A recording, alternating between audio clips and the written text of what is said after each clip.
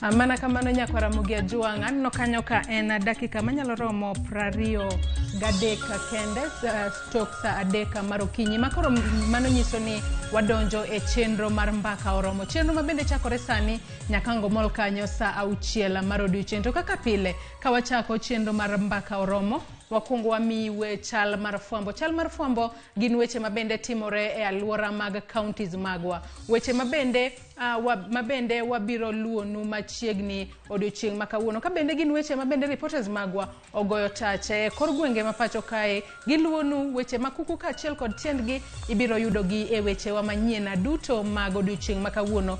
Bende par ni odong' mana ndalo 17 kende to jo Kenya dhi e debe. Weche mopogore opogore timore e paw siasa. Mane mumiyo wachako kod kama itere campaigns odiochieng' makawuono. Ka wachako kod kuonde mabende jo siasa mabende olap dhogi ndong' ne kombe mopogore opogore pacho kae biro tere campaigns mage. Wachako kod campaigns mag Azimio la Umoja One Kenya Coalition. Ogai mar Azimio la Umoja One Kenya Coalition mano Raila Odinga kawuono biro tero campaigns mage mano e gwenge mag Imbo mar Kenya. Ka bende obiro dhi e gwenge go mag obiro bedo kanyo Trans Nzoia, obiro tero kisera mare mar Ombulu mano Kitale Stadium, obiro bedo Naitiriri, Kimilili, Kandui, Naitiri, Kimilili, Kandui duto mabende yudore e gwenge go mag Imbo mar Kenya. Mana kaka asenyisi nodong' mana ndalo 17 kende to wadhi e debe. Mano thuolo matin ahinya jo siasa owuok oko mar sero ombulu kowuok kuom jopiny mar mondo mi jopiny ong'ad bura ni gibiro gocho ne ng'ato ma ok gibi gochone. To kopogore kod kama Raila Odinga tere campaigns mare odiochieng' makawuono, mano jalupne Martha Karua. Ka wang'iyo kuma Martha Karua biro dhiye kawuono, nyako Ramogi ajuang' kawuono Martha Karua ma en jalup Raila Odinga e ng'wech mar laro Compton piny Kenya, kawuono to biro goyo tach e gwenge go mag Kiambu. Ka bende obiro medo timo kisera mare mar ombulu e gwenge go mag Kiambu. Gwenge mag Kiambu nitiere masawa mar piny Kenya. Ka bende kaka wang'eyo masawa mar piny Kenya nitiere kod kwan ombulu mathoth. Mane momiyo gin bende kata Martha Karua biro bedo kuro mar mondo mi omed wuoyo kod jodak mabende nitiere e masawa mar piny Kenya mondo gibi gilutnegi ombulu mano e yiero maduong' mar dwe mar 8 higani. Kopogore kod mano to we wang'i ane ni to jo Kenya Kwanza kawuono biro tero campaigns magi kanye. Jo Kenya Kwanza mabende otelnegi kod jalup jatenda piny Kenya William Ruto masani olap dhoge ndong' ne komno mar tend piny Kenya kod otiko mar duond burano mar UDA. Kawuono biro bedo e kisera margi mar ombulu e gwenge go makadho wath nam chumbi. Ka bende gibiro bedo kanyo e gwenge kaka Magarini, Rabai, Kilifi Town, Old Town, kaachiel kod Changamwe. Gwenge go duto yudore e counties ma Kilifi kaachiel kod Mombasa. Mane kuma kawuono jo Kenya Kwanza biro tere. Ramogi ajuang' kata kamano ka wawere kod weche Migago mar arita e pacho kae mano Dr. Fred Matiang'i, jagoro mongirore e Migago onogo mano Karanja Kibicho, Susan Mochache. Odiochieng' makawuono gibiro sidho projects mopogore opogore mag dongruok mano e skunde nyiri matombe mabende yudore e county ma Nyamira. Wantiere kod jofwambo magwa kono weche makamago.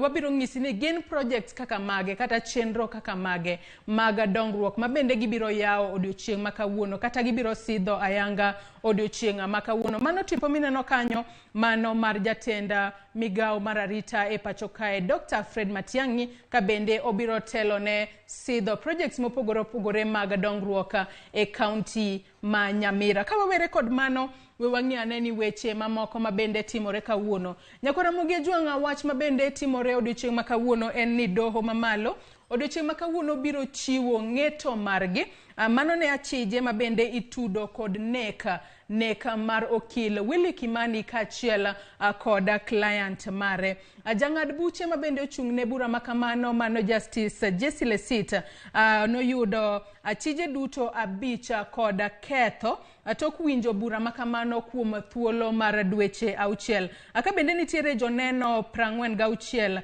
mabende no chwalo neno margi kotudore kod bura makamano. Achije mabende no makne bura makamano bende ne ntiere kod joneno mag-gi 36 ama bende nochwalo neno margi e nyim doho. Kata kamano jong'ad buche bende ok nomor ahinya kod wach nek makamano. Mano nek mar okil Willy Kimani kaachiel kod client mare ma bende giwacho ni notim e yo marach ahinya, ka bende noneg-gi e yorno ma bende ne lit ahinya. Mano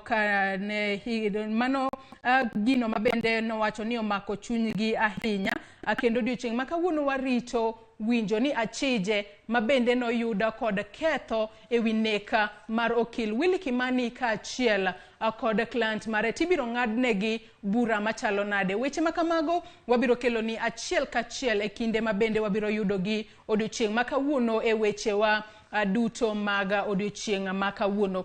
Ka wawere kod wach makamano nyakwa Ramogi Ajwang', weche mamoko ma bende wabiro luonu machiegni odiochieng' ma kawuono, mano riwruok mar ILOG, mano mar ILOG kawuono, mano ILOG mano ma bende ochung'ne nono kata rango kaka yiero timore pacho kae, mano Election Observation Group. Mano bende en group ma bende oting'o jokanyo mopogore opogore, mago moriwo grube makedo ne ratich oganda kaachiel kod mago ma bende wuok e dinde mopogore opogore pacho kae. Odiochieng' ma kawuono gibiro twaka e wi ikruok mar yiero e pacho kae, ka bende gin bende magisiko ka gibedo e ong'ala manyime mar neno ni jo Kenya owuok oko oluto ombulu kar rombgi mano motelo mano e kinde mag luto ombulu e pacho kae.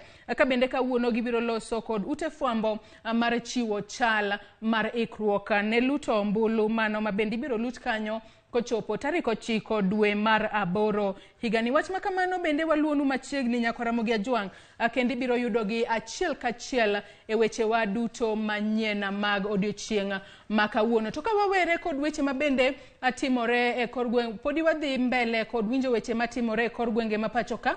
We wadhi aneni to e kaunti ma Migori ang'o matimore kawuono. E kaunti ma Migori nyakwa Ramogi Ajwang' odiochieng' ma kawuono mama Aida Odinga ma en min od Raila Odinga molap dhoge ndong' ne kom tend piny Kenya, mama Aida Odinga kawuono biro chopo e gwengego mag Migori mar dhi yawo kata sidho ayanga kar pimo kaachiel kod thiedho tuono mar kansa. Gino ma bende ibiro kata center ma bende ibiro yaw mano e od thieth ma Sori Lakeside ma bende yudore Sori e kaunti ma Migori.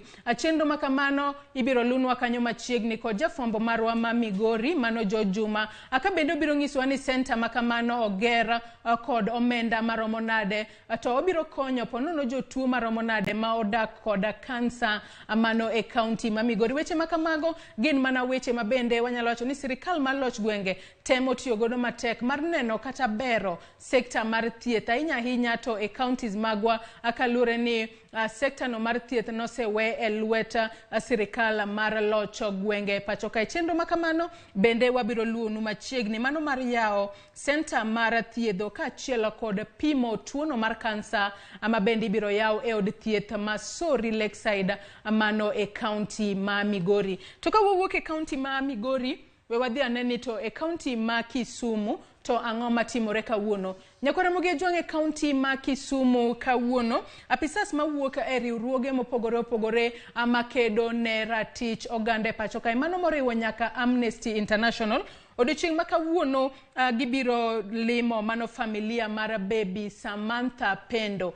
Par ni Baby Samantha Pendo en achiel kuom jogo ma bende nowito ngimagi mano tok tulo ma bende nomuoch tok yiero mar higa mar 2017. To nyaka sani familia makamano pok oyudo ratiro margi e yo makare. Riwruoge ma bende kedo ne ratich oganda e pacho kae biro limo familia no ma bende odaka e kar dak Manyalenda mano e kaunti ma Kisumu mar temo wuoyo kod familia no kendo neno ni familia makamano oyudo ratiro margi e yo makare. Bende kinde ma gibiro bedo ka gilimo familia no, bende gibiro temo mar neno ni jo Kenya obedo kod kwe ahinya to sani ma bende wachomo yiero. To in kaka japiny ne ni e yiero ma higa ni kwe obedo. kwe chakore kodi in kaka japiny, neni inyayo kwe ahinya ahinya to motelo ne yiero maduong'. Kaluwore ni onge ja Kenya mora mora mantiere kod gombo mar neno gigo mabende notimore tok yiero. Kwanyalo paro gigo manotimore yiero mar higa mar 2007 kaachiel kod higa mar 2017. Gin gigo mabende nokelo lit kaachiel kod kuyo ahinya e pacho kae, weche mabende ok dwa gomba mar neno kendo e pacho kae.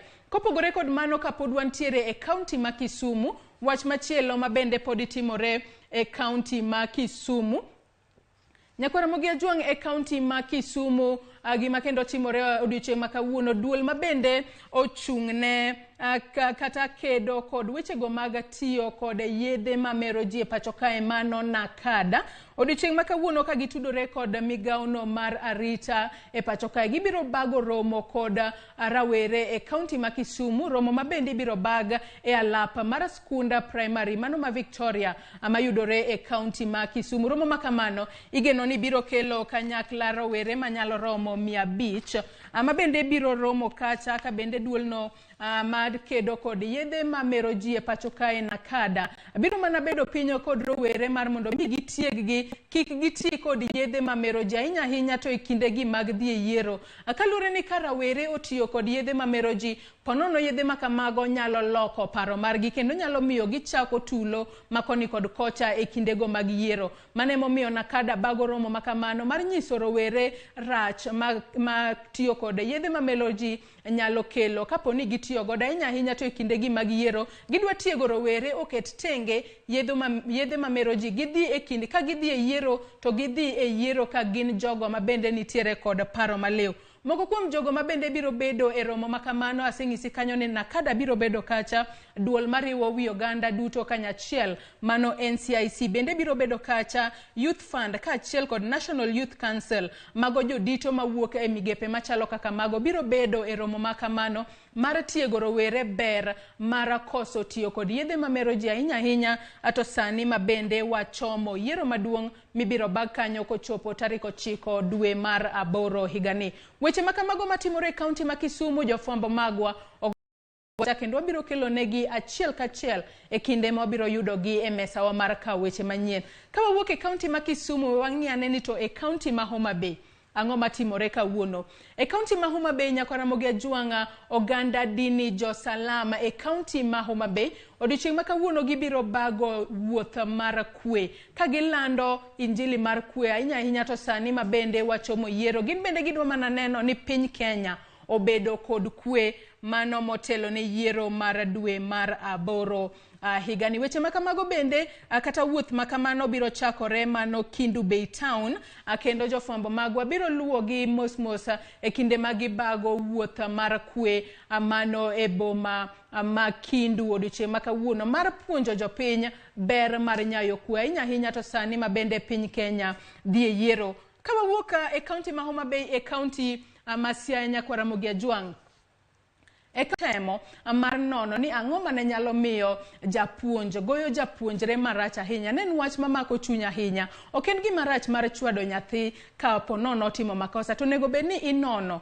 kata in kaka japuonj kata kaka janyuol ing'iyo ni nyathini kata ichwade kata igoye e yo machalo nade. Goch moko nyalo bedo goch mahinyo nyathi ma ok ber ahinya, mane momiyo wach makamano ne mako chuny ahinya kendo en wach manyaka nona. Kuku kaachiel kod tiende wabiro ng'isi kendo wabiro menyo ni mana kaka ne wasesingo ni wabiro bedo wang'i kaachiel kod iti e kor gwenge ma pacho kaendi. Nyakwara Mogi Ajuang kopogore kod mano wach mogik mabende wanyalo ng'isi, nitiere jago moro mabende ne ochopo e pacho kae kowuok e pinyno mar London mabende ne omak e paw ndeke mano mar JKIA mabende ni lieko ni nitiere kod posters moko mag duol matayo weche mag yiero e pacho kae IEBC. Nyaka sani ler mabende donjonwa ni en duol matayo weche mag yiero e pacho ka IEBC oseyango ni jagono en jago mabende ging'eyo kata bedo ni oyude kod stamp posters go mag duol matayo weche mag yiero e pacho kae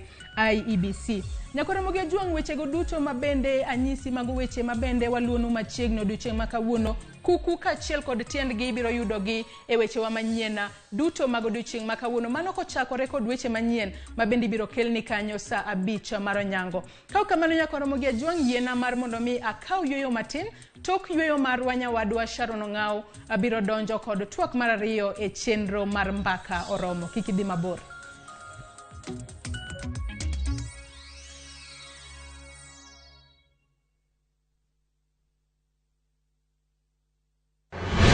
Jai Lieta kani Nairobi, ma Ramogi TV.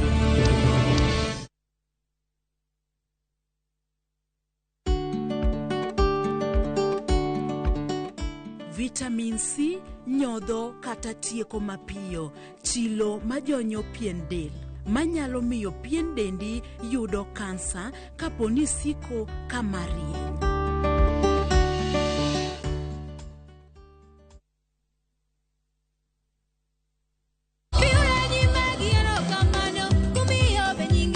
Injili kelo mor, Injili kelo kwe chunywa. E Injili kalo, wakelonu wende mag puoch gi pak. Walemo kanyakla, kendo wajiwore kaachiel gi neno mang'wono mar Nyasaye osetimo e ngima joge. Kama wayudo e chiemb chuny kod gweth koa kuom jotich Nyasaye mopogore opogore. Nyasaye oheri nyathiwa. Kiki ng'adi chunyi wuon ni an ok ohera. Kaitai kod Jilo Jamwaka, Roda Nyarko Kitmo, kod Ken the DJ. E chenro mar Injili kalo, Jumapil ka Jumapil, chakre sa 12 okinyi, mana e Ramogi TV. Hello, kamano.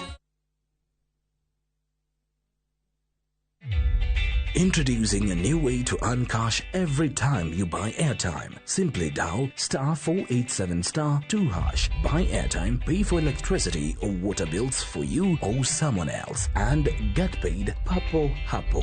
Usinunue airtime na tokens bure tu. Earn instantly with *487*2#. Dial *487*2# now.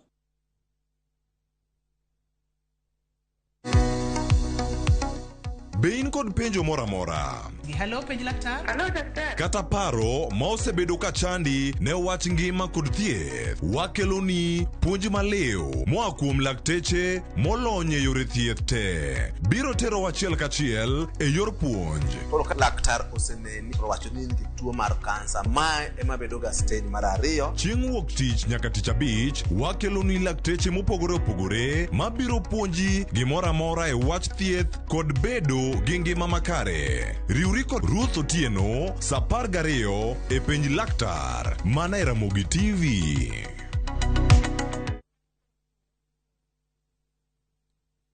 Nyumbani ndio kila kitu. Neno lenye uzito zaidi kuliko lolote. Nyumbani ndio shule yetu ya kwanza. Nyumbani mafanikio yetu yanathaminiwa. Nyumbani ni upendo. Usambazaji wa upendo na kusaidiana kwa lolote lile. Hata mambo yanapokuwa magumu. Nyumbani ni matumaini yetu. Nyumbani ndio kila kitu. Ni furaha yetu, ni maisha yetu. Nyumbani ni kazini. Nyumbani ni ujuzi wetu. Nyumbani tunasherehekea talanta zetu. Popote tuendapo, tuna uhakika tutalakiwa kwa furaha tunaporejea. Nyumbani ni nguvu yetu, ni furaha yetu, ni maisha yetu. Tukileta maendeleo nyumbani, tuna uhakika tutabadilisha Kenya. Tunabadilisha Kenya mzima. Inawezekana. Azimio nyumbani, azimio nchini.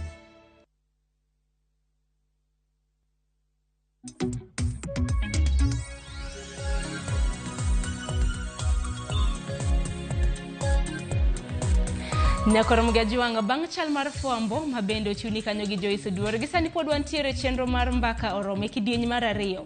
Ma en twak e chenro mar mbaka oromo kichako dan Sharon Ong'aw. Odiochieng' makawuono nyakoro mgajuanga adwaro mar mondo mi wago mbaka. Mbaka mabende wadwaro goyo en kaluwore gi singo mabende jochung' ahinya ilemo mag governors e kor gwenge magwa ahinya i gwenge magwa mag Kaluo. Kako sebedo ka gisetiyo. E kinde mosekalo nitiere governors mathoth moko kuomgi sani gitieko tamgi mar ariyo, mano tamgi mogik manego bed ni gitiyo godo kaka governor. Moko bende nitiere achiel kuomgi kata mana kwang'iyo gwengewa mag Nyanza Kotho Bado wang'eni nosechako notayo governor notayo county ma Migori kuom thuolo mar higni 10 chakre higa mar 2013 nyaka sani koro tieko tamne higa mar 2022. Wantiere gi Cyprian Awiti e county ma Homa Bay ma bende osetiyo kuom thuolo mar higni 10. E county ma Siaya bende wantiere gi Cornel Rasanga ma bende osetiyo kuom thuolo mar higni 10. E county ma Kisumu wantiere gi Anyang' Nyong'o ma bende sani osetiyo kuom thuolo mar higni 5. Gi sani pod odhi nyime gi kisera mar ombulu mar mondo mi odwoke kendo mar tiyo ne oganda ma Kisumu. Ka bende odhi nyime gi kisera mar ombulu ma kamano e county ma Kisumu. Kaluwore gi governors magi nyaka Ramogi Ajuanga bende singo ma bende nagichiwo e kinde ma bende nagidonje e apis bende gisechopo kata mana singo ma kamagi. Ma embaka ma bende wadwaro mar mondo mi wago odiochieng' ma kawuono. Parni manifestos chenro ma bende governors gi nagintiere godo bende nagisechopo singo ma kamagi. Gisani nwaneno moko kuom governors ma bende laro lemo, jochung' mopogore opogore lemo ma governors. Ma bende gisani koro osewuok oko, gichiwo manifesto kata mana chenro ma bende gintiere godo ne jopiny. Nwaneno governor masani ma Kisumu, mana Anyang' Nyong'o nosechiwo mare, jachung' malaro komb governor e county ma Homa Bay mano Evans Kidero bende nwaseneno kosechiwo manifesto mare ne jodak e county ma Migori. County ma Siaya bende nwaneno James Orengo bende gisani bende osechiwo manifesto mare. Manifesto makamano bende nwaneno Nicholas Gumbo bende osepedha yanga manifesto mare. Odiochieng' ma kawuono governor mari bende ni intiere e gwengegi gisetiyo ni e yo machalo nade. Ote ioro nwenda mamarwa mar ote machuok 23600 kaka pile. Mbui mar Facebook idowa @1 Ramogi TV. Tudri koda bende mbui maga iyuda @Sharon Ong'ao. Odiochieng' ma kawuono kan kenda mar goyo mbaka makama kenda ntiere gi okila. Kendo janon siasa ma bende olimo wa e studio mano Charles Midenga. Charles arwakini machiegni. Kero kamano Sharon oyawre. Oyawre ahinya. Yeah. Okong'wani Charles kata mna kwa chako, isingi kata mna penjo mabende apenjo ganda maneno wasani. Charles Midenga wuok e county man. Charles Midenga wuok e county ma Migori, sub county ma iluongo ni Nyatike, santo koro poge wan gi Nyatike West, kumoro ni Kanyasa Ward. Kamano. Mano ber. Governor mari Kotho Bado osetiyo chakre higa mar 2013 nyaka sani koro tieko tamne higa mar 2022 higni 10. In kaka jaluto mbulu e county ma Migori, en gino marani kata ki iwuok e county ma Migori luto mbulu e county ma Migori? Aluto mbulu e county ma Migori Kanyasa school momiluongo ni Aringo Primary. Aringo Primary en some actually 200 meters from Dalana. Koro gimanyalo wacho ni seche ma keto jotelo e tago maliet mondo wang'iyane ni be gisetiyo, nitiere gik mang'eny mwang'iyo. Mokwongo jopiny kano wuok tarik 4 dwe mar 8 higa 2010 or 4th of August 2010 kane gidhi timo buch ombulu madundo miluongo ni referendum. Nyaka wang'ini jopiny ne dwaro ang'o seche mane gigoyo kura. Kasto kane wa promulgate constitution tiene kano puodh katiba masani tarik 27 dwe mar 8 higa 2010 jopiny noketo mikakati magi e katiba. Seche ma wang'iyo ni governor osetiyo, nyaka wang'ini katiba wacho nang'o ni tich governor en ang'o. King'iyo katiba toke kanyo nitie gimiluongo ni schedules. Fourth schedule wacho ni national government kata sirkal maduong' onego bed ni timo kama. Then wan gi county government, wan gik matimo. Mokwongo en gik miluongo ni agriculture. Wan gi gik miluongo ni licensing kaka rates, revenues, gik machalo kamano. To gi transport, parking and so on. Koro kaduoko penje wach mar Migori, anyalo wacho ni nyaka bed fair ne jok motiyo to gi jok moko tiyo. Seche ma wang'iyo nyaka wang'i ni Migori en county ma ang'ot mayudore. Wan gik miluongo ni ndawa Migori. Wan gik miluongo ni gold kuma e Nyatike. Wan gi gik miluongo, wan gi rech malo kujo chonde. Wan gi rabuon. Koro tich county en ang'o. Ibo yudo ni thoth jotelo mantiere kanyo gikia gik ma onego bed ni gitimo. Nikech kata manifestos ma wasomo yudo kiwacho ni wabo partner gi private investors. To gikia ni chik oyiene county onyalo acquire land tene onyalo yudo lo e nying county. Mar ariyo, county nyalo bedo gi contracts owuon moko onego bed ni ochuno nyaka ibed gi private investor ma ikony jopiny. Seche mwawacho Migori County wan gi sugar cane kata tiang'.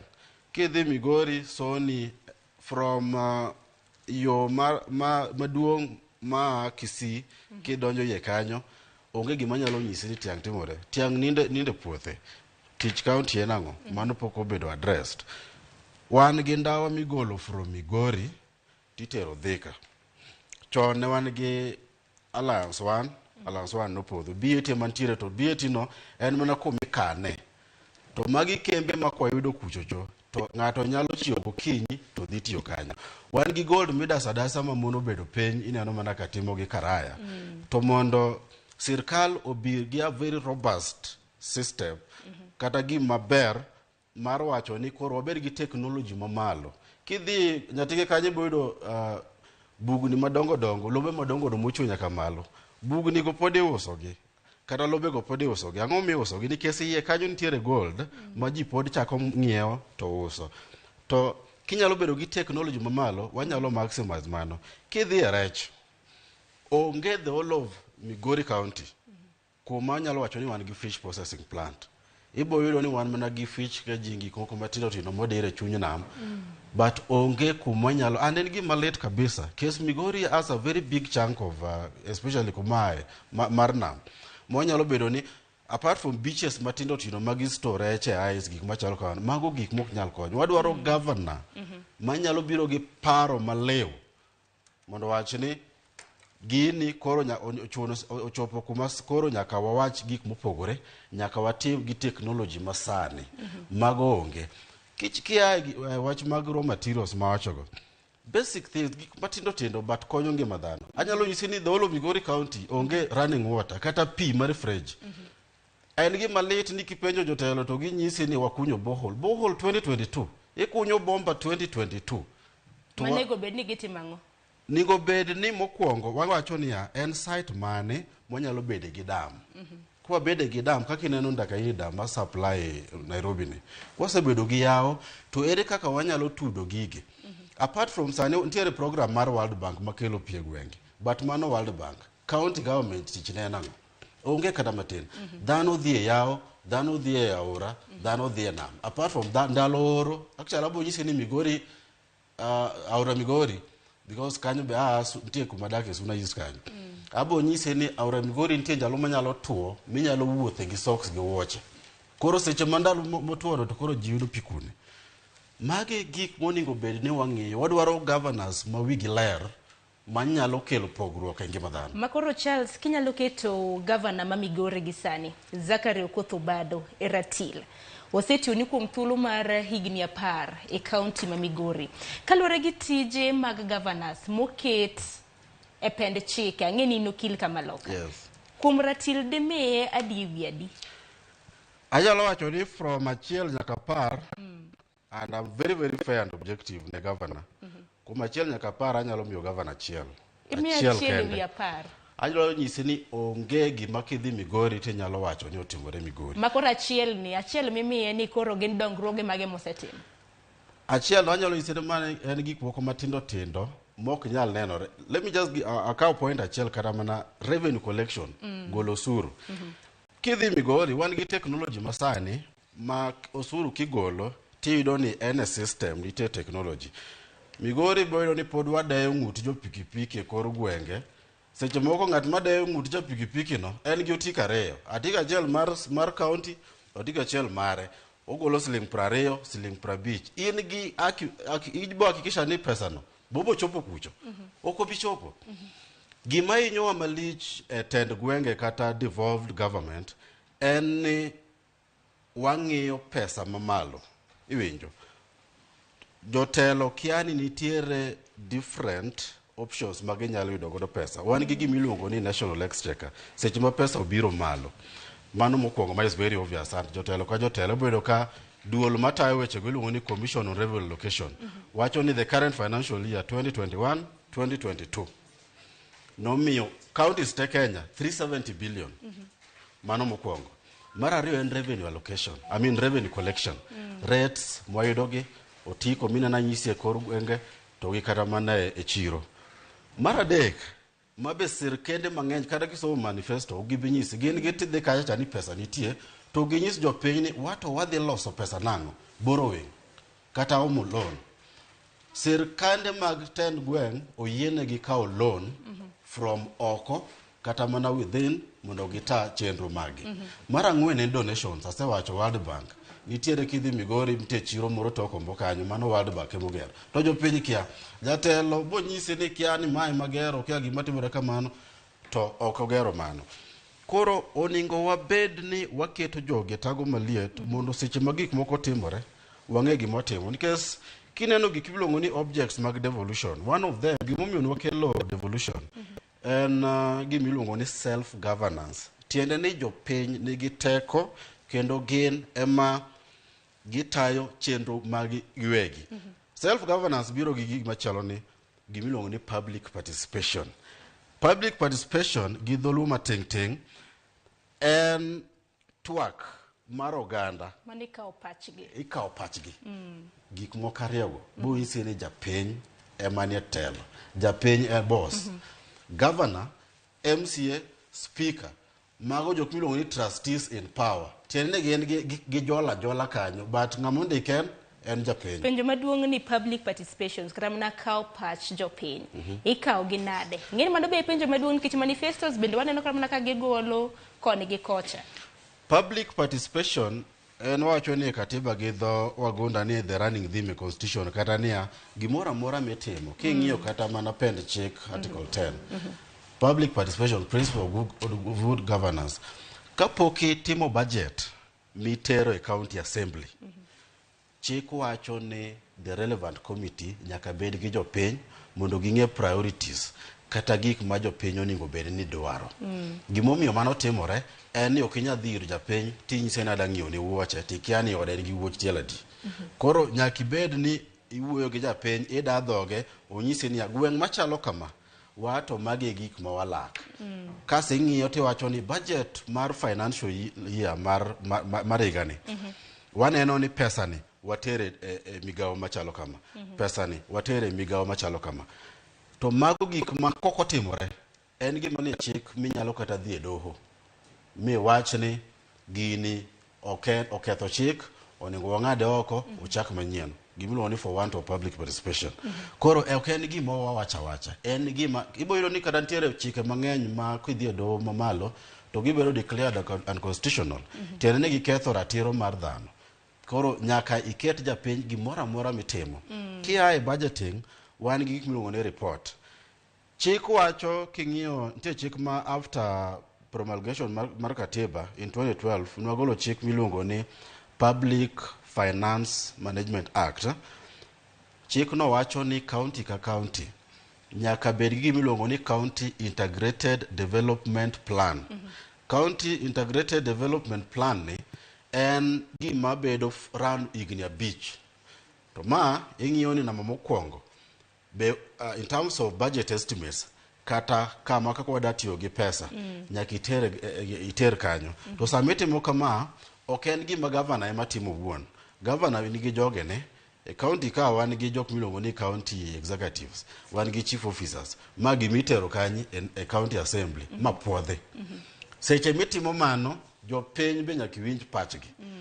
Koro emomiyo wawacho ni seche ma watayo mbaka kata watimo gik makelo dongruok nyaka wang'e ni to wakanyi to wadhi kanyi to wede gik manyalo konyo jopiny mondo wayud olemo mag devolution mana jopiny dwaro. Erokamano ahinya. Nyakoro Migago par ni odiochieng' ma kawuono thund wach en ni wanono telo mago mag counties mopogore opogore. Ahinya counties magwa mag Kaluo, wantiere gi Siaya, wantiere gi Homa Bay, wantiere gi Migori, wantiere gi Kisumu. Duto te nitiere counties adek Kaluo ma bende osetagi governor achiel kuom thuolo mar higni 10. Mana kopogore gi county ma Kisumu ma bende gisani nyaka sani wasebedo gi governors ariyo, mano Jack Ranguma gi governor masani ma en Anyang' Nyong'o. Telo kata mana governors makamagi gisetiyo ni e yo machalo nade? Bende ing'e kata mana tij gavana kapok iwacho kata mana ni gavana pok otiyo. Odiochieng' ma kawuono bende wadwaro winjo pachi nyakwa Ramogi Ajwang'a. Ote nyalo oronwa, tol bende nyalo mana gonwa sime bende inyiswa pachi. Kapo nono ni nitiere kaunti ma Migori, Kisumu, Siaya, Homa Bay. Nyalo mana nyiso watend counties mopogore opogore kaka osebedo katiyo ma bende kaluwore gi chenro manifesto. Kikawo manifesto awach kata mana ni mar Anyang' Nyong'o manodonje telo. Kikawo manifesto mare awinjo ni nowache kata ni nyalore wasetimo to sani bende kanogolo manifesto moro wacho ni wadok timo. Mana ka wanyalo wuok e kaunti ma Migori wamula ne kaunti ma Kisumu matin kaka ringo. Adwa bedo fair ne ngire Anyang' Nyong'o. Nawacho ni Anyang' Nyong'o kuom governors ma pinje luo.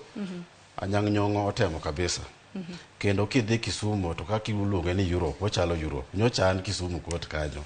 Tabo nyisi ni pogruok nitie maduong'. Kisumu city nigi gimiluongo ni unique status as a city. Koro nitiere priorities. Ok en kuma japeng bende bomba maduong' e pachoka. Regi Nairobi, Nairobi, Mombasa, Nakuru noseloko bomba gi Kisumu. Mago bombe ang'wen. Tabo nyisi ni kata chieng' mane nitiere forum moro ma nitiere mag interdevelopment cities Kisumu. Negipenjo ni ka koro ma en city muwacho ni mar adek to ber kama. Koro mokwongo chal nade. Achaka dhi Mombasa, I think dwe mokalo. Abo nyisi ni olil disorganized mopogore Kisumu. Koro Nyong'o osetemo. Nyaka ikwongo ikel order. Kisekelo order e city kokin attract investors mondo biro kanyo. Koro abo nyisi ni nitiere pogruok maduong' ka Nyong'o pok nobedo to gi kaka obedo sani. Kuma koro wakonyo wakwayo ni mondo koro terwa okang' mamalo. Kosekelo order e county ma Kisumu to koro ng'iyane ofuko jopiny, ong'iyane economic development, priorities mag investments mondo jopiny bed gi ngufu ma neno ka ginyalo tayo giegi. Mano nyaka bed priority mare kabisa. Mar adek en ni apart from counties moko mag luo, Kisumu bo nyisi ni kes kembni manitiere iboyudo ni revenue collection kata choko osuru ni malo moloyo Homa Bay, moloyo Migori, moloyo Siaya. Koro otemane maber konyalo improve mano mondo lokruok mar jopiny obedie. To lokruok iwacho ne iseneno ka neno e kaunti ma Kisumu. Ahinya kwa ng'iyo manifesto kata na kwadwa kolo manifesto. Mano mar Anyang' Nyong'o mar higa mar 2017 nyaka higa mar 2022. Nitiere gik mabende chenro kata na dongruoge mopogore opogore mabende owacho ni ne osetimo. Achiel kuomgi en kar choko taka makachok mabende nogolo e chuny boma mano machiegni gi skund sekondar ma Kisumu Day. Gisadi koro olos botanic garden. Nitiere kar wiyo moro mabende olos makare mabende Anyang' Nyong'o wacho ni osebedo koloso. Moko kuom okinge mabende isechoko wacho pedestrian walks kunde mabende ji wuothe e boma ma Kisumu. Moko kuom gibende wacho ni gedo mag bus parks. Nitiere Nyamasaria bus park gi mamoko. Kata kamano bende gedo mag chirni. Bende osewacho kana ni dongruoge mopogore opogore mag Osingo mabende nokete manifesto chenro mabende ne nitiere gode higa mag 2017 nyaka 22. Nitiere bende gundho pautuke ahinya Mamboleo kacha. To Mamboleo ni donne gundho gi mar piny owacho. Well, king'iyo gik ma neno Nyong'o timo Kisumu kata county government ma Kisumu timo, ibiro ni gigo katiba wacho ni mago gik ma functions ma county government onego bed ni timo. Tibo yudo ni gigo ken gik ma nochiwo chieng' moro achiel to wacho ni waket Uhuru market kacha, watim gimo kama, waket dumping site kacha. Osebedo kowuoyo gi jopiny ni to un county wa mwahero ni, udwa ni watime nade. Na omiyo kelo gigo. Gima kelo chandruok en gimoro achiel ni dhano ok oyiega change. Change neno ka dhano koseng'iyo ni otimo kama to dhi kama pile ka pile mondo igole ka itere kuma chielo kawo ga time. Abo nyisi ni kada kidhi Uhuru market nakalo kanyo chieng' moro machiegni I think 2 weeks ago. Ibiro yudo ni dhano tamore donjo iye kanyo. Dhano uso gik moko oko e tie na lam kama to kipenjogi to ginyisi ni jok ma tich godhiambo ne ka gikalo kanyo to gineno ka rech moro ni kacha nyanya moro ni kacha to odwa no kwanya gidwanyda. To sama iketo gino ni koro ini uso gige ni tendara mokwongo ni en risk. Gari ko biro nyalo gwei kesi uso tendara buru be tiere madonje gigo to kidonjo iye kacha to nitiere order. Iyudo ka koro piny ofuongore. Koro jopiny be nyaka kony jotendgi mondo gilok ngimagi. Change nyaka bedi. Ok en ni gimoro mitimo pile pile ni mibotimo nyaka chieng'. Dhano biro gi paro mopogore kendo timo kamano. Iwacho wach mar Mamboleo Sports Ground. Mamboleo Sports Ground. Mamboleo Sports Ground okada wache matuta ahinya nikech nitie weche mamieno. Tabo nyisi ni oningo bed ni sirkal kata county government seche matimo kamano oningo bed ni ginono matut. Nikech pa matukego gin gik ma very important e ngima dhano. Kendo katiba wacho ni one of the functions mag tend gwenge en gimiluongo ni paw tuke or sports facilities moningo bed ni giketo ne jopiny. Actually ber ka every county yudo ka en gi team mare kata club mare manyalo represente kes county ka county nigi docket miluongo ni mar sports. Tibo yudo ni gini seche moko pesa ichiwo to kata jotugo ok ne pesano. Anyalo mana wacho ni Kakamega kidhi Kakamega Homeboys ibo yudo ni nitiere pesa moro mimiyogi matin to neno ka gitema ken nyocha ne gibedo namba 2. Koro gige moningo bed ni sirkal biro godo mondo wabed gi lokruok. Wawe timo gik moko nyachon nikech sani gimobo nyisi ni sirkal ka donjo wan gi chike mudhuro. Makara chike mineno loso assembly kata okiloso kata iloso well nyaka los gi nikech wan gi appropriation budget machalo kamano already nitiere in place. Ini nyisi mana ni migawo ni oningo bed ni timo kama, migawo ni oningo bed ni eno kama. Yeah, it's very easy. Ingeni Charles kana timo kata mna nonro mara network makama uduchi makawuono kana ngi kata mna manifestos ne governors mabende gisani koro ntiere telo mabende no yango manifestos magi manifesto makamago nanno ka gintiere gi points machalre inya kodokoro ka chenro mag weche mag thieth ntiere telo chenro mag telo makare mano good governance ntiere weche mag pith gi pur ntiere weche mag bende weche mag thieth education mago like ranyisi kata mana mise ang'wen gi emineno kata mana kathoth governors mago bende giketo gitemo kata mana mar keto e singo magi nyaka gisen kata mana singo mabende igolo kwa donjo kata mana e wach telo maber ang'eni nwasewuok e county ma Migori wantiere county ma Kisumu wach good governance kata mana telo makare e county ma Kisumu kinyalo mana keto anyang' nyong'o e ratil okong'o mondo anyang' nyong'o napo kiketo nwe ratil ni tije kinyalo kawo achiel ewi 10 di 100 obado ne semi achiel anyang' nyong'o 100 anyang' nyong'o anyalo 800 nkesa ngire en ng'ama wiye ler kabisa kendo ineno ka gik motimo gin gik maloko ngima dhano kendo asewuotho Kisumu every time adhi Kisumu tapenjo jo Kisumu man kumoro amora madhie apenjo koro ine county mane ine constituency mane to gi ward mane tipane ng'ama nigi mbima malo kae ja taxi moro amora mosetinga Kisumu bo nyisa kara mana ja pikipiki bo nyisa ne ka ato wadoko governor koro aboro no otemo ok en gima omedone to koro ariyo modong' mar mondo mi opong' 10 no to kikete ni nang'o ariyo no emana wacho ni mokwongo wan gi miluongo ni economic empowerment oningo koro tere okang' mamalo mondo pesa obedo ofuko dhano mondo ne ana investment opportunities minyalo kel kano actually mano oningo bed priority mar ariyo mana atame mano en gimiluongo ni revenue collection kanyo nigo improve revenue collection en gima en very important koma gimoro amora mawacho ga en devolution asebedo gi debates mang'eny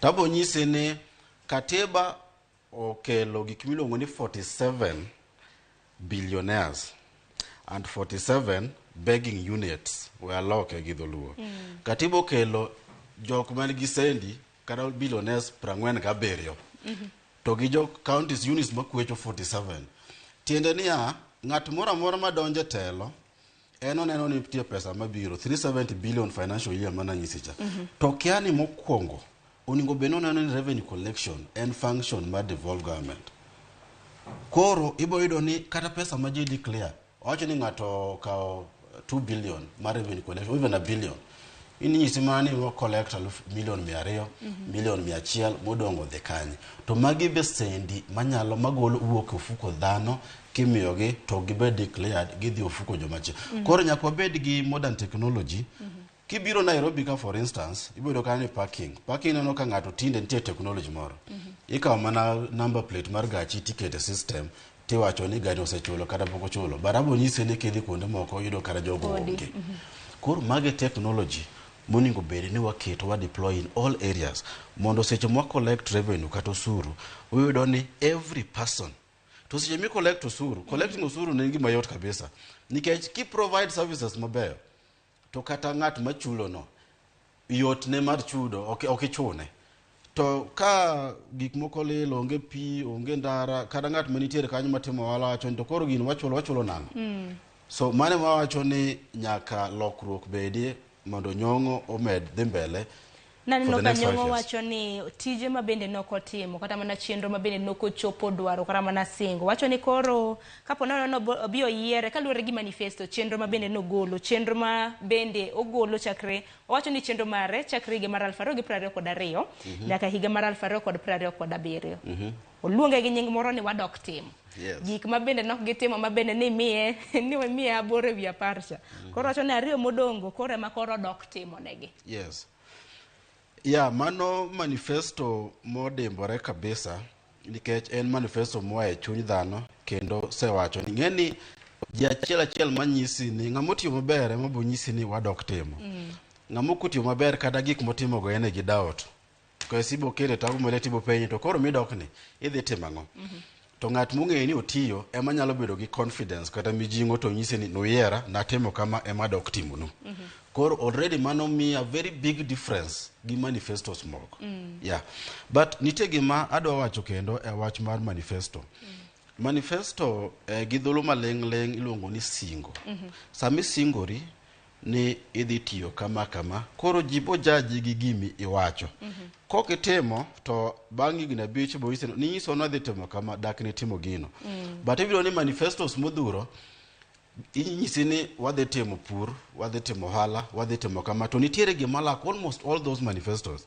nitiere gima lak gimiluongo ni how idhi time nang'o pesa ne dhi golo kanya nikech ng'eni singo gi bende kichiwo pesa gi bende gibro golo kanya bende ginyiso jopiny ni pesa gi obo chiwo kata mana yo machalo nade pesa gi ibo golo kanye mano mokwongo kik wadhi adhiya gi mentality moro ni pesa nitiere malo sirkal kidhi e counties en gima lit ahinya nitiere jotich mar jo county kata mana higni 6 kapok ochulgi nitiere suppliers e county from 2013 nyaka devolution chake ng'ato olo pesa otere county otiyo kara gi 2 million o supply gik moko ningo yud kara mana million 4 nyaka kawuono pok ochule mago gik moko ningo bed ni timore nyaka jatelo mariek nyaka prioritize owacho ni in terms of recurrent expenditure kata chudo mar county priorities en kama in terms of development expenditure wadhi timo kama to mani yudo kata manifestos go lak nyoro nasomo arono kwa nyalo dhi mar Siaya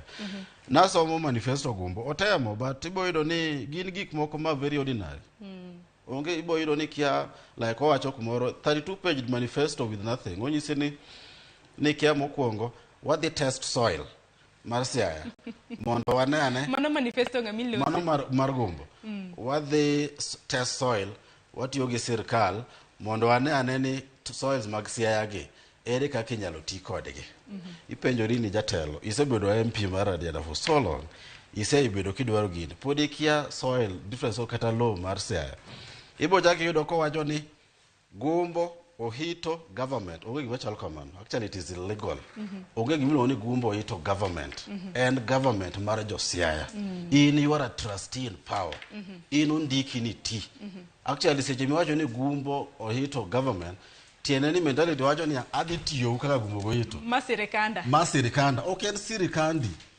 koro nego gende kenango iwacho ni manifesto inyalo wacho ni manifesto mar gumbo ohito but sirkal mabiro mar Siaya government iwinjo mano miningo bende timo it's a very selfless thing mitimo sirkal kata jatelo mar wacho niya jopiny bosna ata an ng'at moro ma am the servant mago bedo ni gik malak kabisa ibo kaneno kuonde moko kacha onge kumora mora 32 page manifesto mar gumbo mawacho ni revenue collection wadhi time nang'o onge kumoro mawacho ni kata sirkal oyien oboro wadhi timo nang'o mondo sirkal oti maber kata ka pesa pok obiro malo to that void onge. Tiende ni onge vacuum mora mora. Weche pod dhi maber. Donaneno ka mag gumbo nigi pillars abich, gin gi mar telo makare mano governance, gin gi production pith makare, kik mane wache weche mag logo, bende gintiere gi social pillar, mago tudruok, bende gintiere gi naneno ka moro giketo quick wins mag.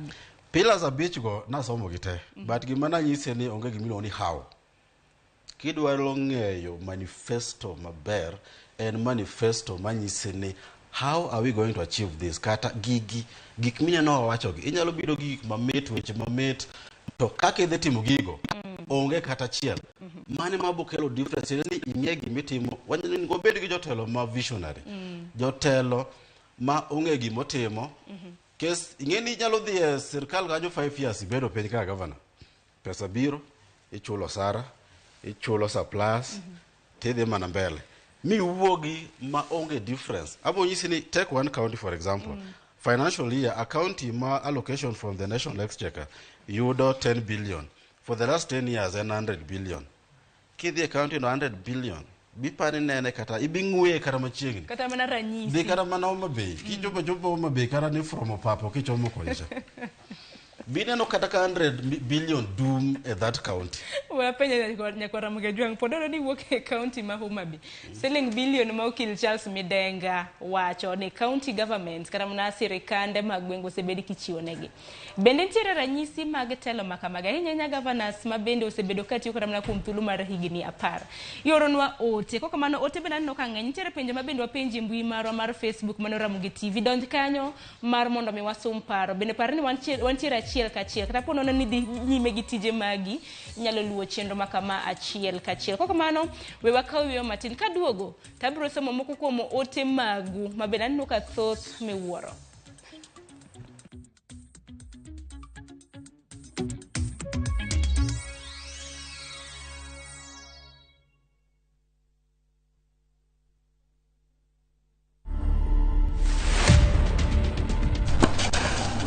Best memories is to win, obviously, and to enjoy. Yes, I can dance. Tennis is not easy. If you watch me play, it looks easy, but it's not. It's a lot of hard work, a lot of sweat. 10 years from now, I see myself playing the big stages in the Grand Slams and winning titles. To watch this story and more, download the Citizen Digital app today. Kenya's #1 app, Citizen Digital.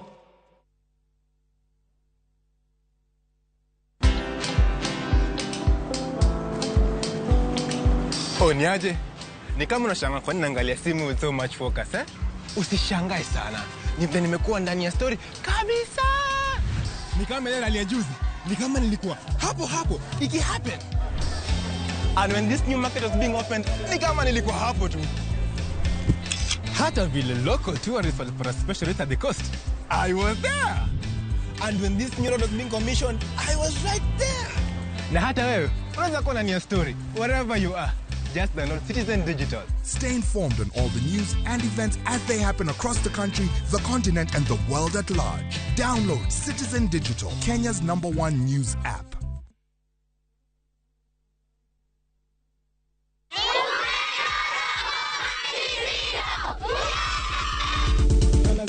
Chenro ni miyo ngeso ka ngeso okinyi bedo maber kendo maler moloyo. Ma opogore en mor nyadiriyo, puonj nyadiriyo, kod yore mag manyo mor kod yweyo nyadiriyo. Ka watudore kod osiepe moa kuonde mopogore opogore Kenya ka, yud thuolo mar bedo mamor kod miel manyasani. Taekwondo, mchongwano, nasikia kina Briana ni wadozi hadi wanapeleka kuku kwa kinyozi. Dusruok, uongo ndo wewe, kod moko mamie. Sitandawili, Rogo mar nyithindo mana e Ramogi TV.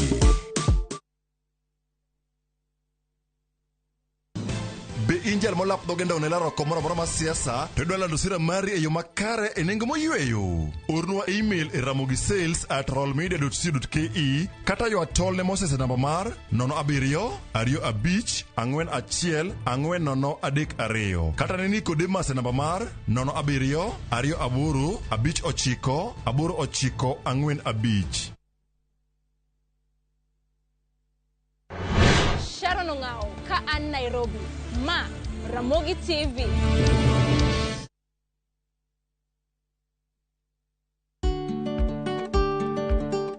Be ing'eyo ni kong'o kawo dakika 6 kende mondo chak loko bwongo?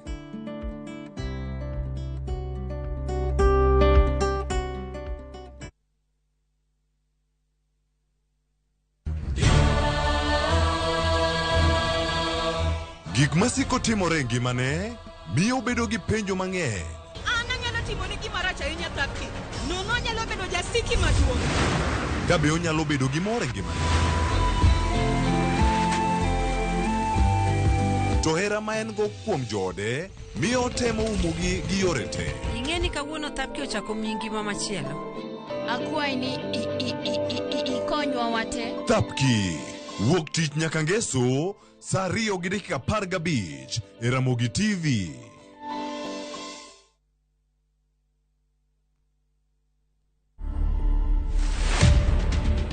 We didn't know that Eva was admiring him secretly. Sometimes I tend to believe that my love is itosha msichana moja. And naturally I was born a polygamous person. 3 of us, we are enough for him. Like, we are not going to allow him to bring another one. To watch this story and more, download the Citizen Digital app today. Kenya's #1 app, Citizen Digital.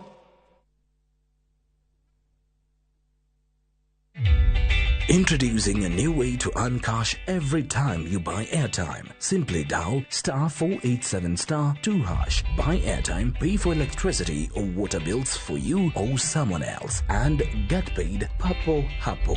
Usinunue airtime na tokens bure tu. Earn instantly with *487*2#. Dial *487*2# now.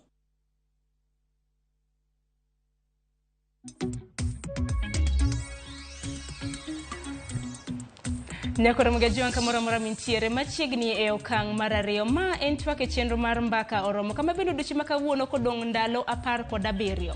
Wago mana mbaka kaluwore kod telo mag counties. Wanono telo mag counties ahinya matiyo sani mabende tok yiero mar chieng' tarik 9 dwe mar 8 gibiro bedo ka giwuok mar mondo mi telo mamoko mar mondo mi odonji. Koka mano na penjo e mbuiwa mar Facebook kachi idwara Ramogi TV. Nitie penjo mabende nwa penji ka bende gavana mari nosetioni e yo makare kaluwore gi singo mabende nochiwoni. Abiro mana somo moko kuom ote. Jacinta Peyo iwacho ni Awiti cha bende nigi singo adier. Awiti na nigi singo kendo singo mar Awiti wabiro bedo kata mana kwanono iye wakini. Singo mare mar higa mar 2013 nyaka higa mar 2022. Bende Jackie Nyarmudi iwacho ni an county mawuoke mano county ma Siaya. Iwacho ni ne waonge governor, he did nothing. Joash Oner iwacho ni okaneno na Homa Bay ka Awiti pod siro ka bende iwacho ni Awiti neno ka nokotimo gimoro amora kanyo. Minzonia iwacho ni okaneno na gima gavana mara otimo, gik mane osingo okotimo, mano county ma Siaya. Fred Achila imbena ni kanyo gi pachi ka bende iwacho ni Europe kae nyong'o ler swaya tano tena. Baba Hensi bende iwacho ni Kisumo anyang' nyong'o notemo. Joyce Achieng' iwacho ni onge kata gima na Rasanga otimo. Bende paro bende pod ng'eny. Moko bende aneno ka go governors ma bende moko kuom gibendo kanyakra mna somo e yamo ka. Ntiere Odhis Senior iwacho ni apenjo ni Awiti bende na en kata mna governor e county ma Homa Bay adier onge gimoro amora mosetimo. Iwacho ni okaneno na. Nitiere bende Philip Otieno iwacho ni devolution poko chope county ma Homa Bay. Nyangonde iwacho ni we as people of Migori we elected Okoth Obado and he absolutely did nothing, very painful. Geoffrey Dika iwacho ni 111 no onge gima na gavana marwa otimo. Iwacho ni Awiti Akubo onge gima notimo kanyo. Magi mana moko kuom paro mabende giwacho. Singo mag governors gi nyakwana mag juang. Kapo nono ni governors magi kata mna e counties mabende awacho. Ntiere janeno marwa mabende penjo kapo neno ni Cyprian Awiti mano governor e county ma Homa Bay chakre higa mar 2013 nyaka sani. Ka bende nantiere gi singo mare. Governor Awiti na nigi singo. Singo magi nyakwana mga juang noriwo weche mag thieth. Noriwo bero weche mag somo, nitiere weche mag limbe ma bende nowacho ne obiro bero e kaunti ma Homa Bay. Nitiere weche mag arita kwe kaluwore gi singo mare mar higa mar 2013 nyaka higa mar 2022. Koriwo weche mag manufacturing infrastructure mago gedo mag apeyni. E kaunti ma Homa Bay samoro inena in jadak e kaunti ma Homa Bay, in jalut ombulu e kaunti ma Homa Bay. Bende magi duto nochopie kata mana dwaro kaluwore gi singo mar Governor Awiti Cyprian chakre higa mar 2013 nyaka sani. King'e mana moko kuom nderni weche mag thieth e kaunti ma Homa Bay kaluwore gi weche mag thieth midenga, aneno ka Awiti nowacho e singo mare ni obiro neno ni oket modern health facilities mago ute thieth manyasani e kaunti ma Homa Bay. Ka bende wacho ni achiel kuom okenge ma bende nodwaro mar mondo mi otieki ahinya kedo koda mano tuo mar kata mana mano HIV and AIDS tuo kata mana ayaki e kaunti ma Homa Bay. Magi duto bende osetimo. Od thieth e kaunti ma Homa Bay kata mana County Referral Hospital, Homa Bay County Referral Hospital nitiere okang' machalo nade. Magi duto nyaka Ramogi Ajuanga isomonwa paro. E kaunti ma Siaya mana kaka nwawacho, kaunti ma Siaya bende gisani Governor Masia Cornel Rasanga bende osechiwo kuom thuolo mar terms 10. Korka kori okil. Kikete ratil tije mage, dimiye achiel e wi adi kwachako gi kanyo? Abo wacho ni mokwongo kapok adhi kanyo ibiro ni jopiny gin jok mariek kabisa. Kendo ibiro ne those comments seche ma gineno gi nyisi kidhi e ground mane gima timore. Onge ng'ama omedo chumbi kanyo. Kwa dhi e kaunti mar Siaya, asewuotho e Siaya kaunti mang'eny from kumoro luongo ni Tingwang'i midhi nyaka iye nyaka town. Ibo yudo ni giminyalo wacho ni pogruok obede. Nitiere ot moro marachar ma iluongo ni White House.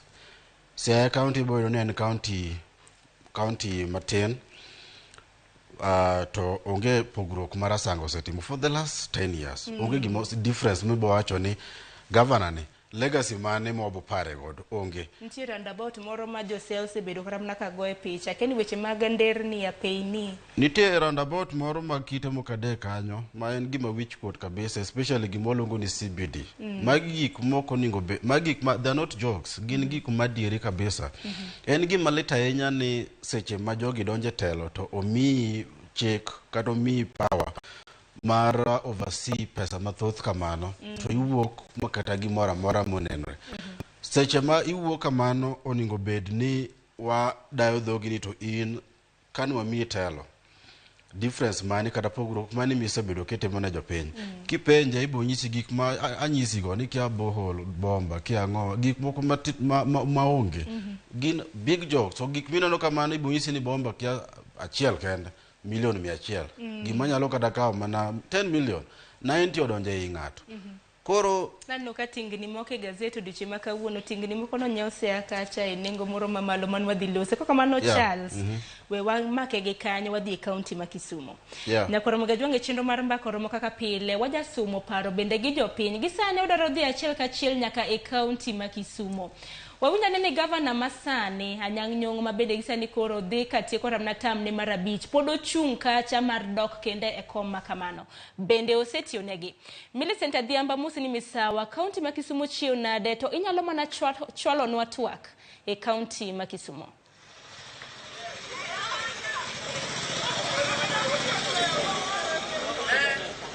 Millicent bana kiwinja aneni yo makare mana kinyalo mana chwako kata mana bago nwa twak makama. Oganda e kaunti ma Kisumu de wach nango kaluwore gi telo mano mar Anyang' Nyong'o kuom thuolo mar higini 5 makoro tieko. Pero kama na nya Sharon achiel kachiel kwa uke kardak Manyalenda kuma bende wadaka opachigo piny koterore kod tije ma bende county government osetimo. Wayudo ni county government chakore kod tenda lensi mano MCA to gi kod tend governor. Wadi ang'ene ka jopiny gi endi gin bende kuom higni 5 mane gitero jotelo mopogore e lemo mag siasa mondo mi otinegi. Bende jotelo gi ochopo singo mane gi singo negi ndalo mane gi luto negi ombulu koso maendi gimoko timore. Machiegni ahinya abro chako kodi mondo nyisa ni in kaka in ni yiero MCA ni yiero MP mari senator women rep nyaka governor bineno ka telo agoeko higni 5 mosekalo jotelo mane yiero go bende gichopo singo kata gitimo gigo mane gisingo ne jopiny gibro timo. Ng'i kamera. Ero kamano kawuoyo an nyinga Arawe iluongo ni Rosa Biambo Orlando kata inyalo luonga ni Nyagem. An kawuoyo kanyo tawacho ni tich mosetire nyaka ne gavana chak tiyo okaseneno kotiyo marach town tinde waneno ka ler kendo town olos kendo ber kabisa. Kawadoko ta senator be okanyal wacho maber nikech tich manomigi ni gitiyo okanyal donjo ahinya. But achaka donjo central kar ka waneno kotire maber kabisa skunde waneno ka MP omedonwa maber kendo MP oloso skunde gi e yo maber kabisa. Maonge gimo manyalo ne wacho ni rach. Kata mana MCA mara aneno kogeronwa chirni wan godo kar ka kendo wause.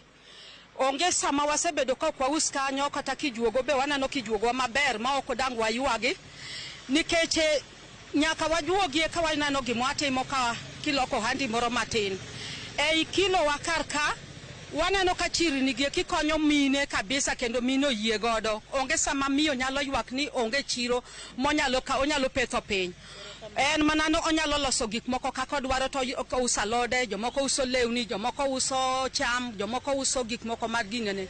Koro kanyo agoero kamano kendo gima ero kamano magoe maduong' ni nyoro nyodwoknwa bech mogo chien nyoro nyowa chiemo maonge ng'at mama nyalo wacho no ko chieme ode.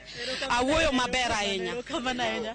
Machiegni in kaka in chakre telo mochakore MCA nyaka gavana. Neno ka tend county ma Kisumu manifesto mane gimiyo wigni abich mokalo. Bende gichopo e tim kaka ne giwacho. Okay, ladies and gentlemen, my names are Bernard Omondo Chieng, but I'm famously known by Opila Manuar, Serikal Matiyo Kilo Junction. Okay, because I'm not very good in the law, I will just speak the language I can talk.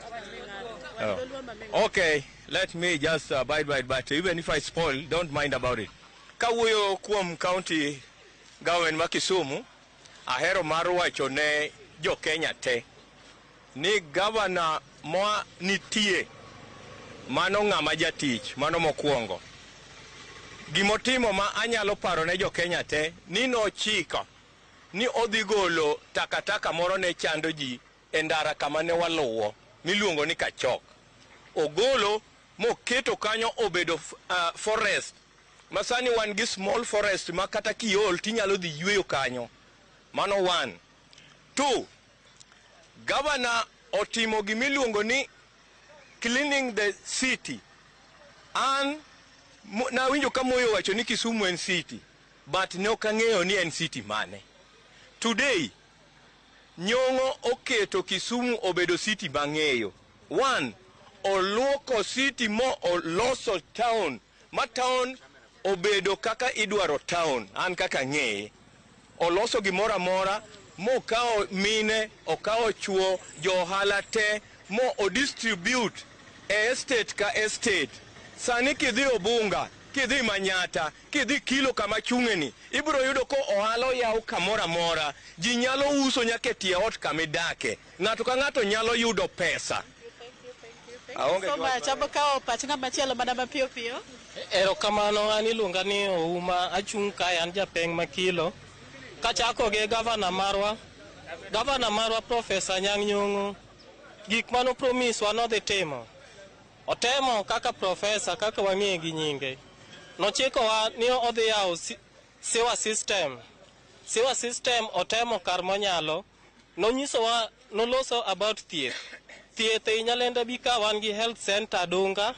Nowacho ni odhi golo taka Kachok. Nogolo. Gavana wa marwa no promise wa ni ler mar Nyalenda bi odhi kelo. Nyalenda kuma wantiere ni ber kabisa. Kadhi e Senate, Senator marwa okotiyo tich mane oyierene. Nodonjo mana mar laro telo gi gavana. Ka nodonjo, ochako mana go siasa. Onge chieng' mwawinjo kowacho gimoro maber manyalo konyowa kaka jopiny. Corruption manonego bed ni osiemonwa, ok osiemonwa. MCA marwa ma Nyalenda, nyaka kawuono, gima wanyalo kwanego en mana lal. Wanyalo ng'eye kaka ng'at ma olal. Moko ng'eyo ni jok manoyiere ni kanye. Nyaka kawuono mwaloso ni pok wanene kaka ne watere. Waduogo kar MP marwa Fred Ouda otemo kuom skunde otemo loso, choche olosonwa, mak mana ni ok onyal tiyo 100%. Wabiro kar women rep ei Nyalenda bika wan gi chiro mar rech dunga ma women rep marwa nokelonwa.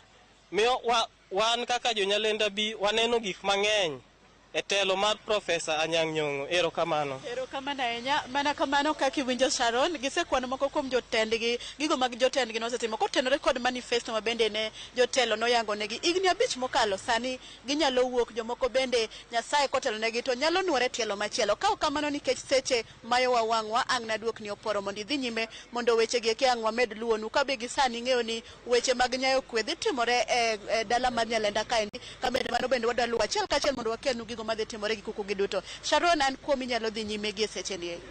Erokamano ahinya Millicent Adhiambo kuom bagonwa twak e kaunti ma Nairobi. Wasewinjo pach oganda kama jodak e kaunti ma Nairobi, Jakwar Ramogi Jwang'. Pod warito winjo jo kaunti ma Homa Bay, Migori, Siaya, uwachango tendu na chal nade. Telo ma bende gisani koro kodong' mana gi ndalo 17 wadhi yiero kata mana jotelo manyien. Charles Midega, iwinjo jo Kisumu. Winjo jo Kisumu maler kabisa. Kenda bo isi ni mana weche mano wacho ka jo Kisumu jok mawangwana gibo isi ni mae gima timore mok gimedo kata matin.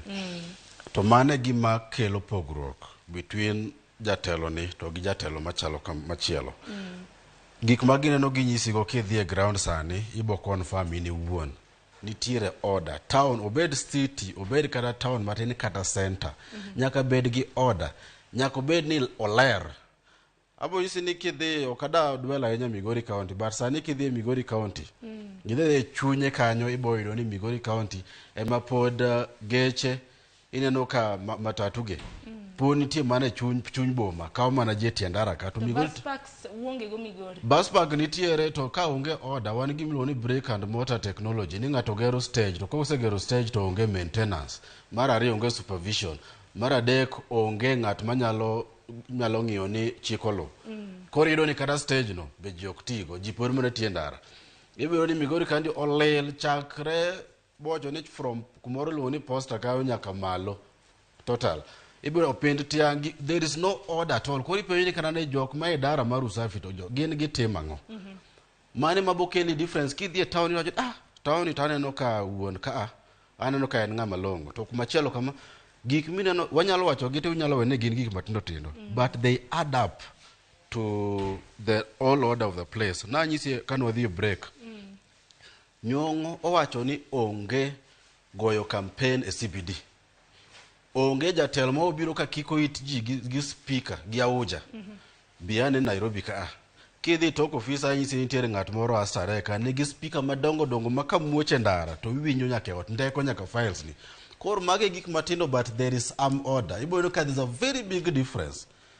To mage gik mo add up to the larger thing mo luongo ni governance. Kidhi Homa Bay. Abo yisi ni Homa Bay ni gigi miluongo ni historical significance. Ni nitiere the larger South Nyanza district. Kidhi Homa Bay kichaka from nitiere setu moro kara ni Sofia. Kitu nyatwenya kamalo the former Kadisi koja chande. Onge pogruok pre-devolution 2010 to gi 2022. Ang'o minyalo neno ma pogruok nitiere? The ANEC Homa Bay referral. Actually, it does not even deserve name mar referral.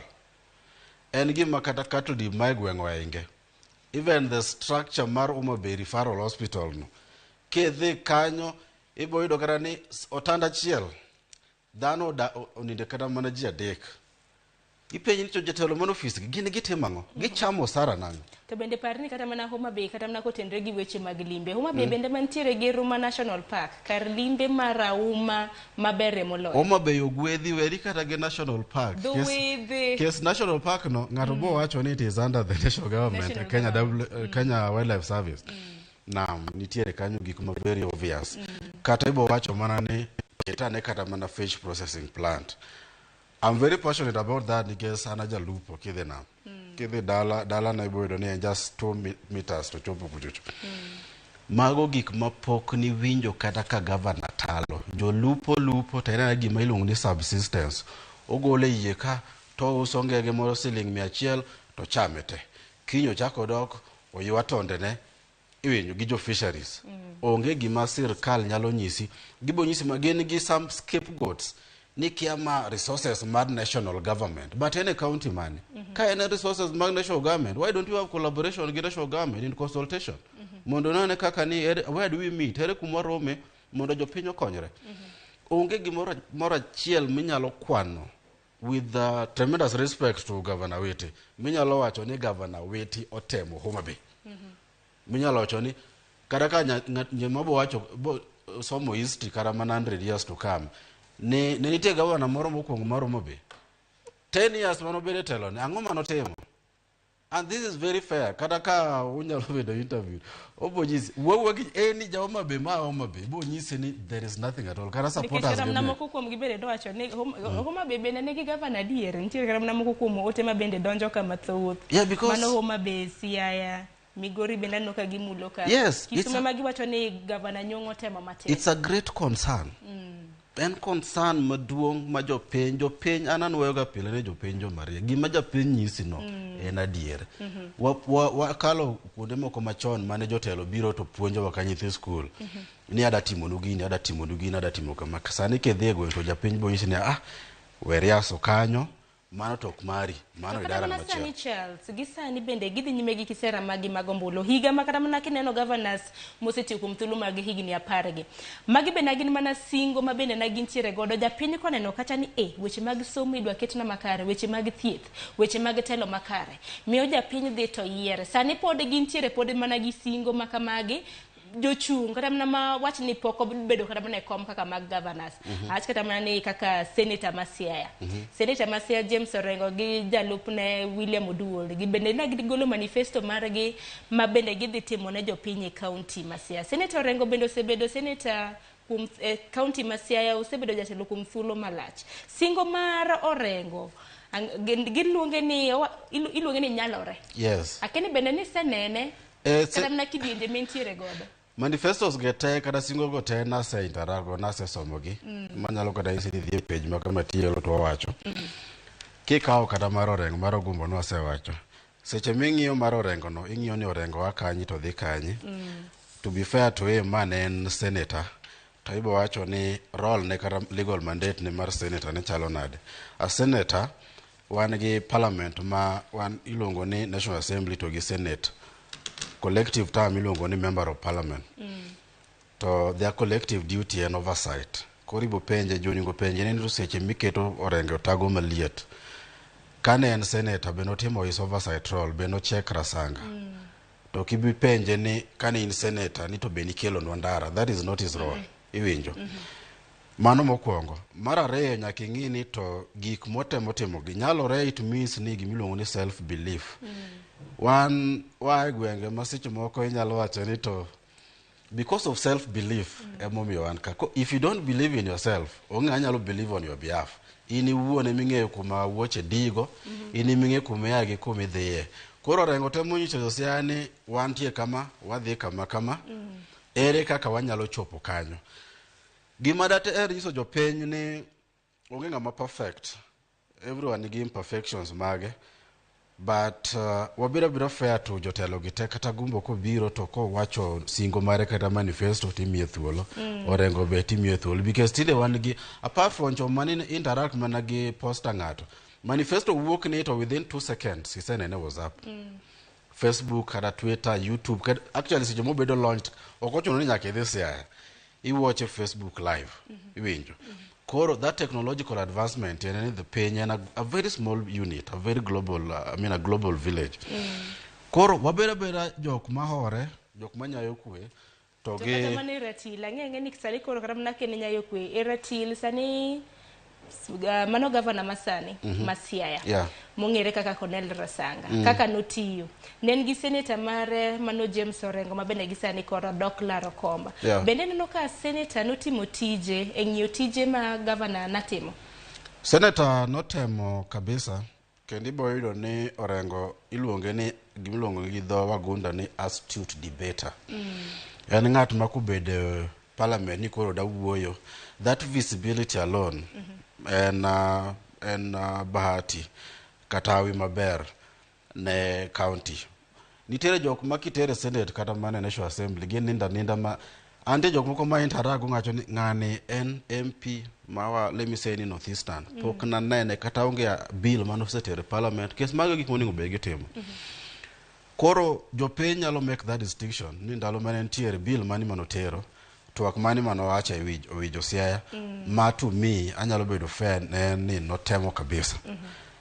Koro no meet expectation mare to mangat mosebedo ka fight for democracy even historically wan wadwaro jo liberators jok mosebedo ka fight for the second liberation for so long to rengo gini ochamo tiagas maro manade iwinjo to gimotemo wacho ni kik ng'ato bi gi self entitlement nyako owuothi door to door dhot ka dhot kowacho ni an adhi kwa kura kama bedo gi ODM is not enough kes japiny be nigi latitude nigi power munyalo yiero ng'at moro amora dwaro ibed achung' kenda kata independent ibed any other party yes oyieni level ma demokrasia osedhi malo ma ok nyal chuni gi ng'ato barabo wacho ni I want to be fair to Rengo ni onge kuma nyalo wacho ni nokiere kanen senator ma Siaya County.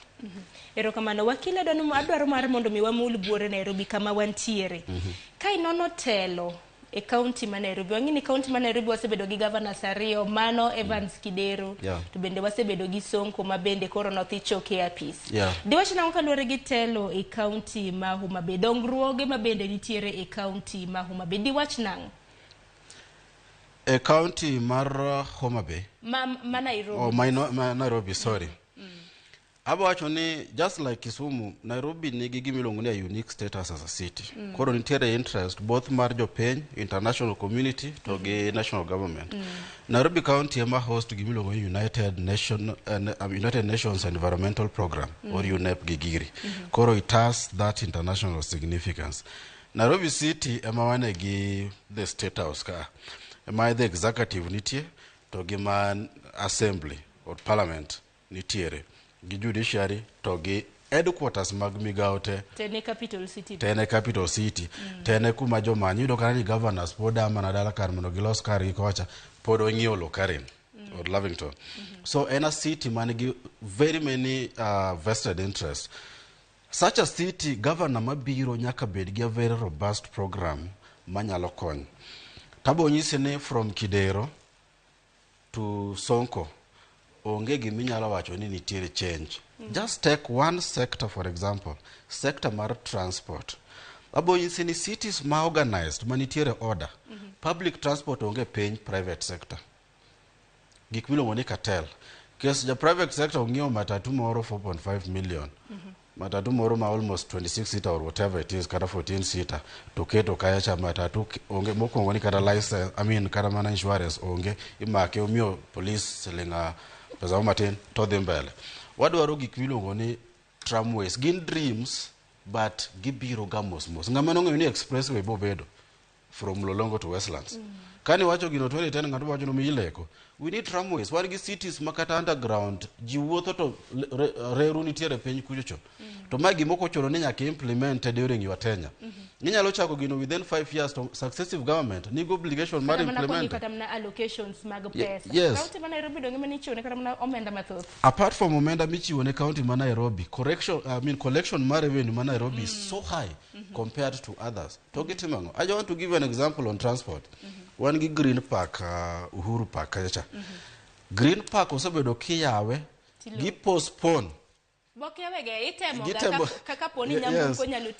gi postpone because it was total blunder and mess onge ka ginyalo implement seche moko ni nyisi ni out of 1000 matatus ni 100 sijui per watt mondo drop ji okaw ji ogenyal mago gik ma we don't need dhano obede e geche gi ng'ato achiel kachiel e private vehicles e town ka not because ni odwaro dhano shoulder loans madongo mondo yud comfort because kidhie matatu mokwongo ni kinyiso driver ni duok volume no tiyanye mar ariyo matatu no lil koro yudo ni ng'ato inyore ka chulo loan mondo bede private vehicle ni case public transport is in a mess to gik ma governors mar visionary nyalo wacho niya gimotimuru wakeluru order and okochuno ni nyaka ban matatus inyalo bira gi competition because wane gimino ni free market economy inyalo bira gi alternative. Jopiny onge alternative.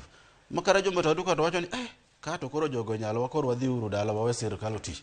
Mano is just one example. Another example en wach mag water and so on. Iboyudo ka dhi anywhere. Pi onge.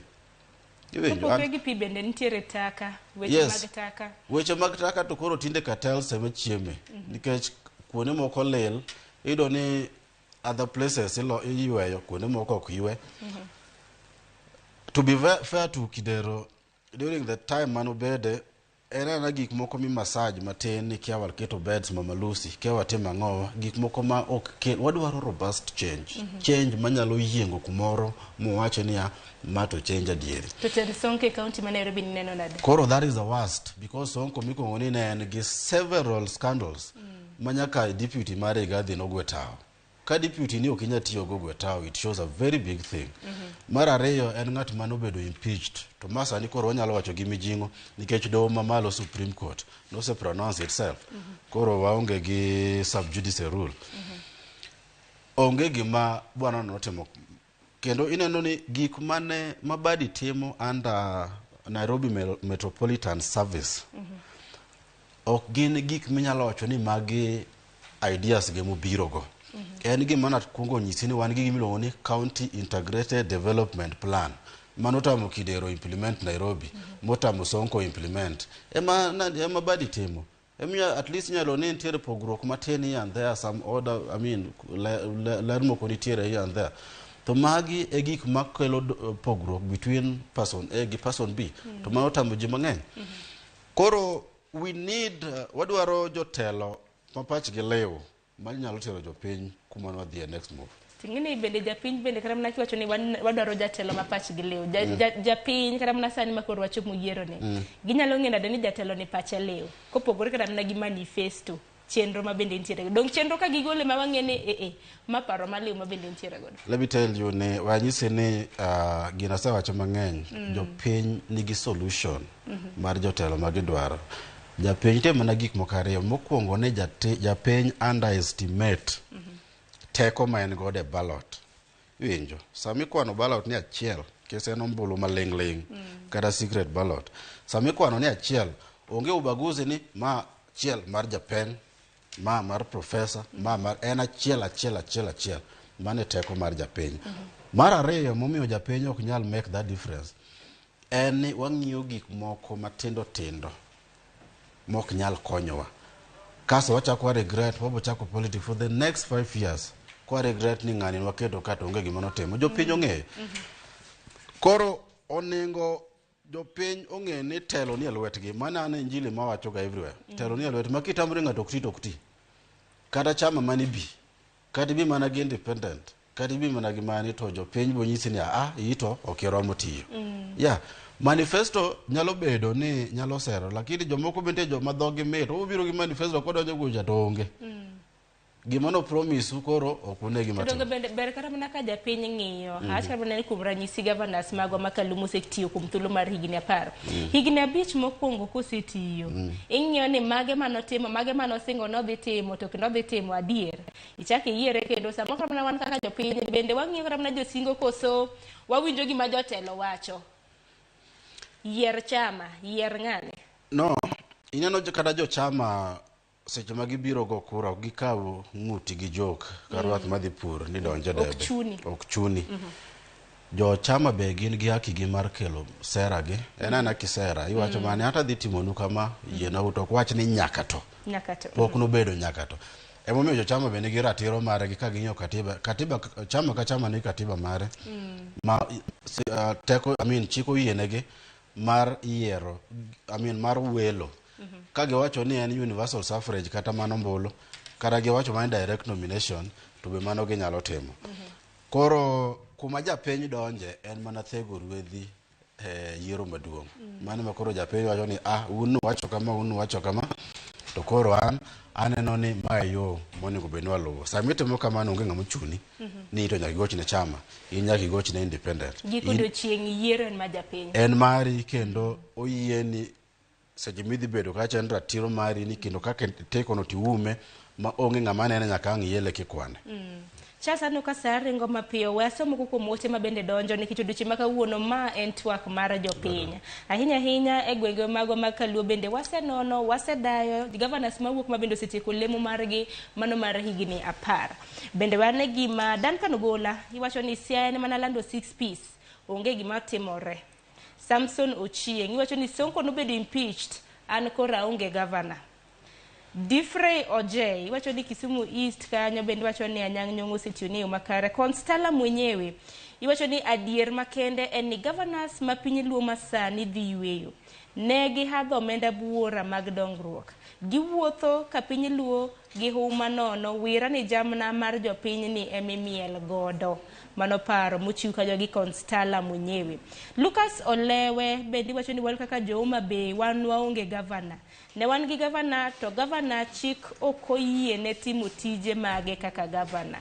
Mano bende paro ma bende ochiwo ka ma bende ogwenya matis ni to governor chik okoyie ne timo tije mag governor ka en governor marwa. Mane paro ma bende ichiwo gi Lucas Olewe. Owacho ni wan Homa Bay ne waonge governor, ne wan gi governor to chik okoyie ne timo tije mag governor. Aparo ni mano kadiero koyo gimawacho ahinya but abonyise ni aparo ni gimotemo wacho en ni kaka governor otiyo chalo ne nitiere rem moko implement gik monego bed ni otimo but nitiere chike mang'eny mayiene governor timo gimodwaro kichik mondo kel dongruok. Seche ma governor tiyo bedo ni osire gi jok mopogore opogore. Wan gi jok manajo ni the county executive chief officers to gi county public service board. Mago is a whole executive a governor mosire to migawo ka migawo nigi ng'at motelo ne gik moneno wachogi. Erokamano we achungi mana matis moso kil. Wadwa dhi nyaka e doho ma Milimani odiochieng' ma kawuono kama bende nyakwa Ramogi Ajuang ing'ado bura mano mar Willy Kimani. Wawinjone e doho ma Milimani gima dhi nyime gi sani. Now, PW41 Chief Inspector Owino was based at the Flying Squad at Nairobi area on the 24th of June 2016 when officers from IJM, including PW13, PW1 and PW7, visited the station. He stated that upon receiving their report, in consultation with the seniors, he was given the duty to head investigations into the missing persons report. He stated that for purposes of speed and efficiency, he formed a syndicate of 3 teams. Now, one team was led by Inspector Chemelin, who was PW36, assisted by Corporal Olesena at the time, PW44. PW44 was an investigator in cyber investigations with DCI with training in that area. The mandate of the 2 officers was to do the call data analysis and call site analysis that involved analyzing data captured at the various sites and were to follow up with the police Integrity Command and Control Center, that is IC3, that was capable of analyzing movements through data. The second syndicate was headed by Corporal Mucheru, who was PW14, and PC Serem, who was PW28. They were to handle crime scene management. They were to handle all the scenes right from the onset of the investigations. They were to assist in directing what should be done at every scene. PC Serem was from crime scene services and took photographs and measurements of various scenes. The third syndicate was headed by PW41 and he worked with officers including Inspector Makoma, PC Tanui. Their responsibility was to ensure statements of persons who came into contact with the deceased were recorded and analyzed for evidential value. The gist of the prosecution case is that the first accused had a personal vendetta against the second deceased who had reported him to the IPOA and was relentless in pursuit of the complaint. It is a prosecution case that in order to intimidate the second deceased, the first accused had the second deceased arrested and in 2 of those occasions had him charged before the court. The cases registered against him were 2. These were Mavoko criminal case number 226 of 2015, and the case file was Exhibit 1A, and the charge sheet was Exhibit 1B. Mavoko traffic case number 1650 of 2015, The case file was Exhibit 2A and the charge sheet was Exhibit 2B, both before Mavoko Principal Court. In both cases, the first accused was a key witness. By the time the deceased persons died, these two cases were still pending before the Principal Magistrates Court at Mavoko.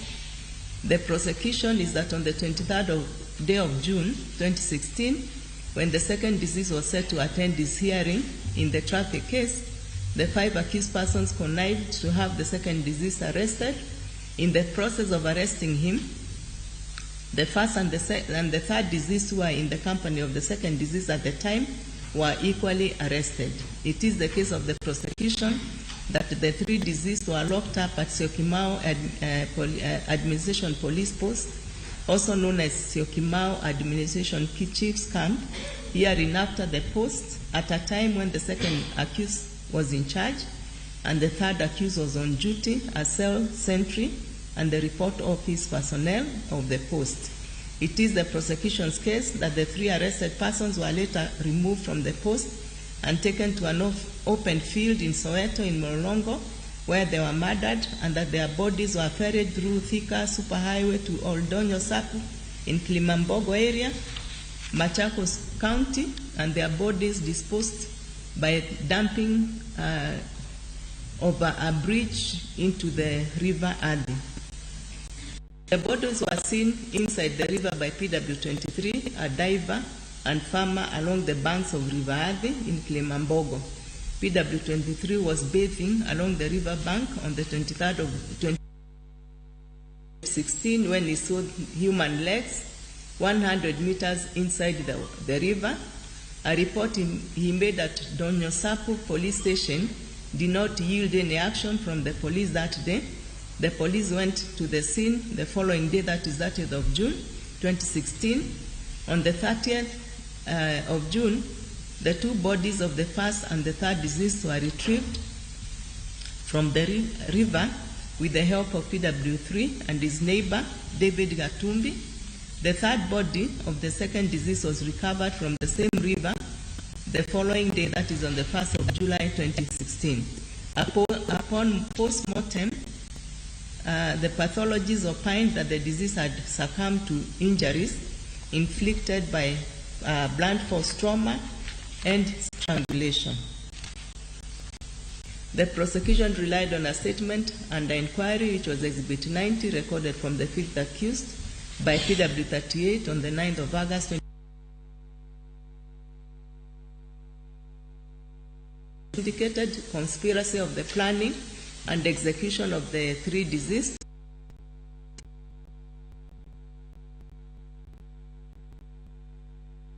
As accused as a member of SPIF team at Mlolongo, that in early May 2016, while the 5th accused was at the Mlolongo police canteen, the first accused approached him and told him that he needed his assistance, but did not disclose the nature of the assistance required until the end of May 2016.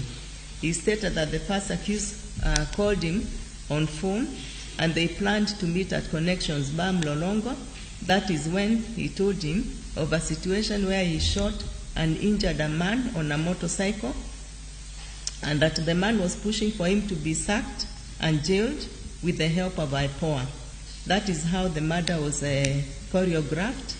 The role that the 5th accused was to play was to track the second deceased within Mavoko locals on 23rd of June 2016, where the second deceased was attending the hearing of the case against him. The statement discloses the entire coordination in executing the plot, the court attendance, the kidnap at a railway crossing, their detention at Syokimau Post,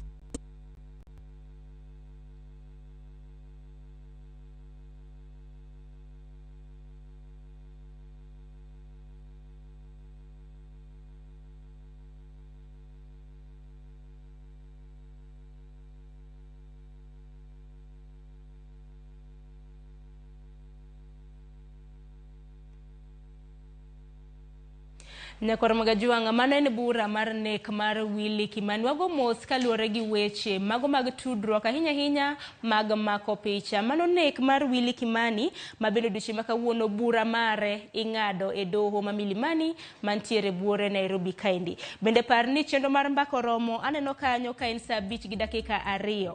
Manyiso ni koro kidieny mar twak e chenro mar mbako romo nego bed ni watieko mar mondo mi wadonje kidieny machielo. Mano kidieny mogik e chenro mar mbako romo mar mondo mi oyud weche manyien mabende timore e aluora marwa. Odiochieng' ma kawuono twak e chenro mar mbaka oromo nogo mana sigana mbaka makende mar nono sirikande mag gwenge kaka osebedo katiyo ka bende gisani koro wachomo yiero maduong'. Nwantiere ka gi wakili Charles Midenga. Charles Midenga abiro chiwoni thuolo mogik mar wacho pachi mogik bang'e watieko chenro makama. Erokamano Sharon, kapok awacho wach mogik abo wacho ni agomos kuom mosenindo Willy Kimani. En osiepna kendo an colleague manowuothogo kabisa kata 2016 we were so much involved. Emomiyo gino nomeny momiyo sani koro yudo justice. Otherwise dobeda abeda forced disappearance kata mana those extrajudicial killings matimorega. Ang'eni familia mare boyudo justice kata an ka bodhi Milimani kawono lawyers dibedo gi gimloni purple ribbon in solidarity from here. Mogik aboiso jopiny telo ni elwetwa. Wan mwawuoyo kane ok wachuno ng'ato ni nyaka igochne ng'ane kata ng'ane. Watemo mana golo odok e iti to wanyisi ni kaber to kamae koni en puonjruok. Koro tarik 9 ma just ndalo moko 17 from now they make a very good decision, paro maler, you vote ne ng'ama idwaro, ibed gi kwe, kik idhaw gi jirani, kik iyie mondo oti kodi gi jasiasa mar ketho ne ng'ato campaign kata mar yanyo ng'ato e Facebook. Nitiere bloggers koro kwatieko ago erokamano wabed uru gi kwe mondo wamed Kenya odhi maber. Erokamano ahinya. Nyakor Migago wadok kendo e doho ma Milimani kama bura mar nek mar Willy Kimani dhi nyime. Mano mabende emawewi godo gi lak seche gieki. Could be used by any officer in the team. He stated that phone exhibit 36 on the 22nd of June but left it charging at the police station. That when he did not find it, he took exhibit 25 from the charger where it was charging. He explained that he did not use the police radio phone exhibit 25 to call his own radio phone as he did not know its number, but decided to use it instead. He stated that he stayed with that phone exhibit 25 for 3 days, including the date of his arrest on the 1st of July 2016 when it was seized by a flying squad from him. He stated that at the time of his arrest he was carrying an official pistol and that he had proceeded to flying squad offices where he had been summoned using his personal vehicle. It was KBX 479G. Defense witness number 10 in close examination informed the court that he issued the first accused with a police radio with exhibit 36 as he posted him to Mlolongo police station after his transfer to Athi River sub-county. Now, the first accused testified that he met Josephat Mwenda for the first time on the 10th of April 2015 when he was called by the OCS, Chief Inspector Moses Wambogo, to go for patrol. That while on patrol that day, the OCS had received a message from village elders that there was a place youth were meeting to play cards, that the report was the youth became pickpocketers in the evenings, that the OCS alerted him and the other officers when the youth started the cards game, to go and apprehend them at around 3 p.m. He testified that while there on that assignment, the second deceased defied his orders to drop his knife, which he had lifted up as he advanced towards Koprojen Ngige, intending to attack her. That it was at that time that he shot him once on the right wrist joint. He testified that he later took him to hospital for treatment.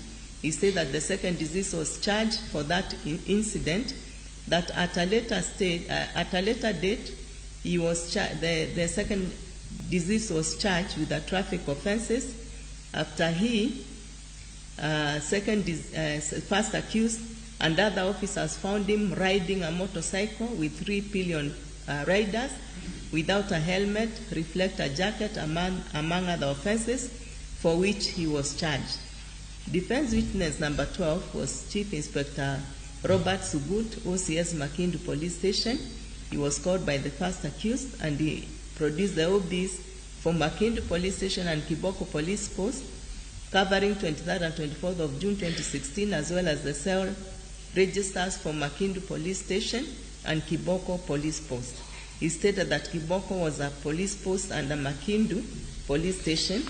The OB number 17 of 24th of June 2016 confirms that at 12:07 hours, one prisoner was collected by Senior Sergeant Frederick Leliman and Corporal Richard Nyakundi of Mlolongo Police Station. The second accused gave an unsworn statement. He was defense witness number 1. He accounted for his movements on the 23rd of June 2016. He said that he left the post for Ad River for personal work from 8 a.m., that he proceeded to meet with the third accused at City Cabanas from around 11 a.m. to 12:30 p.m., where they had gone to see whether the third accused could purchase a cooker, that after they returned to the post, he went to sleep as he was bereaved. He testified that he did not see or hear of anything unbecoming at the post. He did not call any witness. Now, the third accused gave us unsworn defense. She was defense witness number 2. She repeated the same evidence as the second accused about their visit to City Cabanas to check on the cooker. She stated that since she was alone on duty at the post, she left the station in the hands of PW18 between 11 a.m. to 12:30 p.m., that thereafter she remained at the post until 6 p.m., that she handed over the keys to the cells and the armory to PW21 and left the post just after 6:30 p.m. to her place of business. She said that she did not see anything unusual at the post, nor see anyone brought, held, or removed from the cells the whole day. She called 2 witnesses. Her witness, defense witness number 3, testified that on the 23rd of June 2016, he met Sylvia, that is the third accused, outside the post waiting for a motorcycle at about 6:40 p.m., that he was driving his motor vehicle KBJ 038C Mark II Toyota, in which he gave her a lift. He testified that he dropped that accused off at Mlolongo at 7:10 p.m. Defense witness number 4, Corporal Faith, was the second witness called by the third accused. She testified that the exit entry, she identified the exit entry she made in the OB number 4 of 23rd of June 2016 at 1700 hours after reporting off duty as day guard at Unitas Bank in Mlolongo. She testified that the officer on duty at the report office desk at the post that day was the third accused. She stated that when she went to the report office at around 5, she did not find Sylvia at the report desk where the OB was. She stated that the OB number 5 of 2013, 23rd of June 2016, has an entry by the third accused at 1800 hours, which was entered immediately after hers.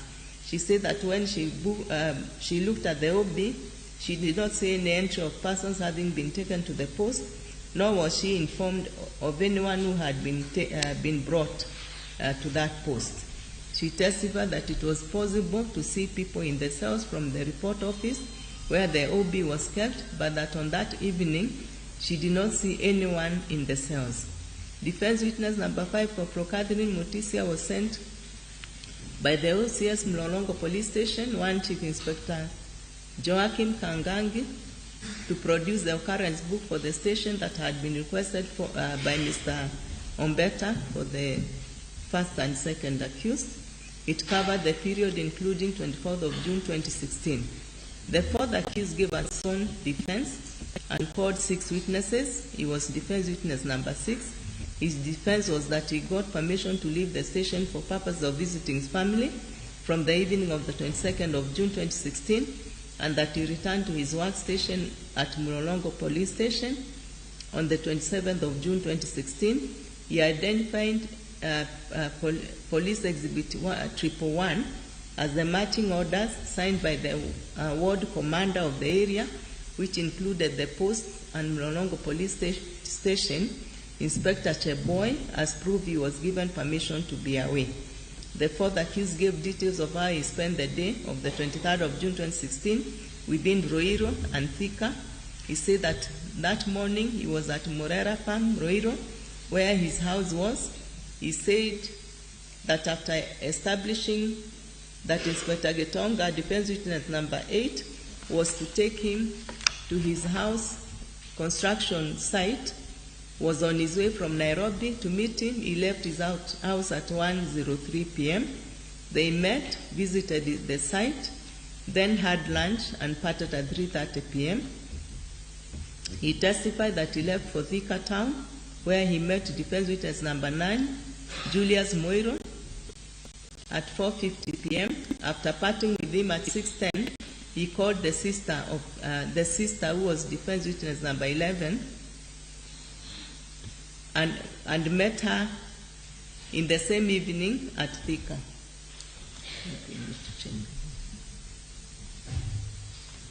Now, defense witness number 7 was the wife of the fourth accused.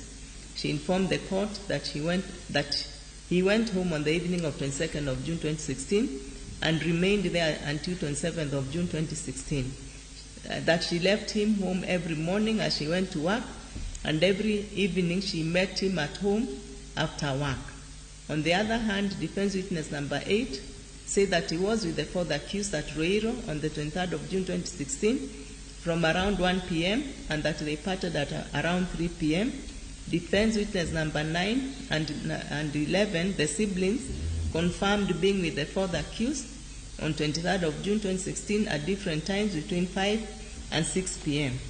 Now, defense witness number 10 was Commissioner of Police and was sub-county head of the Administration Police Formation within Ad River, which covered the post and Mlolongo Police Station. He confirmed that the fourth accused was from the Administration Police Formation attached to Mlolongo Police Station. This witness confirmed that the marching order, which was Prosecution Exhibit 111, was signed by Inspector Cheboy as the senior officer in charge of administration officers at the post and at Mlolongo Police Station, and was therefore a genuine document. He stated that prior to issuing the marching order, Inspector Cheboy had called him over the request by the fourth accused to be off work for 5 days from 22nd June 2016, and that he gave permission empowering Inspector Cheboy to issue and sign the marching order. The fifth accused gave a sworn defense. He was defense witness number 17. In his defense, the fifth accused stated that he was a police informer and also a businessman. He said that he knew PW26 PC Kamau because the OCS Lele gave Kamau his number. He said that Lele also gave him Kamau's phone number, and told him that if he ever needed the OCS but he was not available, he could call Kamau. This was happening on the second week of June 2016. He stated that on the 23rd of June, he proceeded to Mlolongo intending to sell jeans to Kamau. He reached there at 8:30 a.m. at the upper stage. That as he did not reach Kamau on phone, as his phone was off, he proceeded to the station where he found him with Waingo, also a police officer, and one Kamenju, a police officer. The fifth accused stated that Kamau gave him an assignment to track a Kamwizi, in quotes, a thief who was going to Mavoko Locals that morning. He was supposed to keep tracks of him and to keep reporting back to Kamau. The fifth accused stated that he kept track of the 3 deceased as required of him, and that at around 11 or 12 p.m., he saw the 3 deceased persons leaving the court hurriedly. He reported this to Kamau. He said that he was picked up by one Brown at Mavoko Court, that later that day, while in a vehicle NZD at Mlolongo, near the weighbridge, he saw the vehicle the deceased persons had driven off in from Mavoko Locals. He testified that he noted that the deceased were not in the vehicle, rather it was one Kamenjo in the vehicle. The accused stated that he was told to take that vehicle to Limuru and that he was also given a radio phone, that he took the vehicle all the way to Limuru. He later received a call requesting him to go to Mlolongo to receive a reward for the work he had done. He told court that Kamau told him to proceed to Kwa Mude's bar, past Mule's supermarket. He proceeded there and found Kamau with Waingo, Kamenjo and Brown. It was 6:30 p.m. or so. Kaki, and told him to get money in an envelope inside the vehicle, described to him, which he did. He got the money. That when he went back to Mudes, he found Kamau and company had ordered some meat, that in half an hour or 45 minutes, a policeman came panting, that he told Kamau that those people he dropped there had called, in quotes, that upon getting the information from one Mwaneki, Kamau, Waingo, Mwaneki and Brown left quickly, that they did not get back, that past 9 p.m. he was directed to proceed to a certain area where he walked and found a vehicle with hazard lights on, as he had been informed. He found Kamau with Kamenjo, Brown, Waweru and Mwaneki. They were standing, but not together. He testified that Kamau asked him to sit inside the car, which he did, that he did not know where the thieves were, but that he was told they would go to Thika. That there were 2 vehicles, and all of them together were 7. He said he was told that he would be one of the drivers and that he would travel with Kamenjo and Brown because they were the cigarette smokers. The other car was carrying Kamau, Waweru, Waingo and Mwaneki. That before they left the bush area, Kamau's vehicle went ahead of theirs. The vehicle stopped near a tarmac road, and he also stopped behind it, and that it was where Senior, that is the first accused Leliman, brought the money to purchase fuel. That he gave Kamau the money because he was driving a station vehicle, that they proceeded to Thika, drove past the town to a place he had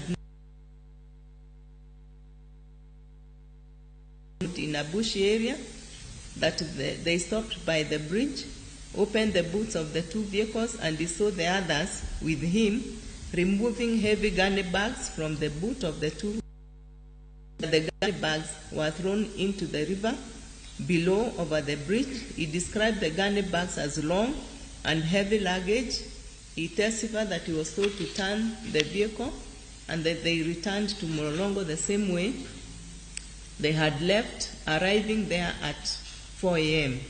He said that they went to where he later learned was the first accused bar, where he bought them a lot of roast meat and alcohol. He said that he drank until he passed out and woke up many hours later at 10 a.m. In cross-examination by the state, the 5th accused told the court that on the morning of 23rd of June 2016, Kamau called him at 6 a.m., asked him to go to Mlolongo to meet him, that on arriving there, Kamau gave him his Airtel number, 0723033635, saying his Safaricom number was down and that he used his phone number, 0727433431, to communicate with Kamau. He was given an assignment by Kamau, and it involved tracking the 3 deceased at Mavoko locals, that he and Kamau left Mlolongo police station in the company of Kamenjo and Waingo, both police officers. He testified that Kamau was calling another person within the course, after which he would call him, as they tracked the deceased within the court precincts. In cross-examination, the 5th accused admitted that as his phone data showed, he went to Mlolongo between 22nd and 30th of June 2016.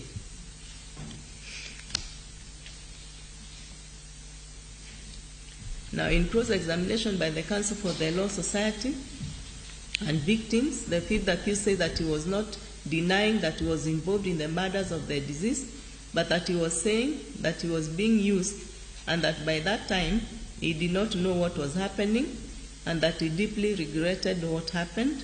He said that he was so relieved after releasing the information to court as it has been such a heavy burden in his heart.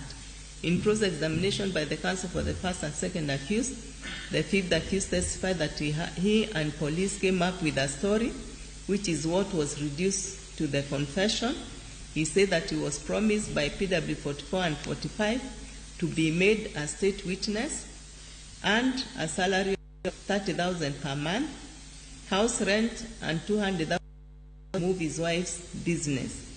The fifth accused testified that on the 8th of November 2021, he came to court for a session that the first accused gave him 15,000 shillings as an inducement that he does not mention the name of the first accused in connection with the murders. The fifth accused said that he ate lunch with 1,000 and surrendered 14,000 shillings on return to prison. The fifth accused called a witness who was defense witness number 19, Superintendent of Prisons, in documentation section, Naivasha maximum, who receives and keeps cash from prisoners. Witness number 19 testified that the entry of the 8th of November 2021 was a cash on admission, shows that 14,000 shillings was received from the fifth accused on readmission to prison from court that day. Now, Mr. Ombeta recalled the first accused, who gave evidence denying giving any such money to the fifth accused. I have considered the entire evidence that was adduced in this case, both by the prosecution and the defense, together with the submissions of counsel for the state, the defense, and counsel for victims, the digest of cases cited, and the list and bundle of authorities. Unfortunately, due to bereavement, Dr. Fred Ojambo, senior counsel, was the counsel for the victims, was unable to file any submissions in the case. So the accused persons are charged with 3 counts of murder, contrary to section 203 of the Penal Code. There are 5. The offense of murder constitutes 4 ingredients. That is, the deceased died, that their death was unlawful, that at the time the accused committed the act or made the omission which caused the death of the deceased, the accused had formed the necessary intention to cause the death or grievous harm of the deceased. 4, that the evidence on record establishes a nexus between the death of the deceased person and the unlawful act or omission of the accused that caused the death. Now, there are 5 accused charged in this, with this offense. The prosecution has the burden to establish that the accused persons acted in one common intention or joint concert as principal offenders to commit the offense.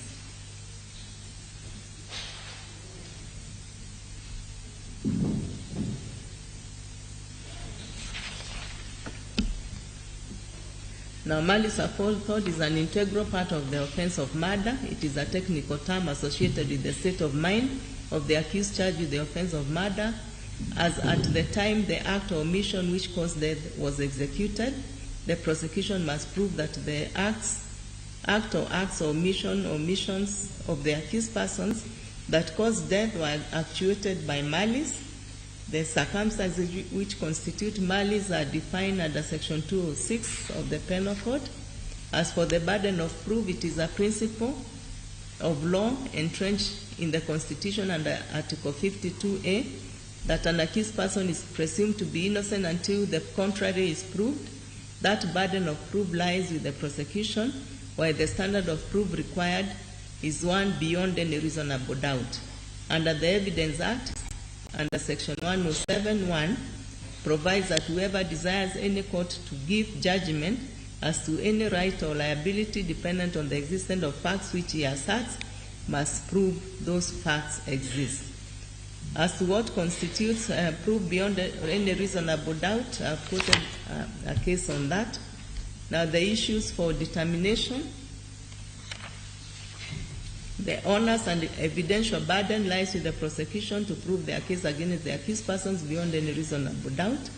Upon considering the evidence adduced by both parties in this case and their submissions by counsel, I found that the issues which are for determination are whether this court was quorum non judice or put simply, whether this court lacks jurisdiction to conclude the trial on account of appointment to a higher bench before the trial was finalized.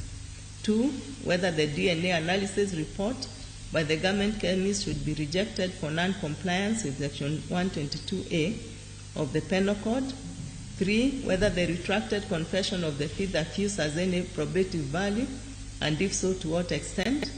Whether the prosecution has proved motive, whether the prosecution has established that the accused persons had formed the necessary malice aforethought to commit murder, whether the prosecution has established that the accused persons acted with one common intention or were principal offenders to commit the offense, whether the circumstantial evidence adduced was sufficient to lead to a conclusion that the accused persons murdered the deceased persons, and whether the alibi defense put forward by the accused persons holds. Now, on coram non judice, as to whether this court lacked jurisdiction to conclude the trial because of appointment to a higher bench, counsel for the fifth accused, Mr. Michoki, raised this issue after the close of the entire case as part of his final submissions. He submitted that this court lacked jurisdiction over the subject matter based on the presiding judge's appointment as a judge of the Court of Appeal, pursuant to Gazette note which he read for us.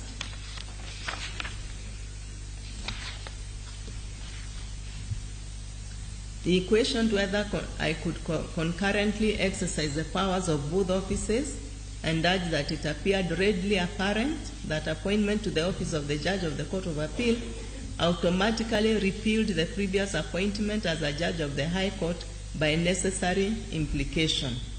Counsel also relied on a case, Nyambuta, Omwenga, and 2 others, for the proposition that courts are and can exercise only such powers as are vested on them by the Constitution and the statutes, and no other.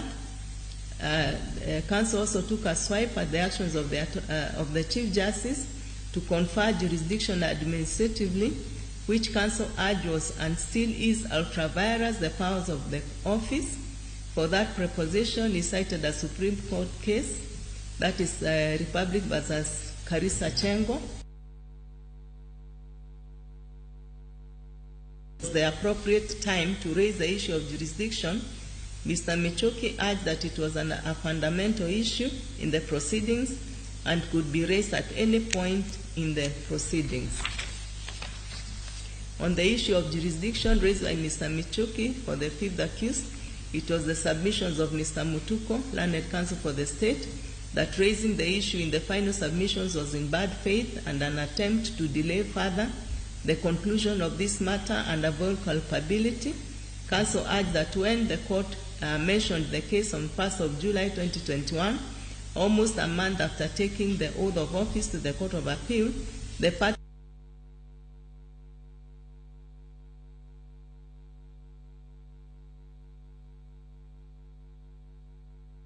those judges who had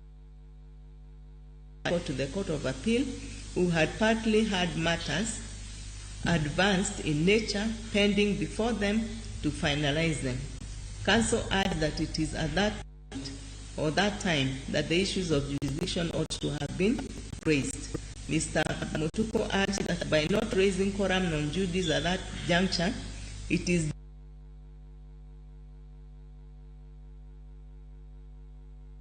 acquires his right to raise that issue. Now, regarding the case, Mr. Mutuko urged that at the time of the had 42 prosecution witnesses, with 2 prosecution witnesses remaining to close of the case. It was his submission that this court's ascension to the Court of Appeal did not rob the court of the unlimited original jurisdiction to conclude the matter. It's not a new occurrence in Kenya's history in the administration of criminal justice. He drew court's attention to the 6th announcement of the Judges and Magistrates Vetting Board, dated 15th of January 2013, by Sharad Rao, who was chairman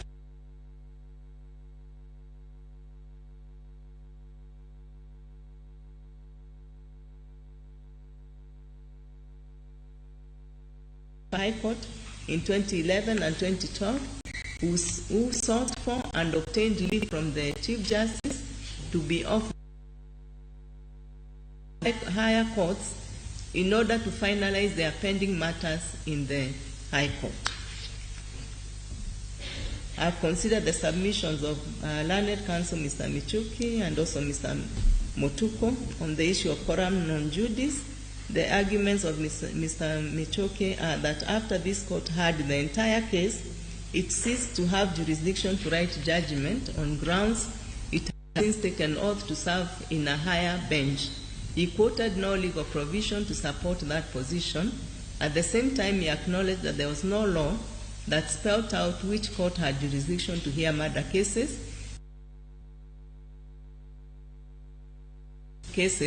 was out of practice and custom in exercise of its original jurisdiction. If I heard Mr. Michuki well, he was at a loss whether the law supports the trial of murder cases by the that have jurisdiction to hear the case in the first place. He is not alone in that dilemma. The issue of the jurisdiction of the High Court to hold murder trials was the subject of a case, that is Charles Henry Nyaoke versus Cabinet Secretary for Ministry of Interior and Coordination of National Government and 4 others. It was a High Court petition, Kisumu, in which I was the presiding judge. Now, in that case, the court observed, and I quote, as regards criminal cases, the Criminal Procedure Court, in the exercise of its original jurisdiction in criminal cases under Part 2, titled Powers of Courts, it provides, subject to this court, an offense under the Penal Code may be tried by the High Court or a subordinate court, by which offense is shown in the 5th column of the first schedule to this court to be triable.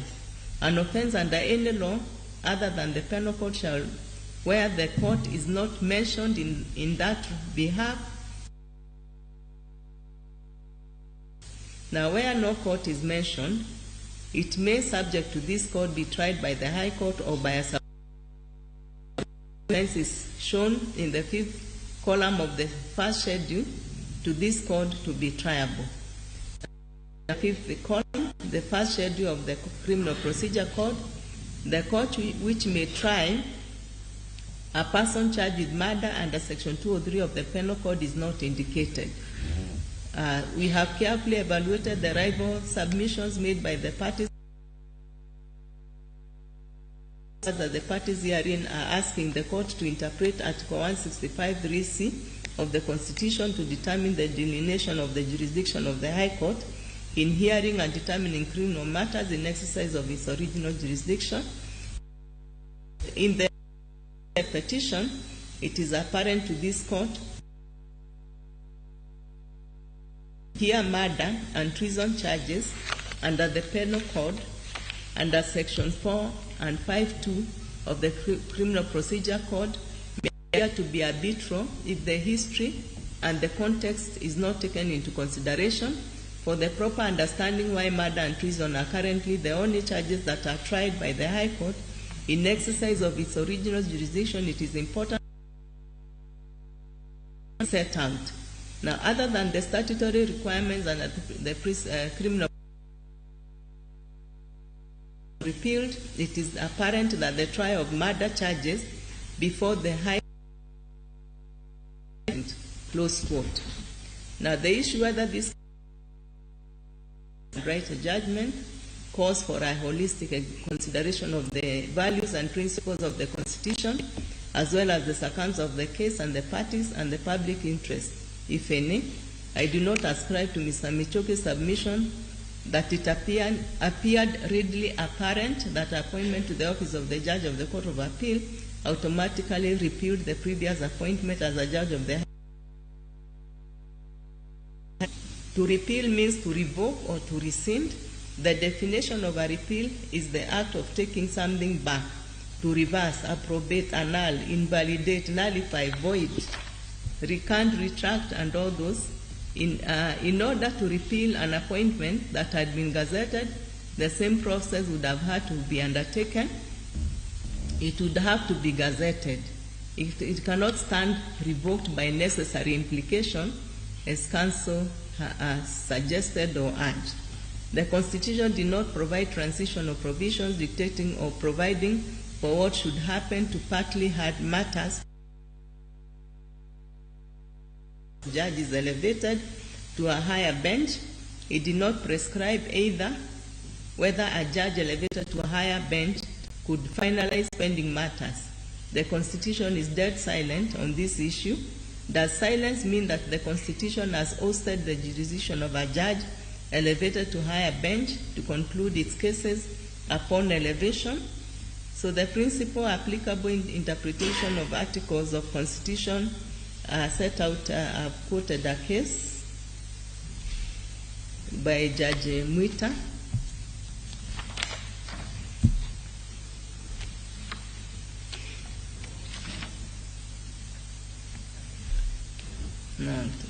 I agree with Mr. Mutuku that directions given by the Honorable the Chief Justice to the judges appointed from the High Court to the Court of Appeal to complete their respective advanced partly heard matters was an administrative action that was authored or anchored in the law, Section 16A, C, and E of the High Court Organization and Administration Act number 27 of 2015, and likewise Section 5 of the Judicial Service Act, which is also in tandem with the High Court Organization and Administration Act, High Court Organization and Administration Act.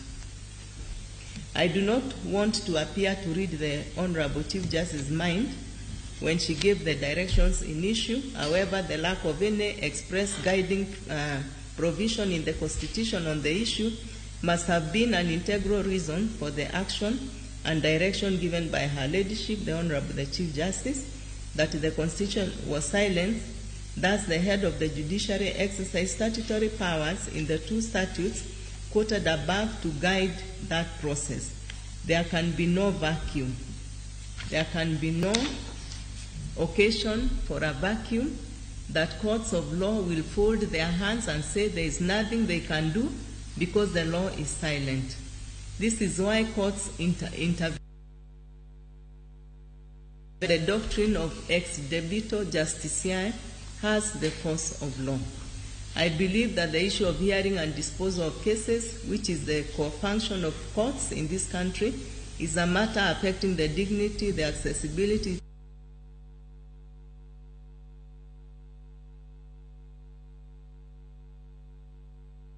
great bearing on the application by courts of constitutional values and principles.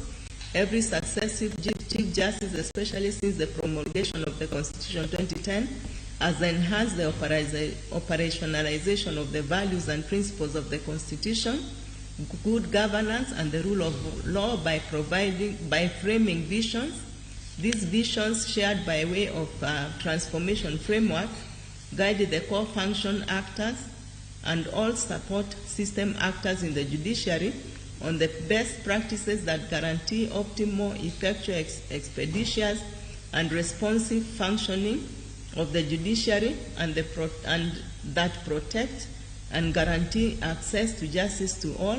Even before the promulgation of the current Constitution, every Chief Justice, through practice, directions, rules, and policies, guided the processes of the judiciary in order to be effective and intentional in giving responsive and seamless services to all her clients and enhance administration of law. To that extent, and in that regard, the impugned direction of the Honorable the Chief Justice Mother Koome were not unique, unusual, or novel.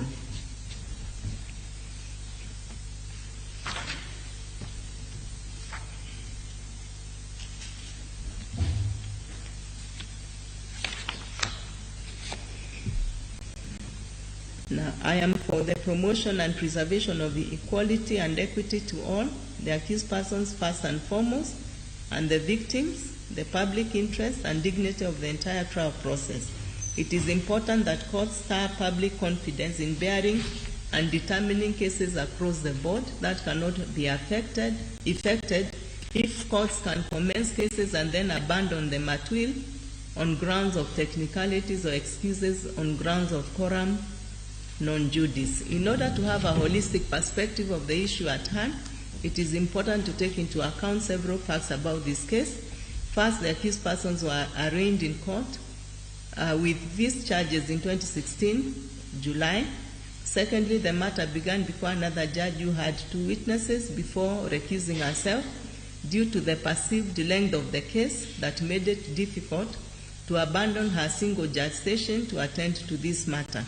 Thirdly, the court has taken 5 years to hear the case, hampered by many factors, and the most challenging being the COVID-19 pandemic that shut down courts for a considerable period. And fourthly, the prosecution, 7 witnesses in the trial within trial, and 19 defense witnesses. That makes a total of 72 witnesses. Fifthly, there were 11 lawyers in this case for the state, the defense, and the victims.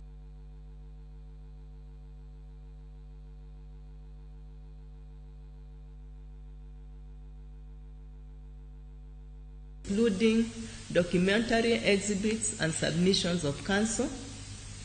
Seventhly, this case had 3 witnesses under witness protection.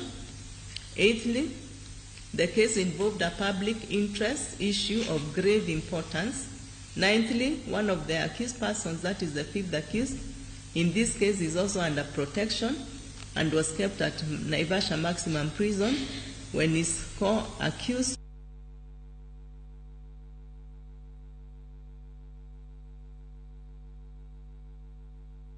exhibits for the prosecution and 34 exhibits for the defense. Not to mention that if there is an interruption in the conclusion of the matter and the case is given to another judge to handle, there are several implications. First of all, the cost factor to the public offers will be enormous, considering but not limited to state officers who will be engaged in handling the matter. Second, the other important question to consider is what will be the effect or impact of handing over this file to another judge in the criminal division. If they will have to proceed to write judgment, how long will it take the judge to understand the numerous volumes of proceedings before penning down a judgment? And third, what guarantee will there be that witnesses will be found, supposing the matter were to be ordered to be tried afresh 7 years down the line? And fourth, what trauma will the families and colleagues of the deceased continue to suffer due to the prolonged waiting for the final determination of the case? And fifth, what of the accused persons having to have the case start all over again? Even the most strong and patient of them all will have trauma by such a move. I believe that it will be against public interest and public policy, and it will not serve efficacious disposal of this case to adjourn it and hand it over for continuation by another judge.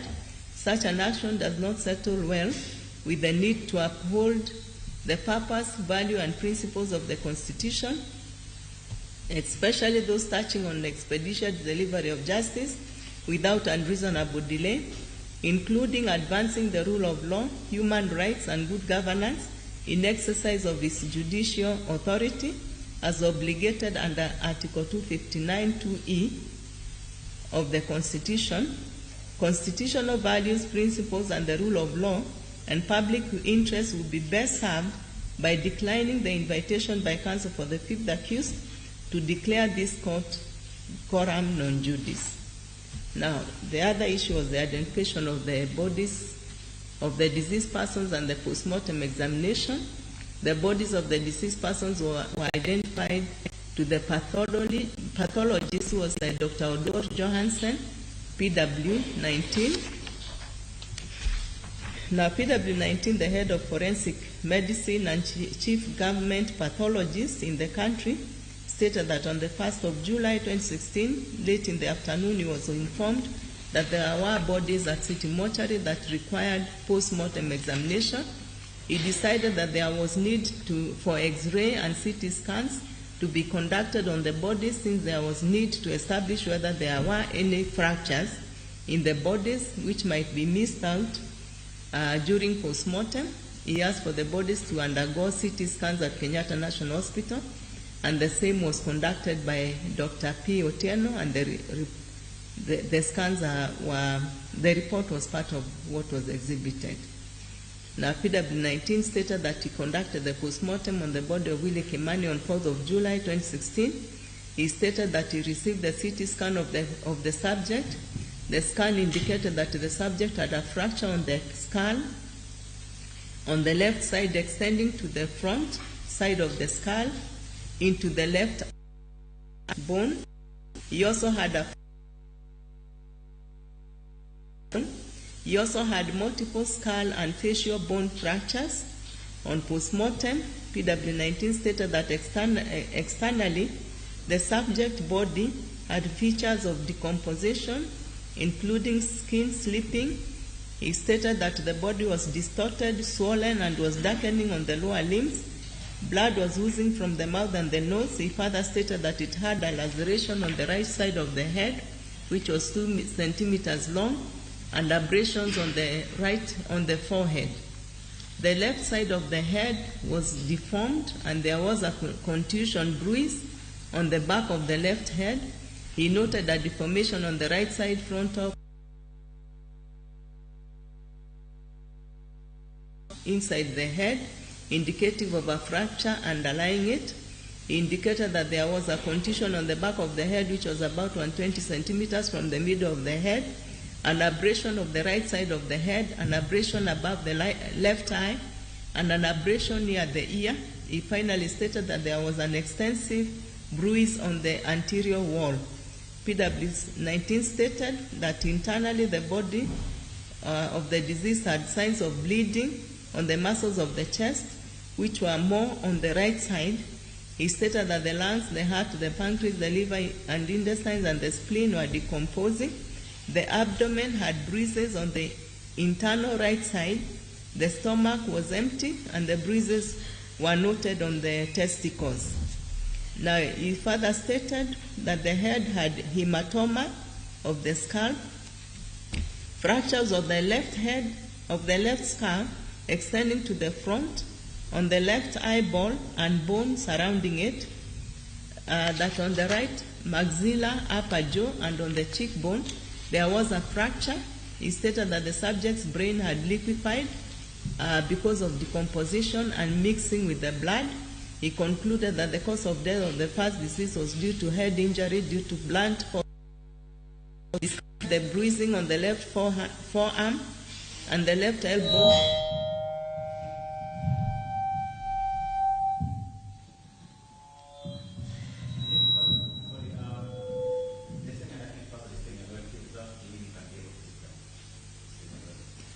They can see. Is that the reason of the sound?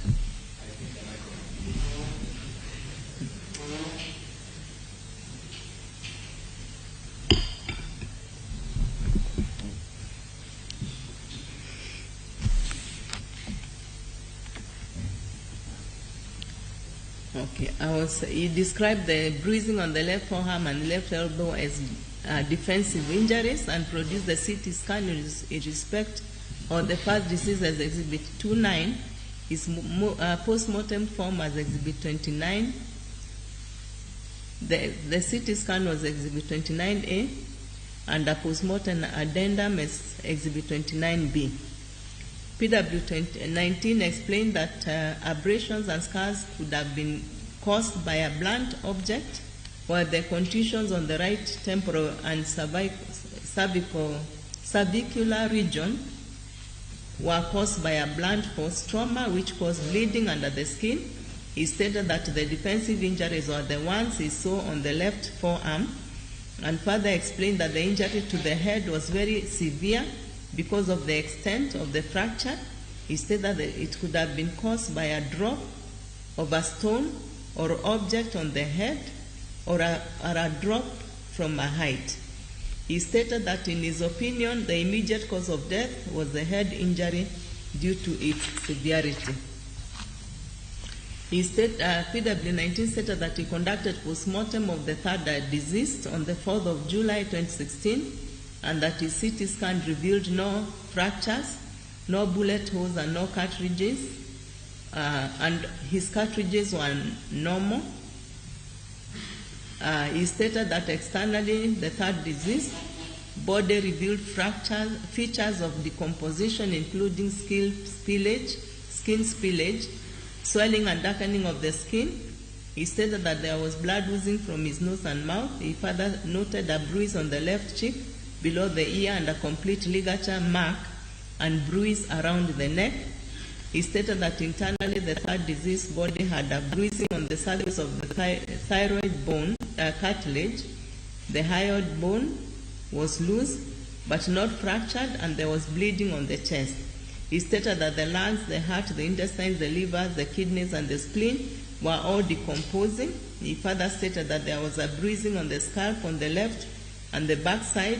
He stated that the brain was delucified owing to its decomposition and mixing with blood. He further noted a bruise on the spine at the neck region area, hematoma, bruising of the left forearm from the wrist and on the left leg above the ankle and above the left knee. PW19 indicated that his conclusion was that the cause of death of the third disease was ligature strangulation. He explained that the head injury was inflicted before the rope was tied to the neck. Therefore, the immediate cause of death was the ligature strangulation. He produced the postmortem report, the CT scan, and the postmortem addendum, exhibit 30, 30A, and 30B. Now, PW19 said that he conducted the postmortem on the second disease, on the body of the second disease on the same day as the other two. He stated that the CT scan in respect of the second disease revealed no fractures on the skeleton and no evidence of bullet entry was seen. PW19 stated that externally the body was decomposing and it had a bruise on the left eye, swelling above the left ear. He also noted an old scar on the inner aspect of the forearm and wrinkling of the foot, which he explained as being a sign of someone being removed from water. PW19 stated that internally the second disease had hematoma on the thyroid cartilage, bruises on the left chest muscles with internal bleeding. He stated that the lungs, heart, pancreas, liver, kidneys, and the spleen were all decomposing. He noted the bruises on the neck, the left ankle, and left leg below the knee. He made the conclusion that the cause of death of the second disease was injuries to the head, the neck, and the chest. He explained that the hematoma on the thyroid cartilage was indicative of pressure applied to the neck. He further stated that the injury on the forearm was a healing scar. He produced a post-mortem in respect of the second disease as exhibit 31, CT scan 31A, and the addendum to the post-mortem 31B. PW19 stated that he visited the scene where it was alleged the trio were murdered with an aim of looking for any biological exhibits, but he did not collect anything. He stated that all the injuries on the deceased persons' bodies were inflicted when they were alive because one only bleeds when they are alive. In answer to a question put to him, PW19 testified that with the level of decomposition, it was difficult to see the ligature marks on the bodies. The issue of the cause of death or causation of death raised by Mr. Michoke is a challenge entirely as to whether the fifth accused really knew how the deceased persons were murdered, as it is clear he did not himself either stand by to watch the deceased being murdered or participate in terms of strangling, hitings, assault, or in any such cause, or in any such way cause injury to them. The fact is, by the time they ferried the deceased to River Athi, they were dead as a result of assault executed against them that night. In any event, in addition, the evidence of Dr. Johnson that due to composition, injuries may not have been easy to note. It is clear the deceased were battered by their tormentors. The level of the injuries is evidence of that. The first deceased, I've already said the injuries which they had. So I said that I find no material variation between the confession by the fifth accused and the findings of the pathologist.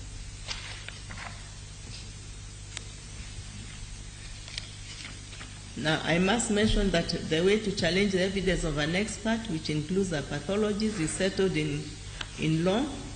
Now, in cases including those that were cited by counsel, there is a Republic versus Landfair, a 1968 one All England report, which says that our view is that the evidence of a doctor, whether it be a police surgeon or anyone else, should be accepted unless the doctor himself shows that it ought not to be, as the evidence of a professional man giving independent expert evidence with the sole desire of assisting the court, and the famous one of Daly versus Republic, that it is now tried law that while the courts must give proper respect to the opinion of experts, such an experts are not, as it were, binding on the courts, and the courts must accept them.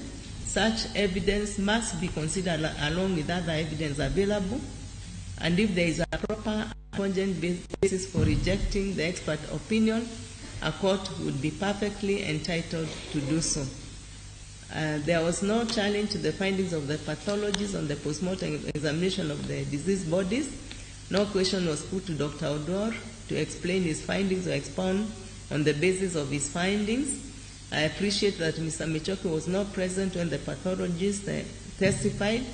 However, he had the right to recall him for further cross-examination when he came into the case, as he exercised in respect of the government chemist, Dr. Kimani.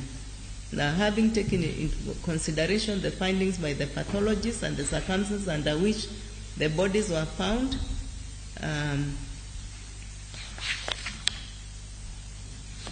which I don't want to repeat, I find that the expert opinion of the pathologist was proper and cogent, and that there is no grounds not to accept his evidence. I'm satisfied that the prosecution case as to the cause of death was clear and confirms that the deceased persons were murdered. Now, whether the DNA analysis report by the government chemist should be rejected for non-compliance with sections 122A, B, C, and D of the Penal Code. Now, Dr. Kimani was PW 32, the government analyst. He told the court that on the 30th, they received exhibits and swaps. That is on 3 occasions, 13th of July, 15th of July of 2016, and 29th of August 2016. Now, Mr. Mishoke submitted that the right of the accused person was violated because the samples taken from him were illegally acquired evidence contrary to Article 50, Sub-Article 4 of the Constitution. He challenged the admission of Exhibit 72, the government chemist report, which included the results of the analysis of samples illegally taken from the fifth accused.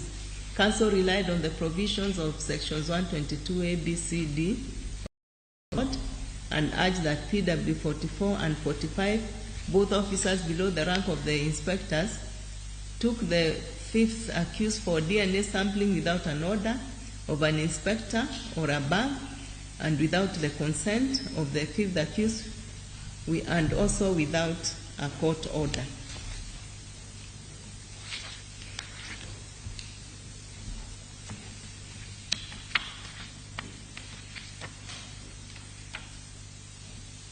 Now, from the foregoing, I've quoted section 122A, A and C. So I say that from the foregoing provisions, a DNA sample can only be procured if a police officer from the rank of an inspector orders for it, or a court gives an order that the sample be procured from a suspect, or the subject himself consents to the giving of the sample contained from the fifth accused in writing, authorizing the extraction of the samples as required by law. That said, I find the objection raised by the fifth accused in this regard an academic exercise. This is because, in his own defense, the fifth accused person placed himself at the scene of the lockers in Quo, where the exhibits for which DNA samples was required were recovered. The fifth accused admitted that he was at Soweto open fields at the time the deceased were murdered. He gave graphic details of how he sat in the car, smoking, and how he threw the cigarette butts to the ground outside the car by opening the window slightly in order to do so. So, having admitted that he was at the scene on the material time, that he discarded several cigarette butts there from where the police recovered them, that alone is an admission, and considering it against other evidence establishes without a doubt that he was at the scene of murder at the material time.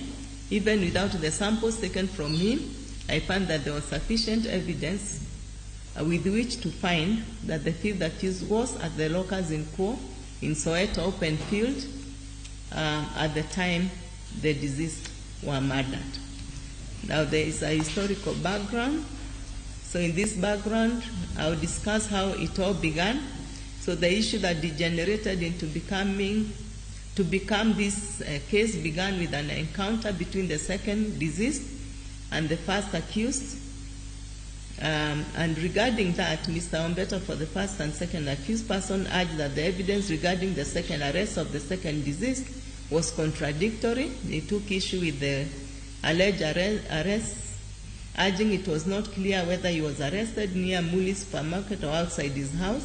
And secondly, Learned Counsel Mr. Ombeta urged that PW44, one of the key investigators of this case, agreed in his evidence that a police officer could arrest a person as many times as he is suspected to have committed an offense. I will consider the evidence adduced by the witnesses to determine these issues. So the very first encounter between the first accused and the second deceased was on the 10th of April 2015.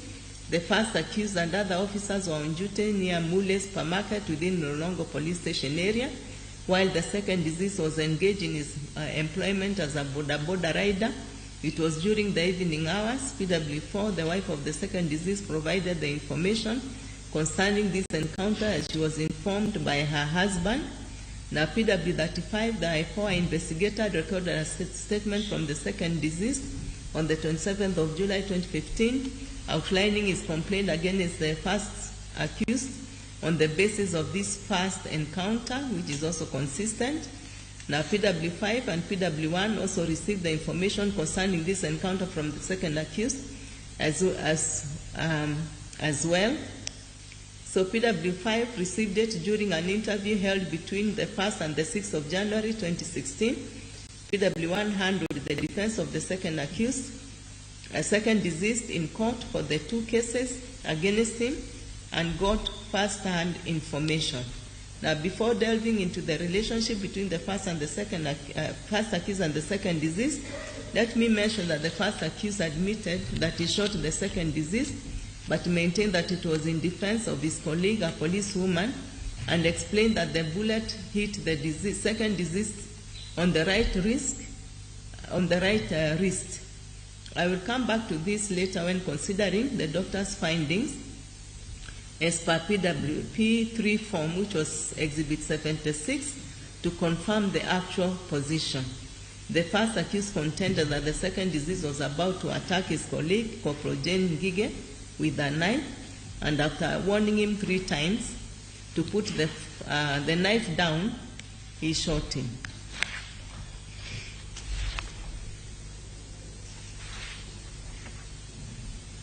Now, PW35 was an investigator with IPOA. He testified that the second deceased made a complaint with IPOA on the 25th of July 2015 through an official IPOA complaint form, which was Exhibit 74.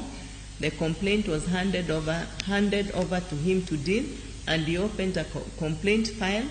He testified that on 27th of July 2015, he invited the second deceased to his office, where he made a statement which PW35 reduced in writing, signed on every page by the second deceased.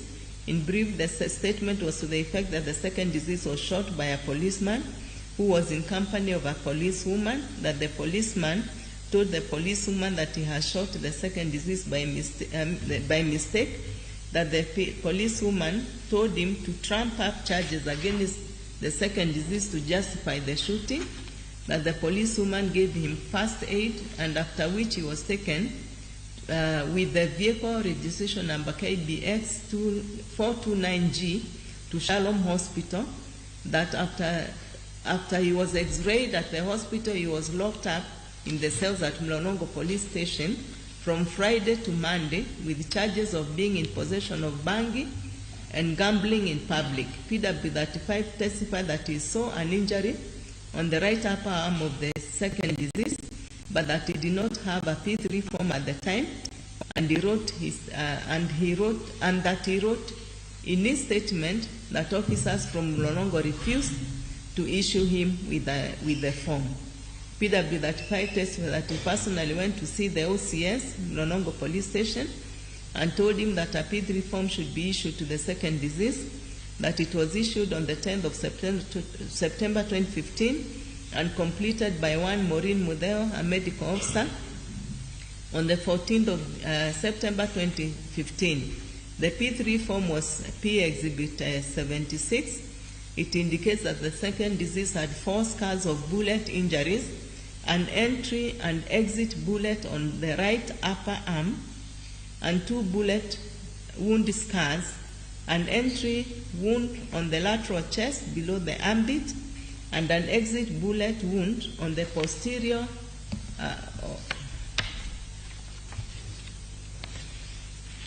on the posterior chest. So the P3 form shows that the second deceased was shot on the right upper arm and the upper chest. The first accused evidence that he hit him on the right wrist is not supported by the doctor's findings. PW4 also made a mistake when she said that her husband, that is the second deceased, had injuries on the left lower hand. Now PW35 testified that on the 14th of March 2016, the second deceased went to see him accompanied by the first deceased, who left them alone. He said that the second deceased appeared to be in fear and told him that he had more information concerning further encounters with the police. Briefly, the second deceased lamented about an incident that had taken place on the 13th of December 2015, in which the first accused, the OCS Mlolongo's Chief Inspector Wambugo, and a policewoman, one Emily, took him from his home, blindfolded him, and threatened to kill him if he cooperated with the IPOA. That the same police officers were the ones present during the shooting incident. PW35 said that he recorded the statement of the second deceased as part of his investigations, and it was Exhibit 77. He testified that after receiving that report, he summoned and recorded statements from the first accused, one Corporal Jane Gige, one PC Philip Otuoma, and one PC Mwaneki on the 16th of March 2016. He stated that he informed the three that he was investigating an offense of assault, illegal wounding, misuse of firearm, and threat to kill. PW35 confirmed that he received on the 7th of April 2016 a letter, Exhibit 6, from the Witness Protection Agency. It was dated 1st of April 2016, and it was seeking to know whether the second deceased was their witness. He said that he learned from IJM that they had approached Witness Protection Agency to assist the second deceased case. To assist with the second deceased case, he said that he wrote back to them a letter which was dated 11th of May 2016, signed by the CEO, Elema Halake, which was Exhibit 78. In the letter, he confirmed that the second deceased was a witness of serious assault, annexing the statements of the deceased to the said letters. He said that he learned later that the second deceased died the same year.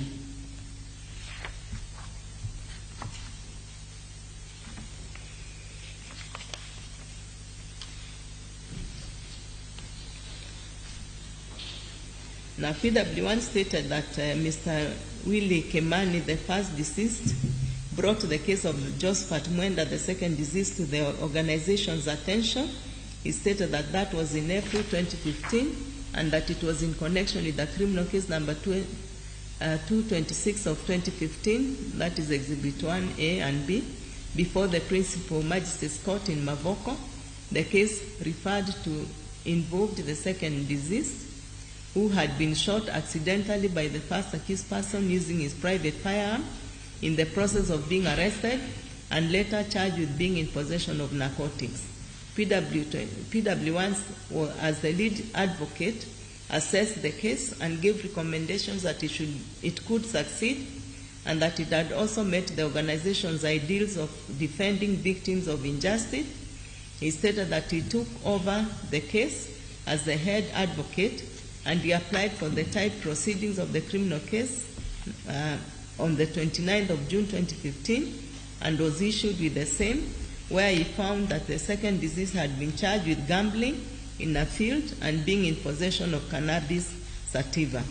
PW1 stated that on the 27th of December 2015, the second deceased gave a statement with the IJM recorded by the first deceased, in which he claimed that the now deceased OCS of Lolongo had threatened him and warned him to withdraw the shooting complaint against the first accused, with a failure to which the first accused would kill him. That the very next day, he, that is the second deceased, was charged with the traffic offenses. In traffic case number 1650 of 2015, he said that he looked at the merits of the case and recommended that the evidence seemed fabricated against the second deceased and that IJM should represent him. He said that the case was allocated to him to defend and that he made an oral application seeking to be supplied with the type proceedings of the traffic case, which were provided. He stated that the criminal case number 226 of 2015 proceeded on the 16th of February 2016, which was the first date given for the hearing of the criminal case.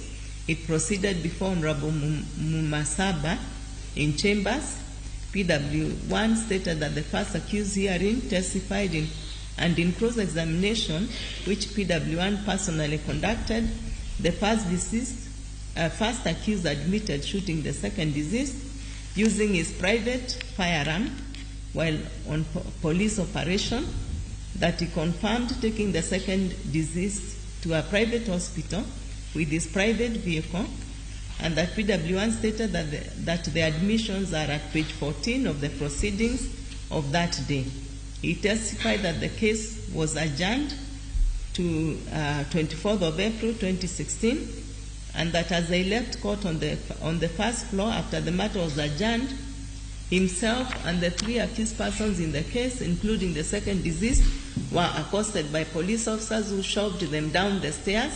He said that the police officers informed him that they wanted to take the three accused persons so that they could help them in investigations of a crime that had been committed in Meru. PW1 stated that he insisted that any questions to his clients should be put to them in his presence, that as the officers escorted them to their vehicle outside Mavoko Court, they met with the first accused at the entrance of the court building, and that the first accused nodded at the police officers that had arrested them, who nodded back. PW1 stated that they were taken to Ad River CID offices, where they were kept waiting for about 45 minutes, after which Mr. Mude, one of the police officers, returned the identification cards of all the accused persons and let them go. PW1 stated that on the 29th of February 2016, they went back to the court in connection with the traffic case, and that he informed the court of the happenings of the 16th of February 2016, and he further stated that he had also written a letter to Inspector General of Police concerning the intimidation they had received on the said date. The letter was dated 24th of February 2016.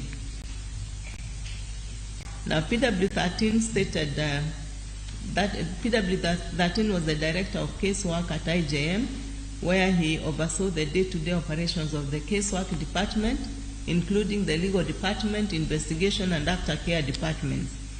PW13 narrated the historical aspect of the second disease complaint and the steps IJM had taken to help him.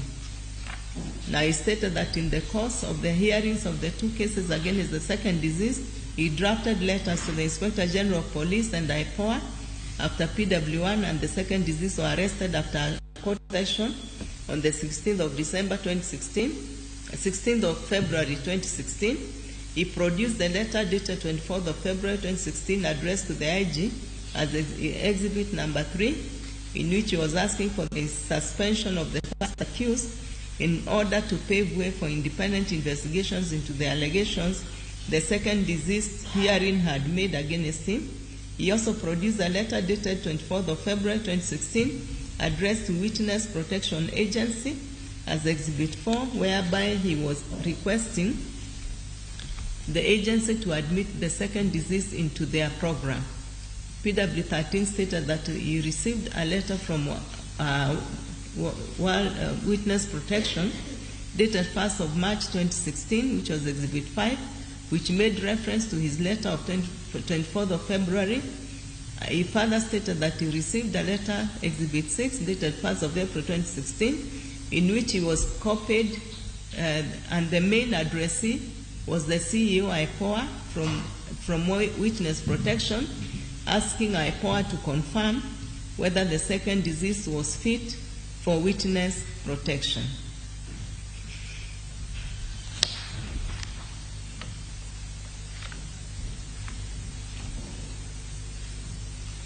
Now, I conclude that bit by saying that I find no contradiction in the accounts of the statement by the second deceased as narrated by the various witnesses. I find that the prosecution has established beyond any doubt that the second deceased was harassed by the first accused and his boss, the then OCS Mlolongo, Chief Inspector Wambogo, and other police officers, arresting him just outside his house in the second instant and charging him for offenses which he could not have committed, as all the witnesses, that is PW1, 4, and 5, among others, are all in agreement that he could no longer ride any motorcycle or do any work at the time. So I must end by saying that the second disease deserved action from IPOA and protection from Witness Protection, whose vehicles painfully ground too slowly, which proved fatal to the deceased.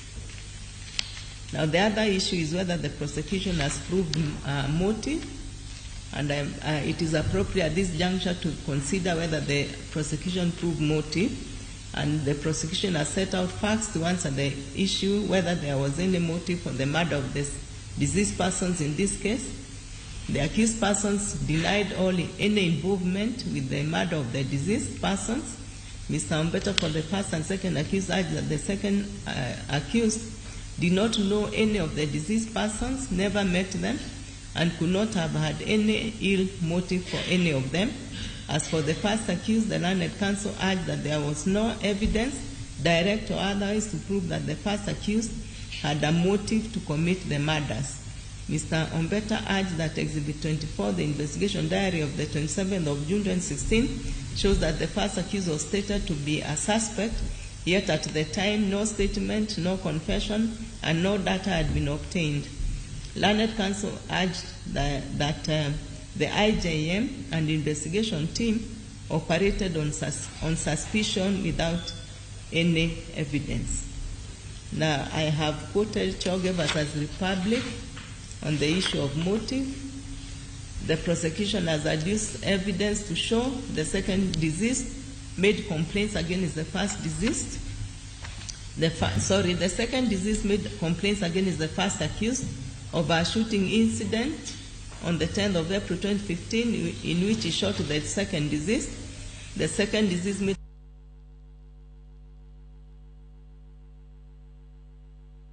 to kill made against the second deceased on the 13th of December 2015, at the same time when additional charges were preferred against him.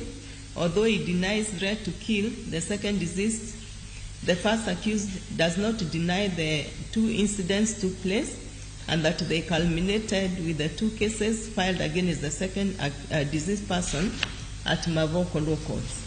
Indeed, in the criminal case, whose proceedings were Exhibit 1B, the first accused, in cross-examination by PW1, admitted shooting the second deceased using his private firearm while on official duty. He also admitted driving the second deceased to a private hospital using his private vehicle, and admitted that he locked him up in police cells a whole weekend, even though he was suffering severe bullet injuries inflicted by him. In addition, no police action was taken regarding the shooting incident, no spent cartridges collected as exhibits from the lockers in court, no P3 form issued to the victim, and no police file opened for the investigations.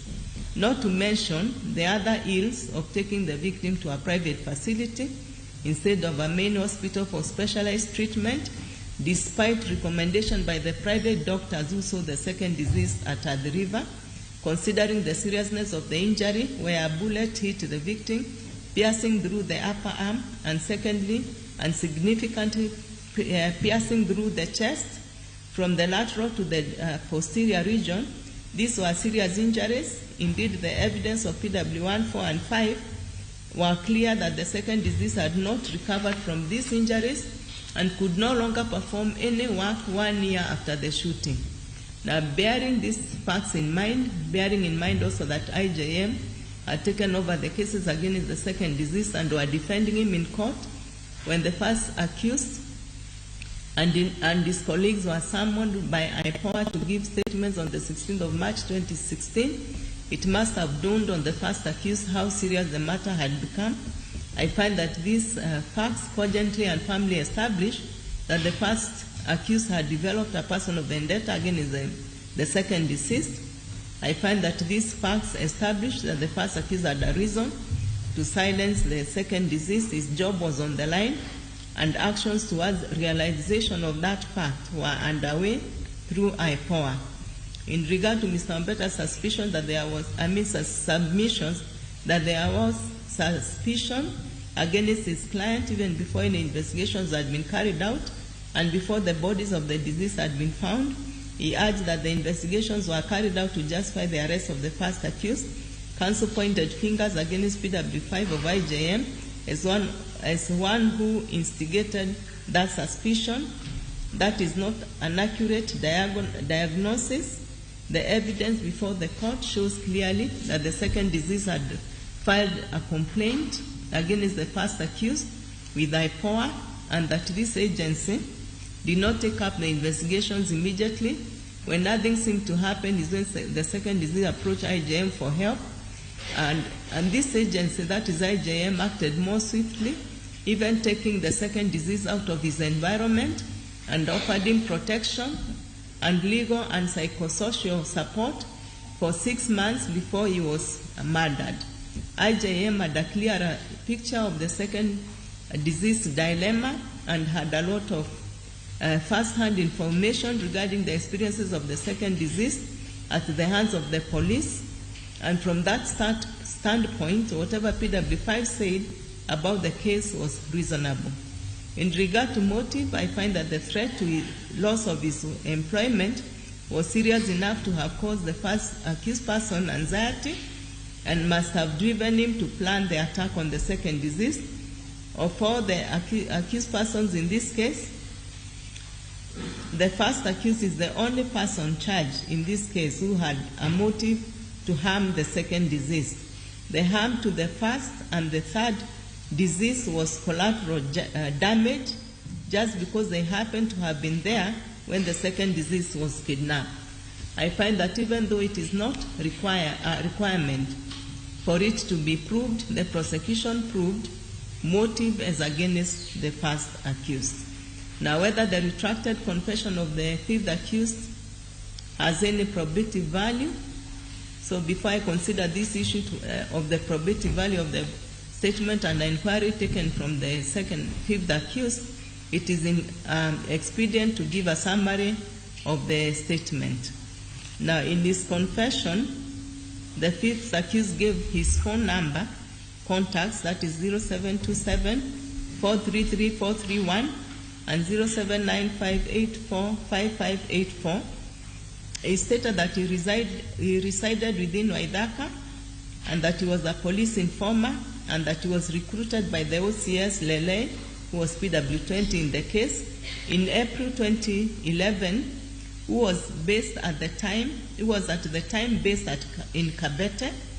The fifth accused stated that sometimes in April 2016, he went to Mlolongo police station to meet PW20 after he learned that he had been transferred to Mlolongo.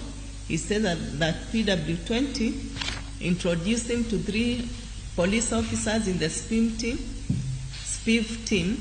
He stated that he visited Mlolongo police station on several occasions after that and became acquainted with the first accused. That sometimes in early May 2016, the first accused approached him and informed him that a thug that he had shot and injured wanted him to lose his job. That in the last week of May 2016, he stated that the first accused called him on phone and that they met at Connections Bar in Mlolongo, where the first accused told him that there was someone who had reported him to IPOA and that his case was coming up on the 23rd of June 2016 and that they must act on that day. He stated that on the 22nd of June 2016, he met the first accused at the police canteen at Mlolongo police station, where the first accused told him that he wanted him to follow the subject person after his case, his court case, and update him, that is the first accused, on all his movements. The first accused gave him a mobile number to use, but he could not recall the phone number. That on the material day, that is on the 23rd of June 2016, he left his house at 5:30, arrived at Mlolongo at 7:30. On his way to the Mlolongo police station, he met the first accused, who was driving a white Nissan Wing Road, registration number KBF. That the first accused introduced the lady as the person who would assist him identify the subject person. He stated that the first accused dropped him at a bus stop at Mlolongo, where they would board a matatu that would take them to Mavoko Locals. That at Mavoko Locals at around 9 a.m., the lady identified the subject matter person to him from a distance of about 5 to 6 meters. He stated that she told him, in quotes, "Kamutu yako ndio hiyo." The lady then left immediately. The fifth accused narrated how he communicated with the first accused the arrival of the second deceased to court, his movements up until 11 a.m. when the second deceased came out of the courtroom. The fifth accused stated that he called the first accused and informed him that the subject person had left the courtroom but was accompanied by another man and had entered a vehicle that was parked in the court premises and sat in the rear passenger seat. The fifth accused stated that he went outside the court premises to where the first accused had parked his car and entered the rear passenger seat, while the first accused was the driver and Sergeant Mwangi sat at the co-driver's seat. He stated that he knew Sergeant Mwangi because he worked with the first accused, and that the first accused had told him that Sergeant Mwangi was part of the operation plan. They waited a few minutes, after which the vehicle where the subject person had entered drove past them with 3 occupants. That they followed the vehicle and caught up with it at the railway crossing. He stated that Sergeant Mwangi drew his police pocket phone and beckoned them to stop.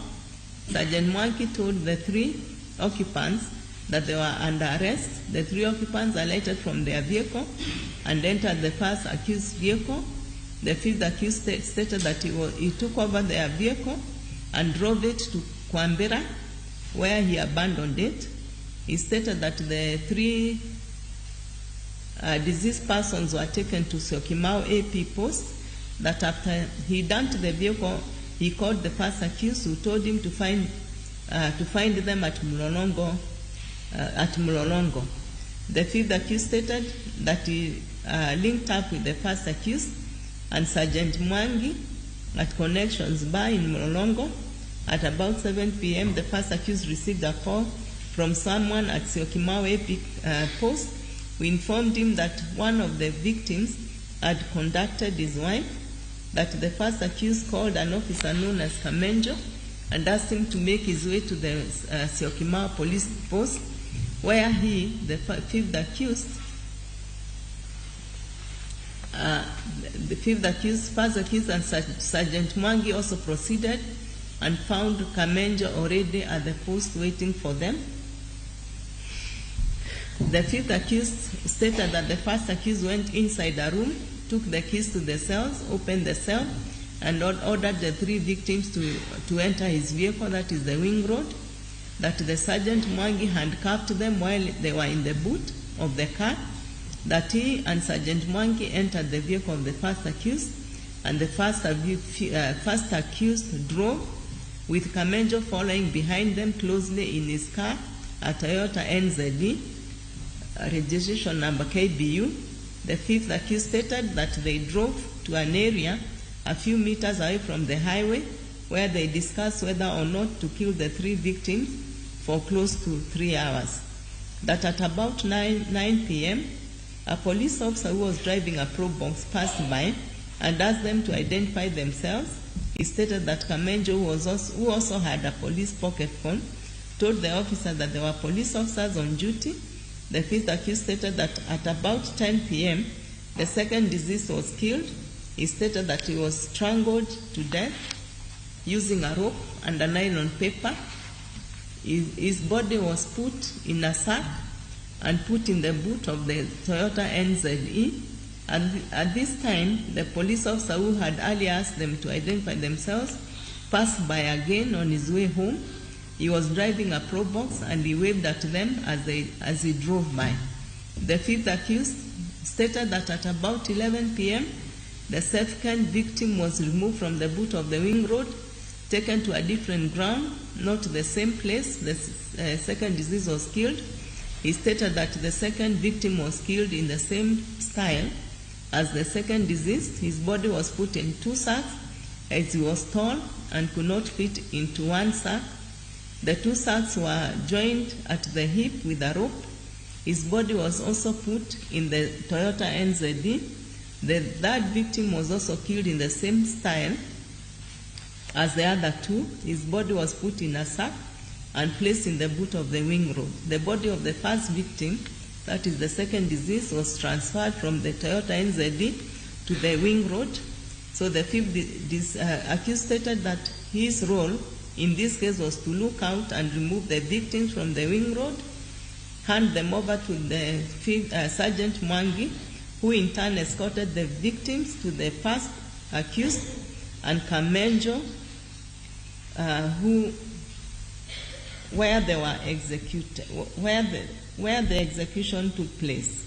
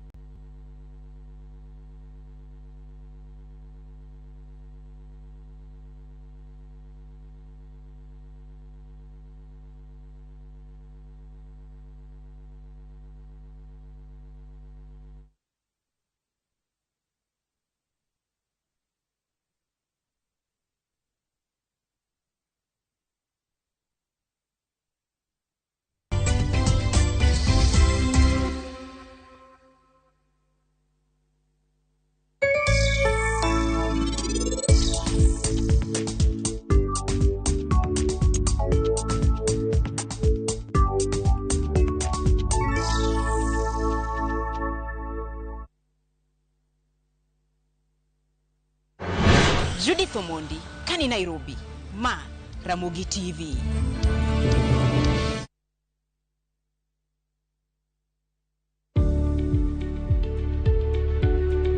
Tem itim kungo manyalo konyi e ndalo mabiro.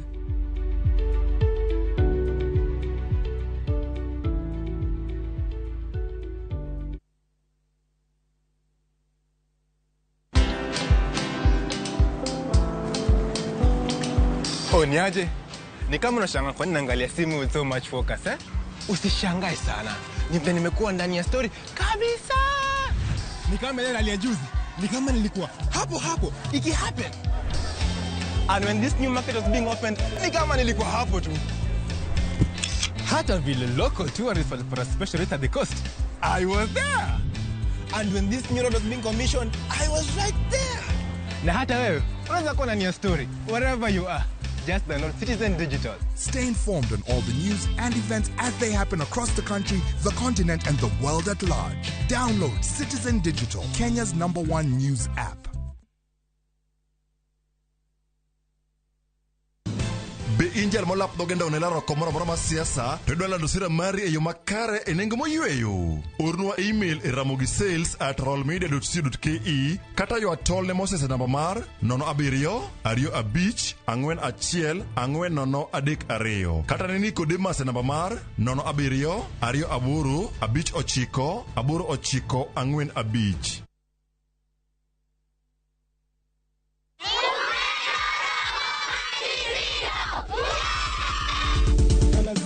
Chenro ni miyo ngeso ka ngeso okinyi bedo maber kendo maler moloyo.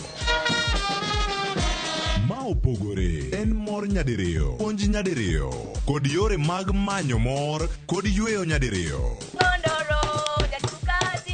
Ka watudore kod osiepe moa kuonde mopogore opogore Kenya ka, yud thuolo mar bedo mamor kod miel manyasani.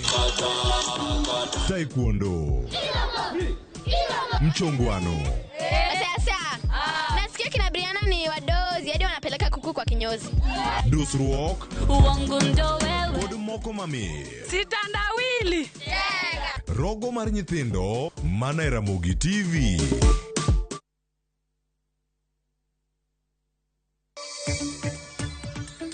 Jang'ad bura Jesse Lesit ng'ado bura ewi nek mar okil Kamaloka Willy Kimani kod ji mamoko.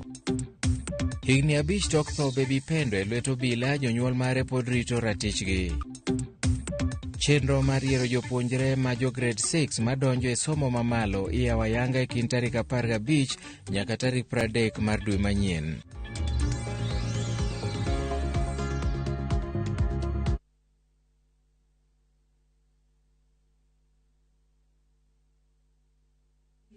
Delivered on the 9th of May 2019 in that regard. Now, Mr. Ambeta, for the first and the second accused, also made submissions regarding the confession, and he urged that the fifth accused, in his defense in court, said that his confession was a result of inducement and or incentive, that he would be paid 30,000 per month, and that his wife would be given 200,000 to relocate of her business. Counsel urged that the fifth accused was treated well while in custody because he agreed to implicate the first accused. He urged the court to note that the fifth accused in his defense, in his oral evidence, said that he saw the first accused once giving petrol money to Soweto at Soweto open field area at 10:15 p.m. on the 23rd of June 2016, that he saw him again on the 24th at his bar. Mr. Ambeta urged that the court to find that the first accused has shown that he was home at 10:15 p.m. on the 23rd of June 2016. Mr. Keegan, for the third accused, urged that the evidence adduced by the prosecution in the retracted confession of the fifth accused person did not implicate the third accused in any way. Mr. Muchere, for the fourth accused, urged that the retracted statement of the fifth accused places the fourth accused in Mavoko Law Court in the isolated area at Soweto and at Oldonyo Sapu, and in every action of the commission of the offense. He urged that the statement came late in the day after the arrest of the fourth accused, which was deliberately written to book the fourth accused into the offense by co-joining him with the first accused, who he deputized at work. He urged that the confession fails to fix the fourth accused, as he gave account of where he was in his statement that was produced in court and taken from him on the 4th of July 2016. Counsel urged that his mobile data, Exhibit 98B, placed him away from the scenes of murder. I have considered the rival submissions of defense counsels and the state. The fifth accused had earlier at the trial moved this court by way of a notice of motion dated 7th of August 2019, seeking the court to review its ruling his earlier ruling admitting the retracted confession of the fifth accused in this court's ruling of the 16th of May 2019. Secondly, he sought the court to issue any order it deemed necessary. At the time, Mr. Michoke's grounds for the application were that confessions were generally inadmissible in this jurisdiction, that the court erred in finding that the provisions of Section 26 of the Evidence Act applied to the question of admissibility of the statement of confession, that out-of-court confessions and all ancillary provisions of law were outlawed and repealed, respectively, by Section 99 of the Criminal Law Amendment Act 2003, and that the evidence out-of-court confession goods have no force of law. This court considered the issue of admissibility or otherwise of the statement by the fifth accused and made a ruling on it after testing whether the statement was recorded in compliance to the relevant provisions of the Evidence Act and the Evidence Out-of-Court Confessions Rules 2009 through a trial within a trial, and also whether he made it voluntarily. This court had dismissed the application for reason that although it was closed as an application for review, it was for all purposes an appeal against the ruling of the court. The application was urging the court to find that it erred in interpretation of the relevant law, effectively urging the court to sit on appeal on its own decision. So this court cannot review or reconsider the admissibility of the statement. What the court can do is consider the entire evidence and weigh it for two things. One, whether there is independent evidence which would lead to a conclusion that what the fifth accused stated in his retracted statement must be true, and two, when consider whether there is evidence of some material particular which implicates the fifth accused and establishes that he is guilty of the offense. So before I consider the probative value of the retracted confession, I wish to draw a distinction between a repudiated and a retracted confession. In the case of Ongero Omurwa versus Republic, the court has discussed in detail whether there is any real distinction between these two and quoted in extenso and with approval the observations that were made by the Court of Appeal of East Africa in that regard in the famous decision of Tuamoy versus Uganda, where the court said that we now come to the distinction that has been made over the years between a statement retracted and a statement repudiated. The basic difference is, of course, that a retracted statement occurs when the accused person admits that he made the statement recorded but now seeks to recant, to take back what he said, generally on the ground that he had been forced or induced to make the statement. In other words, that the statement was not a voluntary one. On the other hand, a repudiated statement is one which the accused person avers that he never made. Now, a repudiated statement is one which the accused person denies making. A retracted confession is a statement made by an accused person before the trial begins, by which he admits to have committed the offense, but which he disowns at the trial. And confession is said to be retracted only where the accused person admits that he made the confession and then denies the truth either in part or whole, or to what is stated therein. So the statement of the fifth accused, Exhibit 90, falls under this category, that the fifth accused person admitted he made the statement to the police but denies portions of what is stated therein and has gone further through his own defense, varied portions of that confession. So the correct test to apply in order to determine the probative value of a retracted confession was discussed by the Court of Appeal in the case of Vijay Kumar, which I have quoted. Maybe I can just read a portion. The learned judge was obviously satisfied that the confessions were the truth of what occurred that night, but did not act on them alone. He accepted them with a caution, realizing they were both retracted and repudiated, and he was careful to look for corroboration of each one.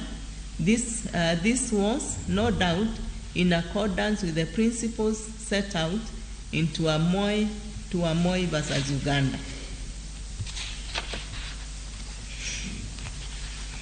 Now, there are many other cases I've quoted, which I do not want to go into.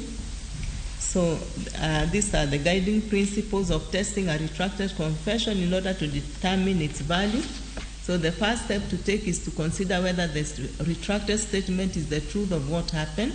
The statement under inquiry made by the fifth accused is a clear admission of his guilt and is stated that as much on oath as he sought to qualify his confession with oral evidence that he was not denying that he was involved in the murders of the deceased person, but wanted to show that his role was not as stated in the confession. Now, in the retracted confession, the fifth accused goes into detail and describes how the plot to kill the second deceased person was hatched and planned days to the material day of the murder, naming the perpetrator as the first accused, giving the reason for the first accused's desire to do so as a threat to his job due to a report of misuse of firearm and unlawful wounding that the second deceased had filed against him with IPOA, which agency was on his back. He gives the names of the others involved by what appears to be nicknames, but describes some of them like Kamau and Sergeant Mwangi of PIF team. He then went into great details of the trail on the deceased persons on the 23rd of June 2016 from Mavoko Law Courts, where they attended a trial against the second deceased, the rail crossing behind Mavoko where the three were kidnapped, and their vehicle given to the fifth accused who disposed it in Kamerudu, their holding at the post, their removal to Soweto open field where they were murdered, and the journey by road in two vehicles to Kilimambogo, Oldonyo Sapu, where their bodies were hurled into the river Adi, and the celebration sponsored by the first accused and his wife, defense witness number 16, for the completion of the assignment. I have considered the evidence adduced by the witnesses in this case, the forensic and other evidence, to find out if there is any convergence with the retracted confession of the fifth accused. The fifth accused testified that he was introduced to the first accused by the OCS Chief Inspector Lelei, PW20, in April 2016. Now, PW20 admitted that the fifth accused went to greet him at the Mlolongo police station around the alleged time, soon after he had been transferred there, having worked with him as his informer previously in a different station. That explains how the fifth accused visited Mlolongo police station in the first place, making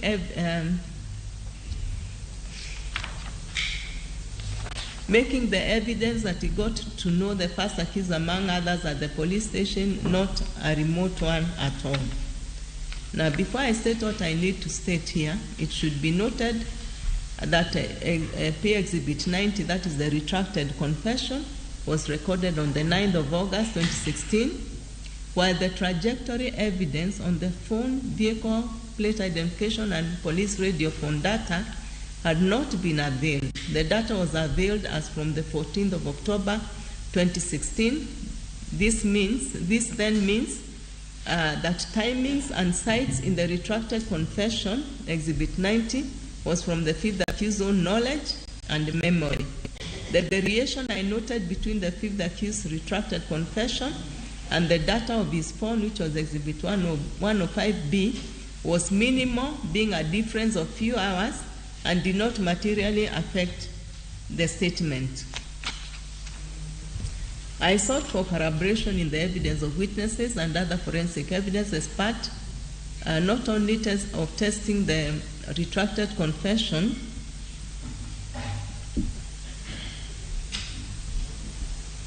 but also as part of exercising caution and careful consideration of the same. The statement shows the movements made by the perpetrators of this murder, kidnap outside Mavoko locals, pressings at around 11, to the journey to the post, to the removal of the deceased persons just after 7 p.m., the journey to Soweto, open field, and eventual trip to Oldonyo Sapuk in the Kilimambogo in Klimambogo where the bodies were disposed of. These movements were captured in the data of the fifth accused phone, which is Exhibit 105B, and to give us a detailed summary, so the data shows that the fifth accused line 0727433431 on the 23rd of June 2016 was at Mlolongo Police Station at 9:17 hours. He was at Esa Adriva 9:43 a.m. to 11:45 a.m. at Adriva at 12:02, at Cameredo 2 p.m. to 2:43 to 2:53 p.m. Now, PW36 testified that the police pocket phone, IMEA number 8641060-200-198-73, which was Exhibit 25, on the 23rd of June 2017, the said pocket phone was captured in various sites of interest as per its data, which was Exhibit 79. It was located at Mavoko locals at between 12 and 12:20 hours, at Syokimau AP post between 12:20 and 12:40 hours, at Mombasa Road between 13:40 and 14:40, at Mlolongo Police Station 15:20 to 15:40, between 18:40 to 1900 hours it was at Syokimau AP post. Then between 1900 to 1920 hours, it was captured along Mombasa Road. At 1940 hours, it was at the isolated area in Soweto, where it was stationary for 5 hours. At about midnight, the pocket phone was sighted at the southern bypass on the way to Thika Road. PW36 stated that the radio in question was recovered from the first accused when he was arrested on the 1st of July 2016. That trajectory of the phone, which was Exhibit 79, is in tandem with the retracted confession of the fifth accused in every respect.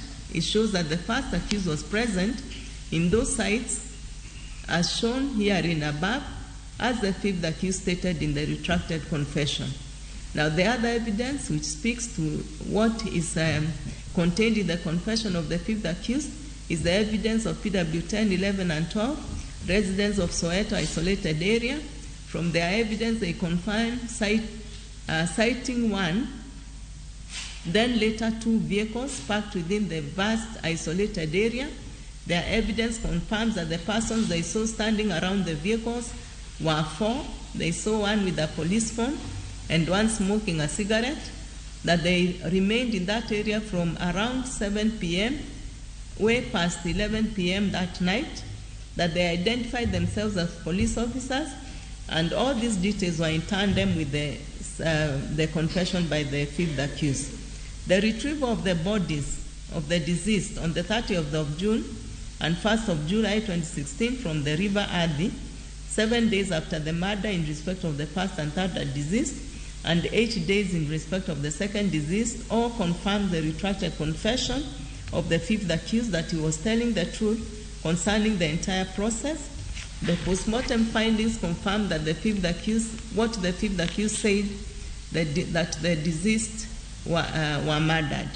Now, the evidence on the data that is Exhibit 79, which was from the radio, Exhibit 25, the evidence on the note, Exhibit 10, the note, I think was Exhibit 7, the evidence of PW 10, 11, and 12, the evidence of PW 20, the OCS, and the evidence of the retrieval of the bodies of the deceased from the River Adi comprises of independent evidence. That evidence was consistent with the retracted confession of the fifth accused and confirms that what was stated in the confession was the truth. Furthermore, the note, Exhibit 7, collected outside the container used as a cell at the post, bearing the handwritings of the first deceased, are proof beyond any reasonable doubt that the first deceased had been taken to the post on the 23rd of June 2016 in the afternoon, as the fifth accused stated. The other evidence was a vehicle KBX 126C, which ferried the deceased to the Mavoko locals, which was recovered in Cameredo just as described by the fifth accused. The fifth accused DNA from the cigarette butts recovered at the Soweto open field where the murders took place. I have carefully considered the retracted confession and the other evidence, as well as I caution myself of the danger of relying on the retracted confession of the fifth accused, Exhibit 90, having considered all the circumstances of the case and bearing in mind the independent evidence as enumerated herein above, which I found to be consistent with the retracted confession of the fifth accused. I'm satisfied that the fifth accused stated what the fifth accused stated in his retracted evidence was the truth and details what happened in this case. The retracted confession stated clearly the plot and the plan to murder, the different roles played by the various actors,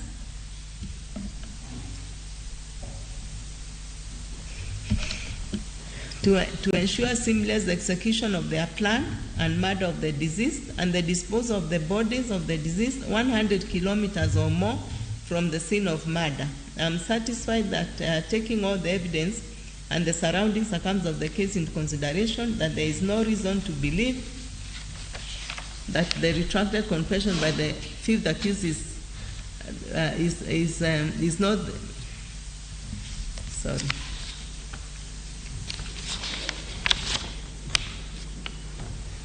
I'm satisfied taking all the evidence and the surrounding circumstances of the case into consideration that there is no reason to believe the retracted confession by the fifth accused is not the truth of how the deceased met their death on the material day.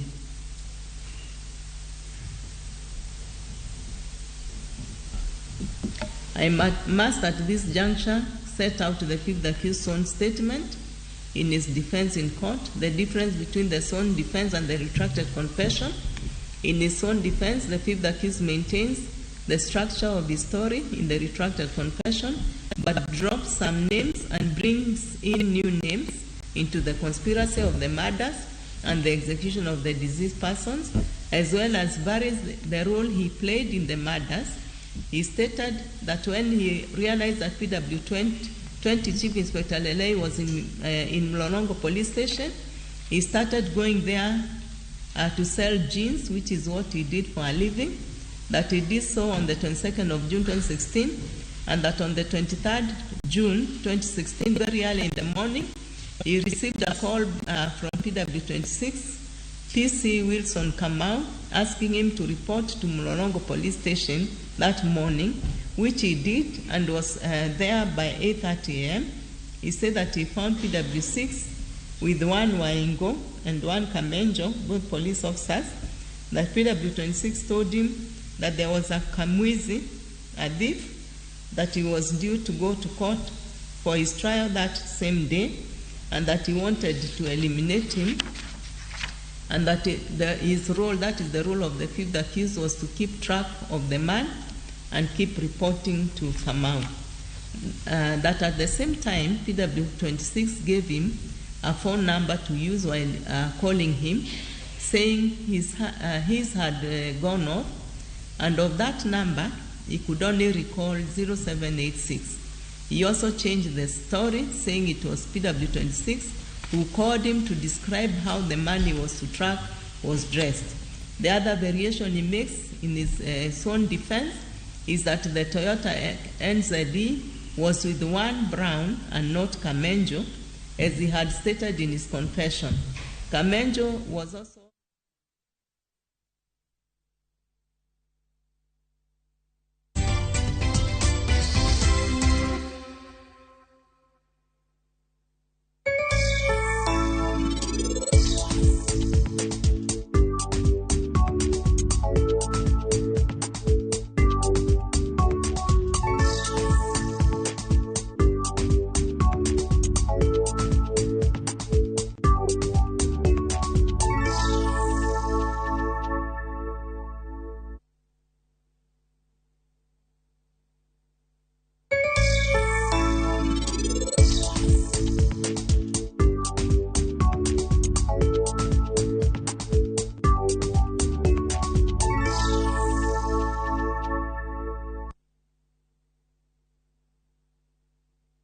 Wakenya wenzangu, tofauti ya Raila Odinga na wapinzani wake. Raila Odinga ni mtu mwadilifu, mtu mweka ahadi, msema kweli na mtu ambaye akisema atakamilisha. I am looking at a corruption-free country where my future is guaranteed as a young profession.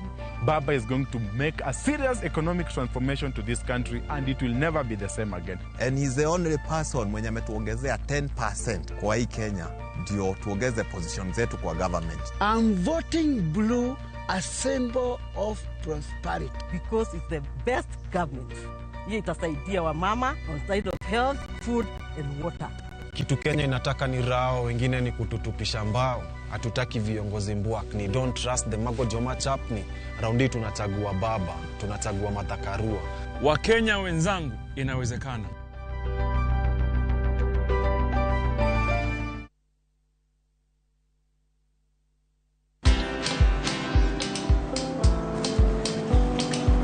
Niaje?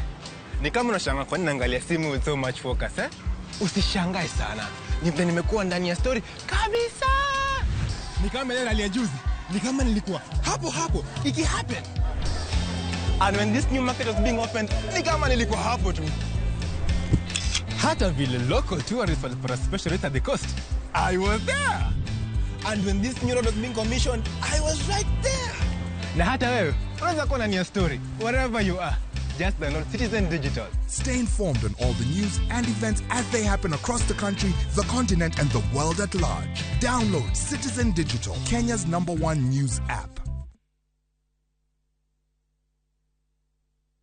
Nyumbani ndio kila kitu.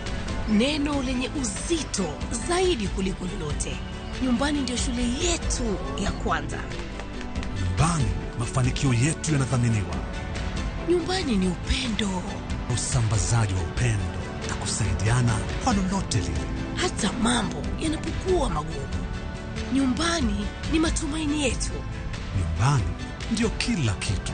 Ni furaha yetu, ni maisha yetu. Nyumbani ni kazini. Nyumbani ni ujuzi wetu. Nyumbani tunasherehekea talanta zetu. Popote tuendapo, tuna uhakika tutalakiwa kwa furaha tunaporejea. Nyumbani ni nguvu yetu, ni furaha yetu, ni maisha yetu. Tukileta maendeleo nyumbani, tuna uhakika tutabadilisha Kenya. Tunabadilisha Kenya mzima. Inawezekana. Azimio nyumbani, azimio nchini.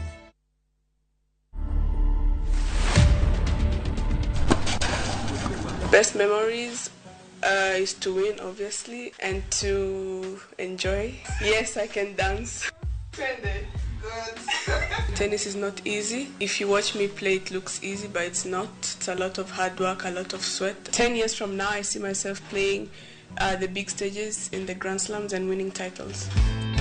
To watch this story and more, download the Citizen Digital app today. Kenya's #1 app, Citizen Digital.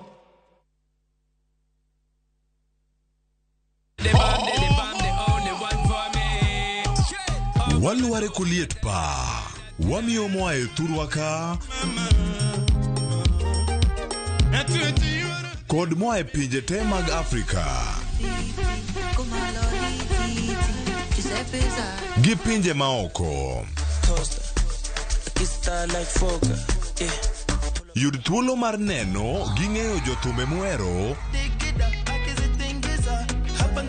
kikelo gi Lind Ramogi to kod DJ Kolo kod instrumentals e chenro mar thum Dagmor mana e Ramogi TV.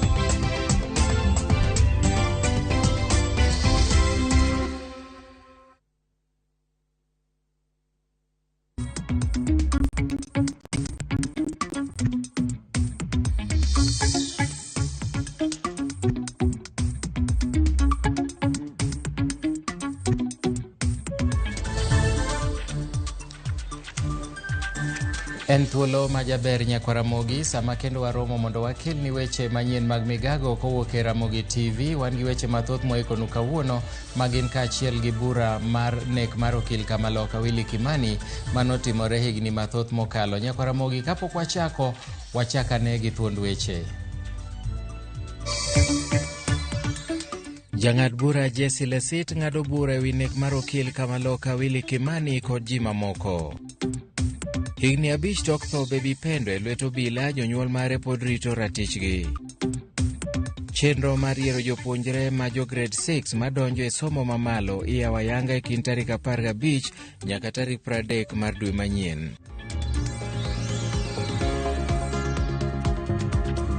Machiegni janeno mar Ramogi TV nyinga Milton Ochieng. Higni 6 bang' nek mar okil Willy Kimani kod jal mane ochung'ne bura moro Josephat Mwendo kaachiel kod dereva mar nyamburko manoting'o Joseph Mwiruri do ng'ado buch achijego eko. Ji adego eko nolal tarik 23 mar dwe mar 6 tok kane gia e bura moro mane iyalo e doho ma Mavoko e kaunti ma Machakos. Achije 5 go moting'o obila 4, Frederick Leliman, Stephen Cheburet, Sylvia Wanjiku to gi Leonard Mwangi kod japiny achiel Peter Ngugi nochopo e nyim jang'ad bura Jesse Lesit matayo bura ne doho ma Kilimani boma ma Nairobi kawuono. Jomin wach e dohono ne dwaro ni mondo achijego duto mitudo gi nek ma ji adekgo mondo mi otwe. Willy Kimani, Josephat Mwenda to gi Joseph Mwiruri ne olal to bang'e ringregi noyude e aora ma Oldonyo Sabuk e kaunti ma Kiambu. Wawinjane kaka ng'eto mar burano dhi nyime e doho.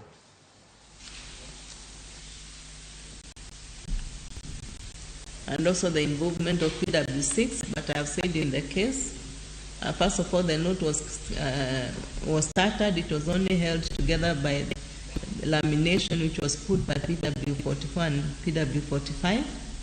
Now, PW6, who was being objected to as having participated in the investigations, was actually an investigator with IPOA and was the initial investigating officer investigating the complaint by the second deceased, and therefore I said there was nothing untoward about his involvement in the matter, even the taking of the note from the PW2 and 3 and IJM.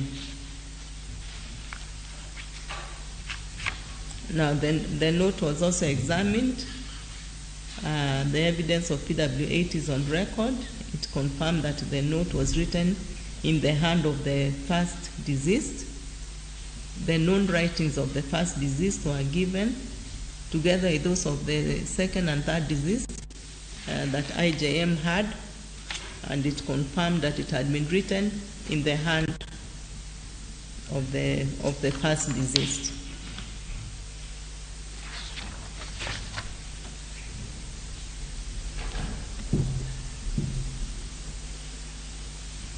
Now, there was also the evidence of PW4, Corporal Joseph Muchero, who visited the posts on the 24th of June 2016.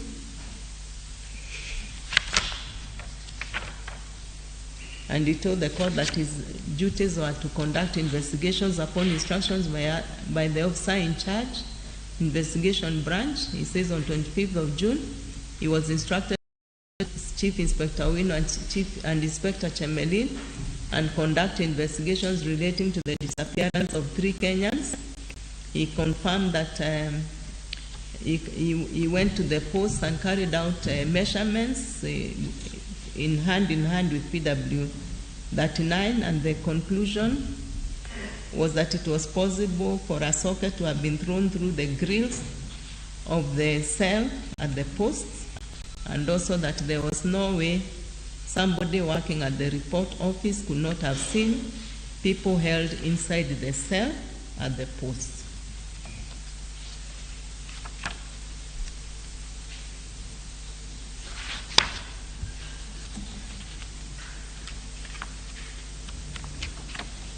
Now, the second and the third accused were who were the officer in charge of duty and the officer manning the report office. The third accused on her part emphasized not being at the post between 1100 hours and 1230 hours and afterwards from 1800 hours. However, from the evidence of the crime scene, officers, I find that if the prosecution establishes that the 3 deceased persons were taken to the cells on the 23rd of June, the third accused who was on duty as cell sentry and report office personnel saw them and therefore knew of their presence at the post. Now, Mr. Keegan for the third accused and Mr. Mochere for the fourth accused took issue with the note. I think I've already talked about the note, urging that this PW2 testified that he threw it away when the PW4 disbelieved his message. I've said the state of that note and the finding by the document examiner. I don't need to repeat.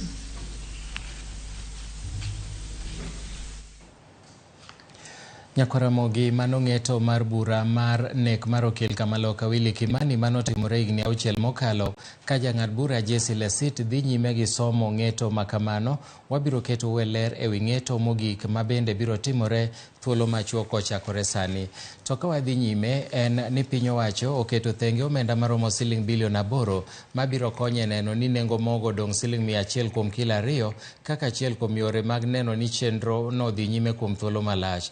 Kanoloso kod jofwambo, jatend migawo mar weche pur Peter Munya nowacho ni gisechuogo kamati mabiro neno ni chenro gi duto dhi kare. Kamati no biro bedo ni joreg mogo ondikore ayanga kaka kod bad migawo mar pur mar neno ni ochiwo omenda moromo kod neno ni chenro duto ochopo kare e yo mowinjore. Munya nokwayo oganda ma pacho ka mondo mi kik rikni gi nyiewo mogo mathoth sani kosingo ni chenro ni biro dhi nyime kuom thuolo malach. Oganda bende okwa mondo mi ochiw report ne migawo no ero ponono ni nitiere ng'at ma pod uso mogo e nengo mamalo. It's important to note that all consumers who have access to the subsidized sifted maize flour and all millers are eligible to participate in the maize subsidy program. In fact, we have been registering millers who are willing, because we can't force anyone to participate. Do the normal buying. There is no need of panicking and going to buy and stock maize flour, because government is committed to ensuring that there is still a supply of maize to the maize millers. We have already negotiated sufficient quantities with the government. Riwruok ma ok mar piny owacho Amnesty International kotelne kod Director Houston Irungu kawuono nolimo anyuola Samantha Pendo e kar dak ma Nyalenda e kaunti ma Kisumo. Samantha Pendo nowito ngimane kane en jadweche 6 e higa 2017 bang' tulo manomuoch tok yiero maduong'. Kaluwore gi nonro ma tok bero, Baby Pendo ne owito ngimane bang' kanogo wiye gi gimoro madik. Anyuola ne koro wacho ni nyaka sani onge ratiro ma giseyudo kata kapod girito ogai mar jomin buche DPP mondo mak bura nobila 31 mitudo kod nek mar Baby Pendo. Watudore achiel kachiel gi Millicent Adhiambo mantiere kaunti ma Kisumo mondo mi oketwa e ler. Millicent, wach chal nade kono? Achiel kachiel kwa wuok e kar dak ma Nyalenda kuma bende jokanyo makedo ne ratich oganda mawuok e migawo mopogore opogore obago romo mar wuoth mar nyayo kwe kotenore kod tulo mabende nomuoch tok yiero ma higa 2017 mar neno ni jogo eko mabende noyudo masira mopogore opogore onyal miratichgi kendo ka gipuonjo kwe makamago mondo mi onyal bedo e kind oganda motelo ne yiero mabiro dwe manyien. Gi kaendi wachokore kaendi kuma bende ka nyalo wuotho kodi mana matin waneno ka oganda osechokore kendo wan kod Min Chantel mawuoyo kachicha en achiel kuom jogo mabende noyudo masira e tulo no endi manowuoche tok nyiero ma higa 2017. Kaendi bende an kod jakom mabende otelo ne jogo bende makedo ne ratich oganda bende adwani okaw pachgi mondo mi ginyiswa ni to romo makamaendi dhi konyo oganda go gang'o, to en puonj mane maduong' ma gidwa dhiro mbele kata chwalo nyime ne oganda mondo mi oketi mondo mi wane ni yiero mabiro e ndalo ma ok tin ne jumbe 2 kod ndalo 3 niendi onyalo konyo oganda machiegni. Erokamano. An iluonga ni Margaret Omondi, an jadak ma Nyalenda, atiyo gi migawo miluongo ni Women Concern Center. Wan kani kawuono Nyalenda ka wang'iyo ni to wanyalo bedo piny nadi kaka jodak ma Nyalenda e wach kelo kwe alwora ma wadakie. Wasebedo ka higa ma wan gi yiero to wayudo ka tulo ng'eny e gweng' kuma wadakie. So ne waketo mgawo ni kawuono kwa riwre gi jowete wani wadwa ng'iyo ni to wang' ni wanyalo loso gi jopiny nadi mondo wach malweny musiko bete Nyalenda sade ka sate kik betie. Wang'eyo ni tulo kowuok to ratiro mar jok mine to kod nyithindo manyiri yudo ni gikale mang'eny e kindgi kama sukoro tulo betie gweng'no. So wadwa temo ni ndalo mwadongo da 17 gi en ang'o mwanyalo keto piny. Wasebedo kwa keto mang'eny piny kwa wuoye wach mar kwe kaka jonego dagi kwe. Wan gi jok mang'eny mok gin kabila ma joluo ma wadak godo e alwora marwa. Wadwaro ni wane ni ka in gi jirandi idak gi jirandi nadi. Wabro go ombulu tarik 9 to bang' tarik 9 pod wabro duoga e gweng' to wadak kaka jogweng' kanyakla. Mana kamano Boniface kaka achiel kuom jogo ma bende kedo ne ratich oganda nyalo wacho ang'o e wicheno ma kawuono otudore kod bende masiche ma ji oseyudo kokalo kuom tulo mag siasa. Erokamano ahinya TV Ramogi kuom nyiso gima timre kawuono. Wan kaka joma kedo ne ratich dhano osagik sama koro nyaka wawuog oko mondo wakony oganda dak gi kwe. En wach malit ahinya ni sani koro en higni 5 to familia kaka mar Baby Pendo pok oyudo kony manonego, pok giyudo hakigi. Familia mar Chantel pok oyudo hakigi, familia mar Michael Okoth pok oyudo hakigi. To magi gina achiel kuom familias mosahinyre Kisumu ka. To wasatho ndalo mang'eny chakre 1952 kanonego Fafa Nairobi, joluo sabedo ka ng'anyo. 1966 ndalo mana tribulations mar Jaramogi, joluo na ng'anyo. To gini osabet katimre atema kamae nyaka sani koro wachopo. Omiyo ogik sama koro nyaka walosi watemane mondo kwayo ni sirikal Court nowacho maber ni family mar Baby Pendo nyaka yud hakigi be na gichiwo yo monego yudgo hakigi. Joma nokwan go sani onego bed ni osatere court. Omiyo sani wabro makre kanyakla gi familias gi mondo wa make sure ni giyudo hakigi. Erokamano ahinya mana mapiyo kapok sa ong'adowa. In kaka achiel kuom familia ma bende noyudo masira go e tulo mano mochno endo, okang' mokaw mar puonjo oganda mondo mi onya kwe motelo ne yiero mabiro pacho ka ndi nyalo wacho ang'owa. Ana kaka anilonga Joseph Abanja ne won Baby Pendo to manya wacho mana machuok ne jok moyier monego mochung' ne yiero masani gibed jo ratiro to mondo gitim gimoro ma at least mar adiera manere mondo at least kik obed gi dawo moro mang'eny. Alafu kuom jok mochung' gi yie gi matokeo moro amora mowuok mar yiero no mondo at least kik wabed gi vurugo mang'eny. Ka po noloyi to yie noloya mondo ngima odhi mbele, mondo jokenya obed kaka jokenya, obed gimoro achiel, wariwre uru, wan wete wate, onge kama rach, onge kama ber. Erokamano ahinya Mama Chantel, inyalo chori machiegni mana mapiyo kapok watieko mondo inyiswa ni to okay, wewe ni nini unaweza kumbuka, ni nini unaweza sema kulingana na hii mkutano wenye iko hapa yenye inaeneza amani kati ya Wakenya? Mimi Kenya naweza waambia inafaa tupige kura kama tuko na amani. Juu hata mimi penye niko hapa nimeogopa hata. Juu naogopa maybe naweza piga kura kelele itokelezee tena mtoto wangu kitu imfanyikie. Asante sana. Bana kama machiegni? Okay. Iluonga ni Peter Mondi, anaja dak ma Kisumu kae.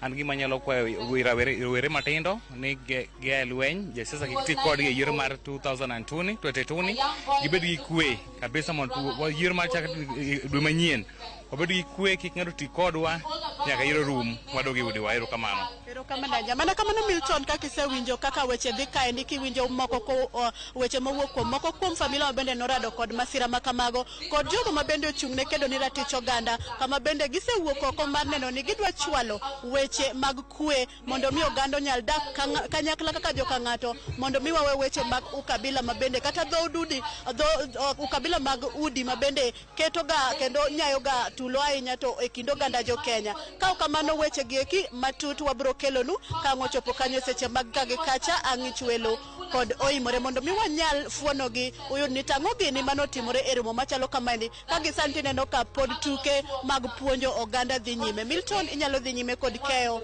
weche manyien ma wayudo e seche gi mag Migago. Erokamano ahinya Millicent Adhiambo kowuok e boma ma Kisumu kuom lipot makamano. Ka wadhi nyime nyaka Ramogi, en ni jatend Azimio la Umoja Raila Odinga kawuono tero kampen e counties ma Trans Nzoia kod mano ma Bungoma. Wawinjane kaka romo masani dhi nyime. Mana kamano wabro kelo ni report ma kamano e seche mabiro e romo mar omoluo Raila Odinga e kaunti ma Trans Nzoia kaachiel gi kaunti ma Bungoma ma en mano mar sero ombulu ne riwruok mar Azimio la Umoja. To ka wadhi nyime bende en ni bang' yudo adiera awi japiny Venezuela manyo maki kod moko kuom gik yiero mag IEBC, obila oweyo apisano thuolo. Kaluwore gi obok mane ochwal ne ute mag fwambo weche kod apisi maduong' mar Okwach Kich, obila noyango ni komako Georgia ne en achiel kuom jotich mag Smartmatic International BV, kambi man kod orak gi IEBC e tawo yiero mabiro gi lony manyasani. Kata kamano tendo Okwach Kich oseyo IEBC kuom rem nyiso obila e wi biro mar apisano e pachoka, gino manomiyo obila omake e paw ndeke maduong' ma Jomo Kenyatta okinyi ma kawuono. Obila no omako Georgia e paw ndeke ma JKIA thuolo machuok bang' mole pachoka bang' yude kod moko kuom gik yiero ma IEBC biro tiyo godo kendo dino ne tesend obila ma JKIA. Motelo ne mano, IEBC nose obila kuom mako apisano kane gilero ni ne gisemiyo apisa mag obila ler e wi biro mar apisano. IEBC medo wacho ni meko mare ne nyalo chocho ikruok ne yiero mabiro, to moloyo weche mag tiyo gi lony manyasani e yiero ma tarik 9 ma dwe mar 8 higani.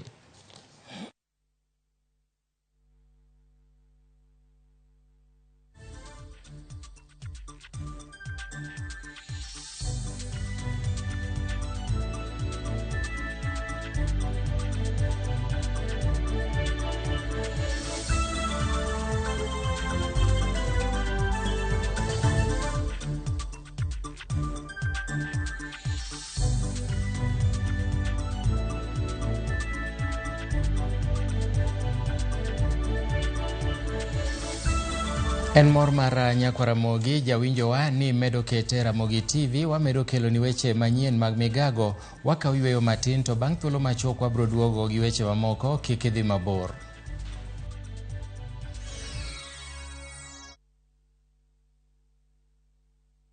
Collect fare kwa boda au matatu ukitumia ViewPay cashless na uqualify for bima ya 100,000 shillings pamoja na medical cover ya 20k na permanent disability cover ya 100k kwa 5 bob pekee. Dial *236# today to start using ViewPay cashless.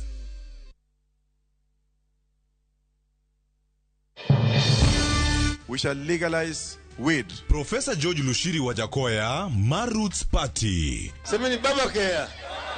Babakea. Raila Odinga, Azimio la Umoja One Kenya Party. Unajua mimi sina pesa ya serikali ama ya kashfa. David Mwaure Waiga, Agano Party. Tunasema kazi ni nini? Kod William Samoei Ruto, Kenya Kwanza Alliance. Presidential Debate 2022. Kiki Lok Chendroni.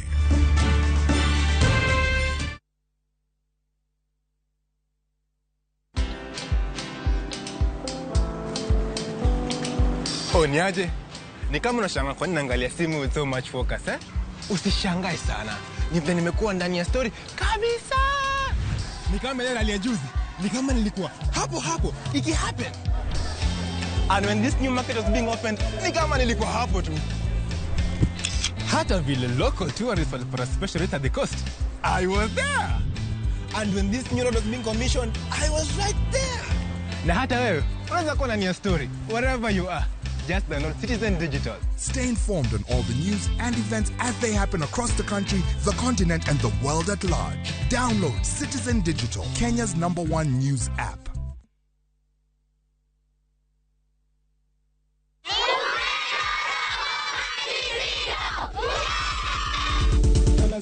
Chenro ni miyo ngeso ka ngeso okinyi bedo maber kendo maler moloyo. Ma opogore en mor nyadiriyo, puonj nyadiriyo, kod yore mag manyo mor kod yweyo nyadiriyo. Ka watudore kod osiepe moa kuonde mopogore opogore e Kenya ka, yud thuolo mar bedo mamor kod miel manyasani. Taekwondo, mchongwano, nasikia kina Briana ni wadozi hadi wanapeleka kuku kwa kinyozi. Dusruok, uongo ndo wewe, kod moko mamit. Sitandawili, rogo mar nyithindo mana e Ramogi TV.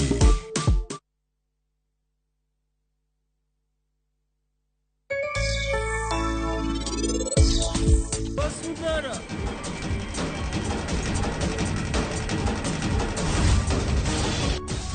In ko kidwa timo ne gimo timo ne baba, wan wanyalo timo ne. Okwanyal muono ne. Wendo okwanyal muono ne. Bila makru ng'atni. Nikech ng'atni emochuwe baba na gipala. Makeuru.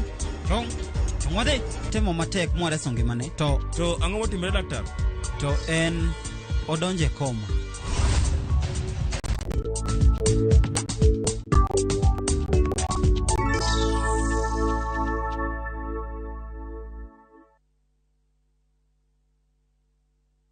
Oya, twende. Oya, twendeni. Twendeni bana. Ni wakati wa sisi wa mama. Ni wakati wa kupunguza bei ya stima. Buda, twende tukashukishe bei ya mafuta.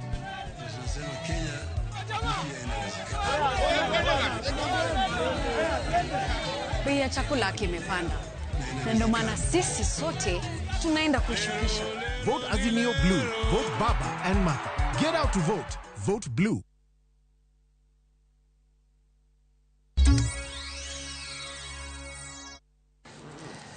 Machiegni kendo janeno mar Ramogi TV. Piny owacho mamalo kokalo migawo mar tudruok e yo manyasani ICT koro yango ni gibiro dhi nyime siro somo mar yor mbui e sikunde duto ma pacho ka e neno ni jopuonjre duto oyudo lony mar tiyo gi kompyuta. Jagoro mongirore e migawono Jeremy Ochieng ne loso e sikund secondary ma Maseno sama nochiwo kompyuta 18 nowacho ni lek mar piny owacho en neno ni higni mabiro jopuonjre duto idwaro ni mbed gir kod lony mar tiyo gi kompyuta. Jalup japuonj maduong' mar Maseno Peter Nyawach korka kore to nonyiso mor margi komedo ni thoth jopuonjre ohera ahinya somo e lony mar kompyuta kojiwo piny owacho ni kik dog chien e chiwo sir makamano.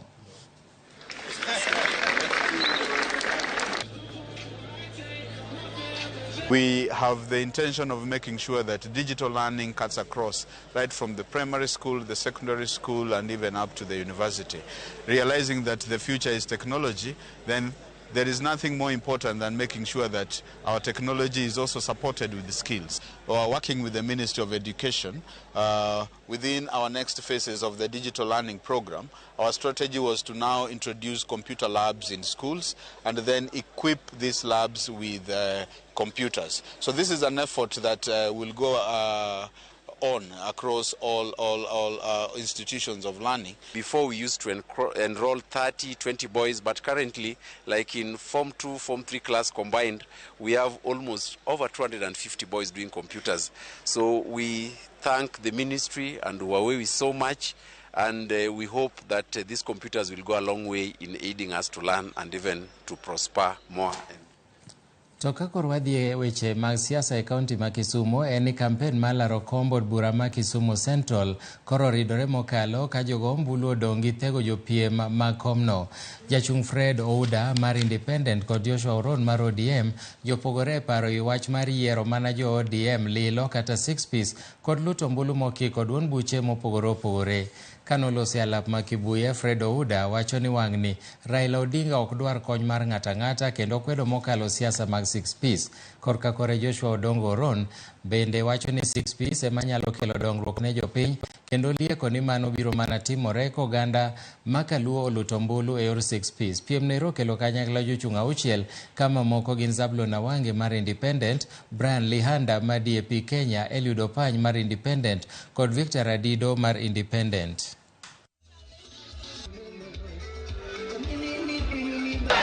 Ng'ato nyokonyi wang' ni Raila dhi to 6-piece dong'.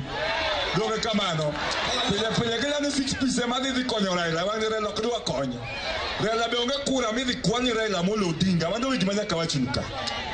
Raila osebedo ka yombo to kuche mokla, dong' kamano. To koyomboga makata kuchuru onge go. Dong' kamano.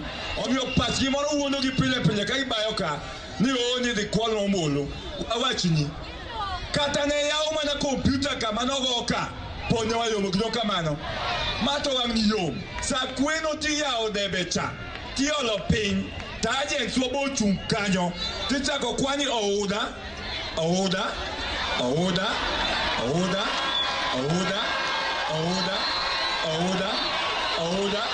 ng'ata ochopo tarik 9 dwe mar 8 wami jakom gi lange, wamiyo koso kwami? Omiyo kakoni jakom, kakoni Raila Amolo Odinga, tidwoka mana ni, idwoka mana ng'owa? 6,000. Raila Amolo Odinga! 6,000 6 piece. Raila Amolo Odinga! Awacho koso kawacho? Kakora awacho Professor Nyang' Nyong'o to en mana ODM. Gini wuoye gi attitude, imore wang', titing'e bad. Professor Peter Nyang' Nyong'o! Mana kamano pek mokalo kara kamano wachno wawene jo Kisumu Central ma jogo ombulu mondo bi othegi. Wadhi weche mamoko kama wayudo ni piny owacho mamalo kokalo kuom komishona mar kaunti ma Migori chano mar chiwo bok mag lowo maromo 60,000 ne jodak makono. Sub kaunti ma Nyatike dhi yudo bok mag lowo 48 kama moko 9,000 ibiro chiwe gwenge ma Kuria. Kamishna ma kaunti ma Migori Michael Meru Mwangi olero ni obok mag logo igeno ni biro chiwe bwo ndalo 4 mabiro. Okwayo jogo eko madwaro pogo lopegi ne anyuola mondo mi oluw chik ka gitimo kamano. Mwangi nomedo kwayo jogo mapok oyudo bokago eko mondo mi obed mos ka chenro mar chiwo bokgo biro dhi nyime.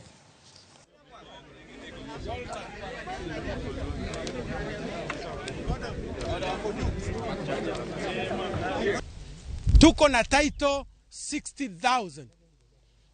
48,000 are going to be here in Nyatike.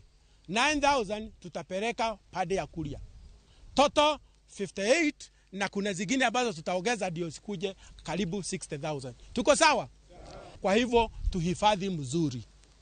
Wakati kuna mtu ameondoka na labda hajapea watoto, kuna kitu inaitwa succession. Kwa hivyo chief atakuwa akiandika barua, mnapeleka kwa registrar of ya mashamba, ndio title inabadilishwa. Ningependa machiefs waweze kueleza civic education vile watu watakuwa wakifanya ndio waweze kupata. Dak egik mwang'eyo ni mago gigewa. Gima timore ni e chakruok mar bedo gi gimoro. Jalar kom Women Rep e kaunti ma Migori gotiko ma Jubilee Lilia Nakugo okono ganda e kaunti ma Migori ni mondo yier jotelo manyalo tiyo kod omenda jopiny e yo makare kendo mago ma ok jomibadhi. Akugo mane wuoye boma ma Wendo kama noyawo ayanga chenro mage ma kampen nowacho no ganda e kaunti ma Migori okosebedo ka yudo dongruok makare nikech giyiero moko kuom jotelo matiyo marach kod omenda gi. Bende nokono ganda e kaunti ma Migori nodhi oyier jotelo manyalo tiyo kamoro achiel mar kelo negi dongruok. Akugo dhi rakore kod jochung' mamoko 5 moting'o Denita Gati mar ODM, Fatuma Mohamed ma Independent, Helen Adhiambo Adie ma Independent, Josephine Sirega mochung' kar kende kata Independent kaachiel kod Zilpa Outline Ochuodho mar Independent.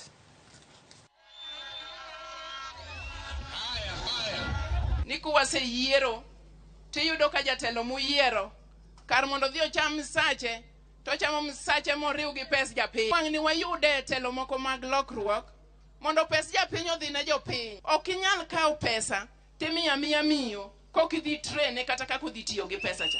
Onge gima tamore e Migori County ka ok wadhier. Migori County ok odhier. Migori County ema nyaka gi nam.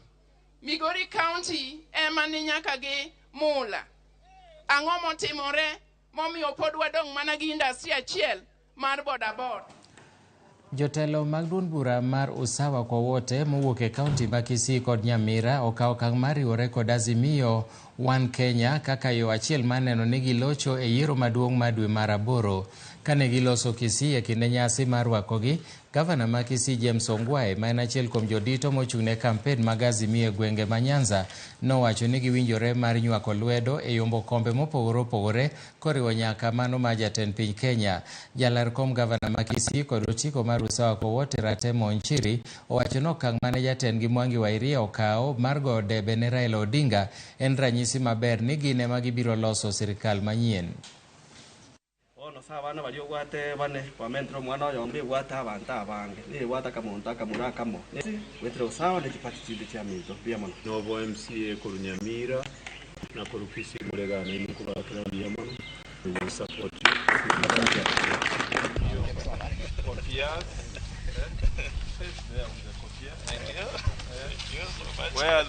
I'm here with members, with candidates who are standing for various positions of governor, senator, member of parliament and MCA from Nyamira and Kisii on Usawa party.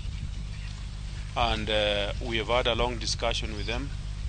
They had a presidential candidate who is not standing as president anymore. And I think they have all decided that they are supporting the Azimio candidate, the Right Honorable Raila Amolo Odinga. They are about 44, isn't it? Yes. There are about 44 of them who are standing on that ticket. And I would want you to urge all your colleagues to fight very hard and campaign for the Right Honorable Prime Minister. What I want to say is that we are very happy for joining Azimio.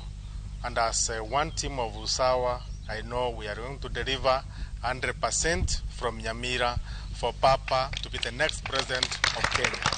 May God bless you as we move forward as one team. We are happy that our Baba, Raila Amolo Odinga, accepted our ideology of one cow, one home. So now we are comfortable in Kisii that kila boma. Kawadhi nyime en ni moko kuom jolar kombe mopogore pogore e duond buche mantiere bwo riwruok siasa mar Kenya Kwanza obwogo mar dar e riwruogno kaluwore kod akwede e kinde kampen mag Kenya Kwanza. Kane gilose boma ma Kisii, jolar kombe mag MCA kod mago mag od bura ne owuok oko e duond bura no mowuok e duond bura mar ANC Maendeleo Chapchap kod Ford Kenya gi PPK. Ne giwacho ni wuok margi biro kaluwore kod akwede magineno kowuok e duond bura mar UDA. Jotelogo bende osetemo chopo ne jatend Kenya Kwanza to pok giyudo dwoko moro amora.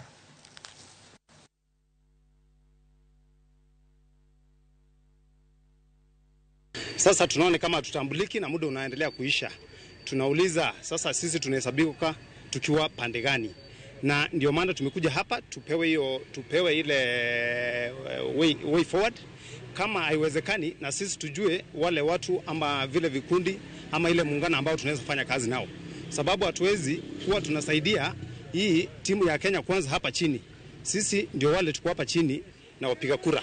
Lakini unapata kwamba sisi hatutambuliki, wala watu wanatambulika na wabunge na wa senators na hizo vitu zingine kubwa. Tangu facilitation ianze, sisi kama mrengo wa ANC, mrengo wa Ford Kenya, mrengo wa DPK, mrengo wa CCM, mrengo wa Maendeleo Chapchap, hatujahai patiwa chochote kutoka kwa party. We have just forwarded to have tried all means possible to catch attention from the above, but we have not gotten that attention.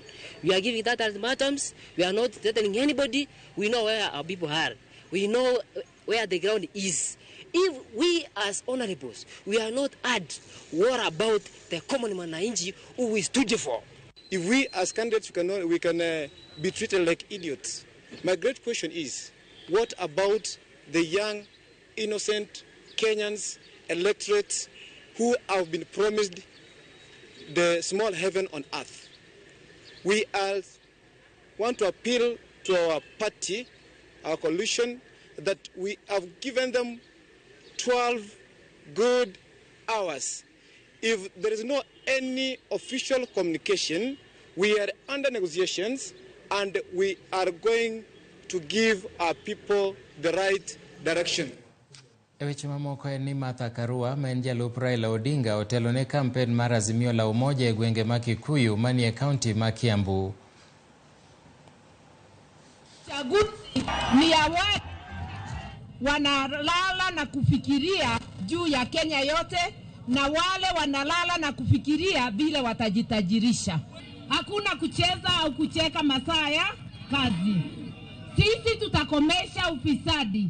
Hiyo ufisadi inafanya uitishwe pesa na serikali imetangaza ni bure, itaisha. Utapata masomo bila kutoka Januari. Wewe ujue uko ndani ya serikali, sababu Martha ako ndani ya nini? Nitalinda haki zenu na za Wakenya wote bila kupangua. Hata za wapinzani wetu haki tutalinda. Huyu ni mama wa vijana wote wa Kenya, na mahali madhe yako yuko, mambo yako yote itakuwa shwari. Ramogi wawinjane moko kuom ote museoronwa e ote machuoke namba marwa mar 2-600. Migago wan kanyakla Ramogi TV ma Patel mar honge kanyo nyalo mosona mama Metro. Kik wawe josiasa opogwa nikech bang' yiero to gin bende gidhi madho chai. Jago kura mondo tang' ahinya, mano ote majaber mokalo. Kaeto machielo bende wacho ni an Polo Nyango ka ntiere Ralingo Asembo, aneno umaler kendo amor gi Ramogi TV kuom weche matuch kaka timre e piny ka to gi kukune duto te. Erokamano ahinya. Oyugis pod ok oduoknwa nengo mogo chien kaka ne ker owacho. Mano Ouru Nyamboka ni Oyugis. Aparo ni kidhi e supermarket so nyaka iyudi ka oduoke piny. Kaeto winjore maler e kor gwenge, mak mana ni aparo ni oteno ok ondikona gima ler ahinya. Kaeto akwayo ni yieuru mondo ma ote monego bed ni dhi e redio mar Pigwa Jeki Ramogi gi e thuolo ni eri aneno ni mondo mi wakaw yweyo matin, to ka wasekaw yweyo to wabro duogo gi mamoko.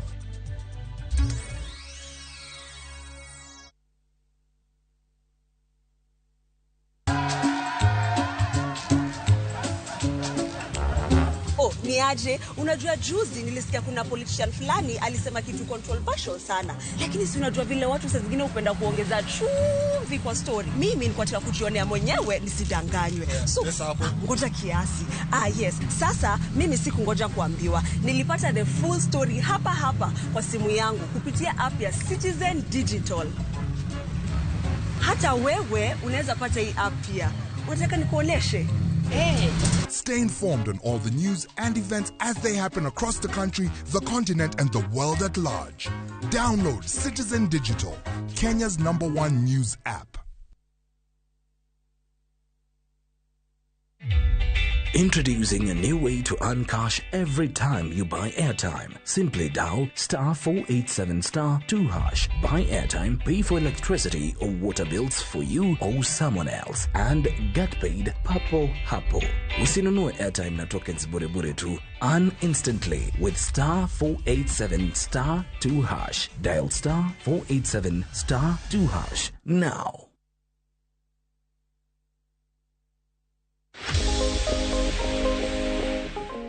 Cham olembe mang'eny, alode, bende modh pi moromo. Mae biro miyo pien dendi pichni.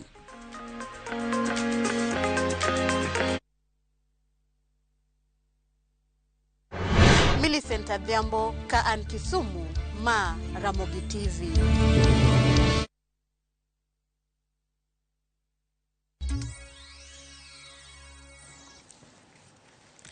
Machiegni kendo janeno jalar kom od bura manyali kaka jachung' mochung' kar kende kata independent candidate Eric Gitonga okwayo bila mondo ting' malo chal mar arita kwe gwengego.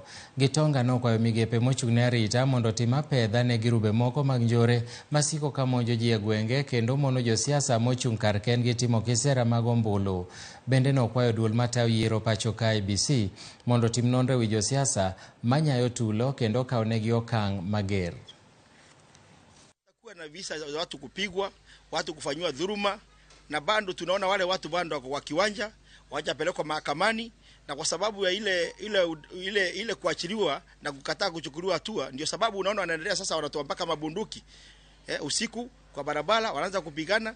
Ndugu yangu Awiti ambaye anasimama kiti ya governor Mombasa, juzi amewekwa pilipili kwa macho, na ni hizi tu vikundi hizi zinaleta vurugu. Kwa hivyo kama mnataka tukue na siasa ya amani, ni IBC iweze kufuata wale watu wanaleta vurugu, kwa sababu walitia sahihi ile code of conduct, na ifuatiliwe ndio tuweze kuwa na uchaguzi ambao ni wa amani na tuone haki imetendeka kwa kila mgombea kiti. Arita to nego chiwne ji duto te to molo jochung' kachopo kama koro jachung' iolo apile wang'e en wach malit ahinya. Wadhi nyime, jodak ma kachung' bura ma Central Imenti e kaunti ma Meru kaachiel kod jotelo masiro riwruok mar siasa mar Azimio la Umoja obiro kaachiel machiwo sir ne jalar kom tend piny Kenya Raila Odinga kod jalupne Martha Karua e yiero mabiro. Kane giloso, ne gimedo wacho ni kaka oganda jomeru gisechopo e winjruok makamano. Bende gimedo wacho ni gidwaro jotelo mabiro tieko weche mag mibadhi kendo bero uchumi ma pacho ka.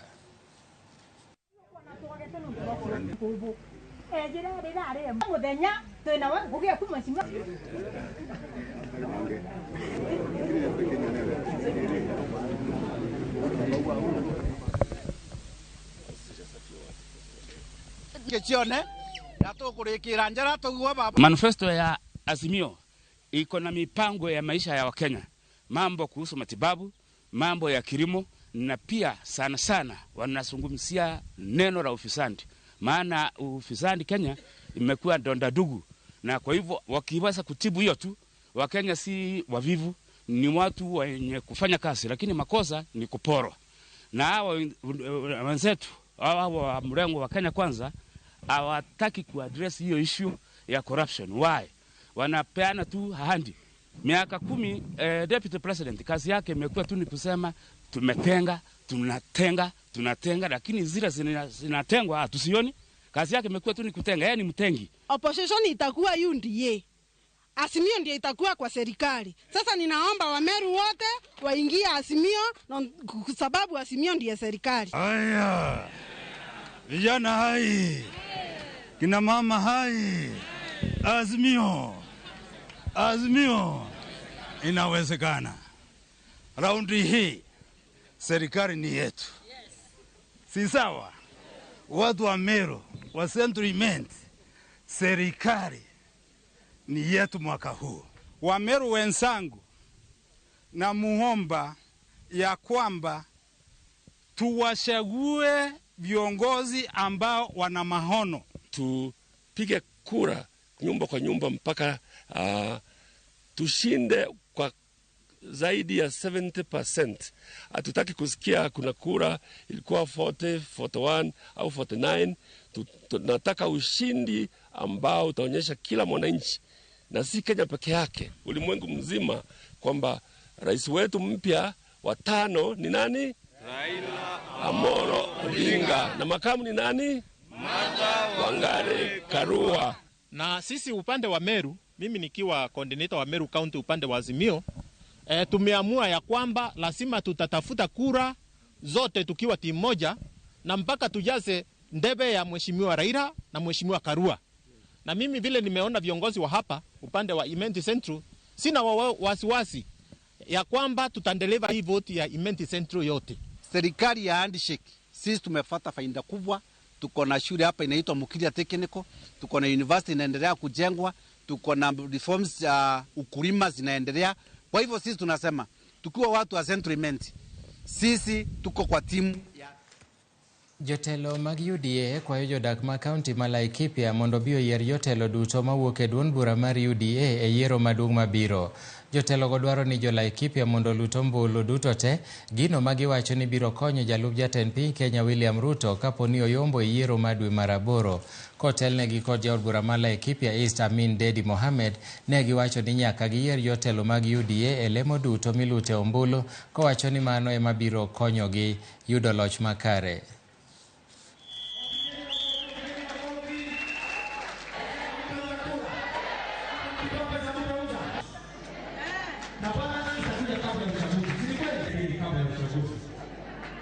Ya kwamba wanajua mambo ya wanyama. Ndio jamani. Ndio wote wao ni kama ni mbona nene. Hivyo ndio wote ni kama ni mbona nene. Kwa sisi tunataka viongozi ambao watakaa raini. Ukivoti huru barabara juu, unavoti mpaka chini. Si namna hiyo? Ndio tupeleke hii kitu ikiwa suti. Si namna hiyo? Kwa sababu sisi tunataka viongozi ambao wanaelewa. Tunasikizana mpaka hapo. Mtaunga mkono UDA. Mutaweka mkono UDA, mutaweka timu ya UDA. Tukifika tarehe 9, na waomba kwa unyenyekevu, wacheni sisi wote tuhurumishe wheelbarrow mpaka State House. Ama nyinyi mko wapi? Duol makedo gi weche mag yedhe mamero ji e pacho ka Nakada kokalo kuom jatatije mare Victor Okioma ogolo siem mager ne kweth josiasa mamiyo ojende kong'o kendo tiyo kodgi e kelo tulo e buche mag siasa, komedo ni en gima osenyisore e lela kendo nyalo rocho arita kwe. E romo maduol makamano notimo kod ojende mawuok e kaunti ma Kisumo kawuono, Okioma nojiwo ojende ni mondo obed akicha kendo thegre kod timbe mamaundugo. Jalup County Commissioner Maseme William Olenkaimoni ne koro owacho ni ogolo siem mager ne Migago mar arita kowacho no biro kawo okang' ma chik ne ng'ata ng'ata madibed ni koda paro mar kelo tulo e kinde yiero maduong'.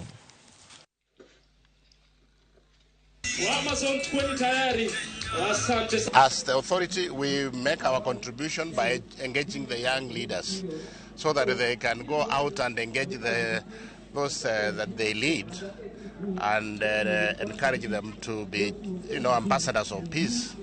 And the objective is to have an electoral process that is free from violence and from conflicts and from disruptions, and a conducive environment that will allow individuals to make their own choice without, undue influence. A lot of times, youth are used to perpetuate violence, and they are given drugs, alcohol, to cause violence during elections. They are sponsored by candidates against their opponents. We are preaching that we want peace before, during, and after general elections. We have prepared to provide enough security to cover all our polling stations so that voters can come and vote in peace and they go home.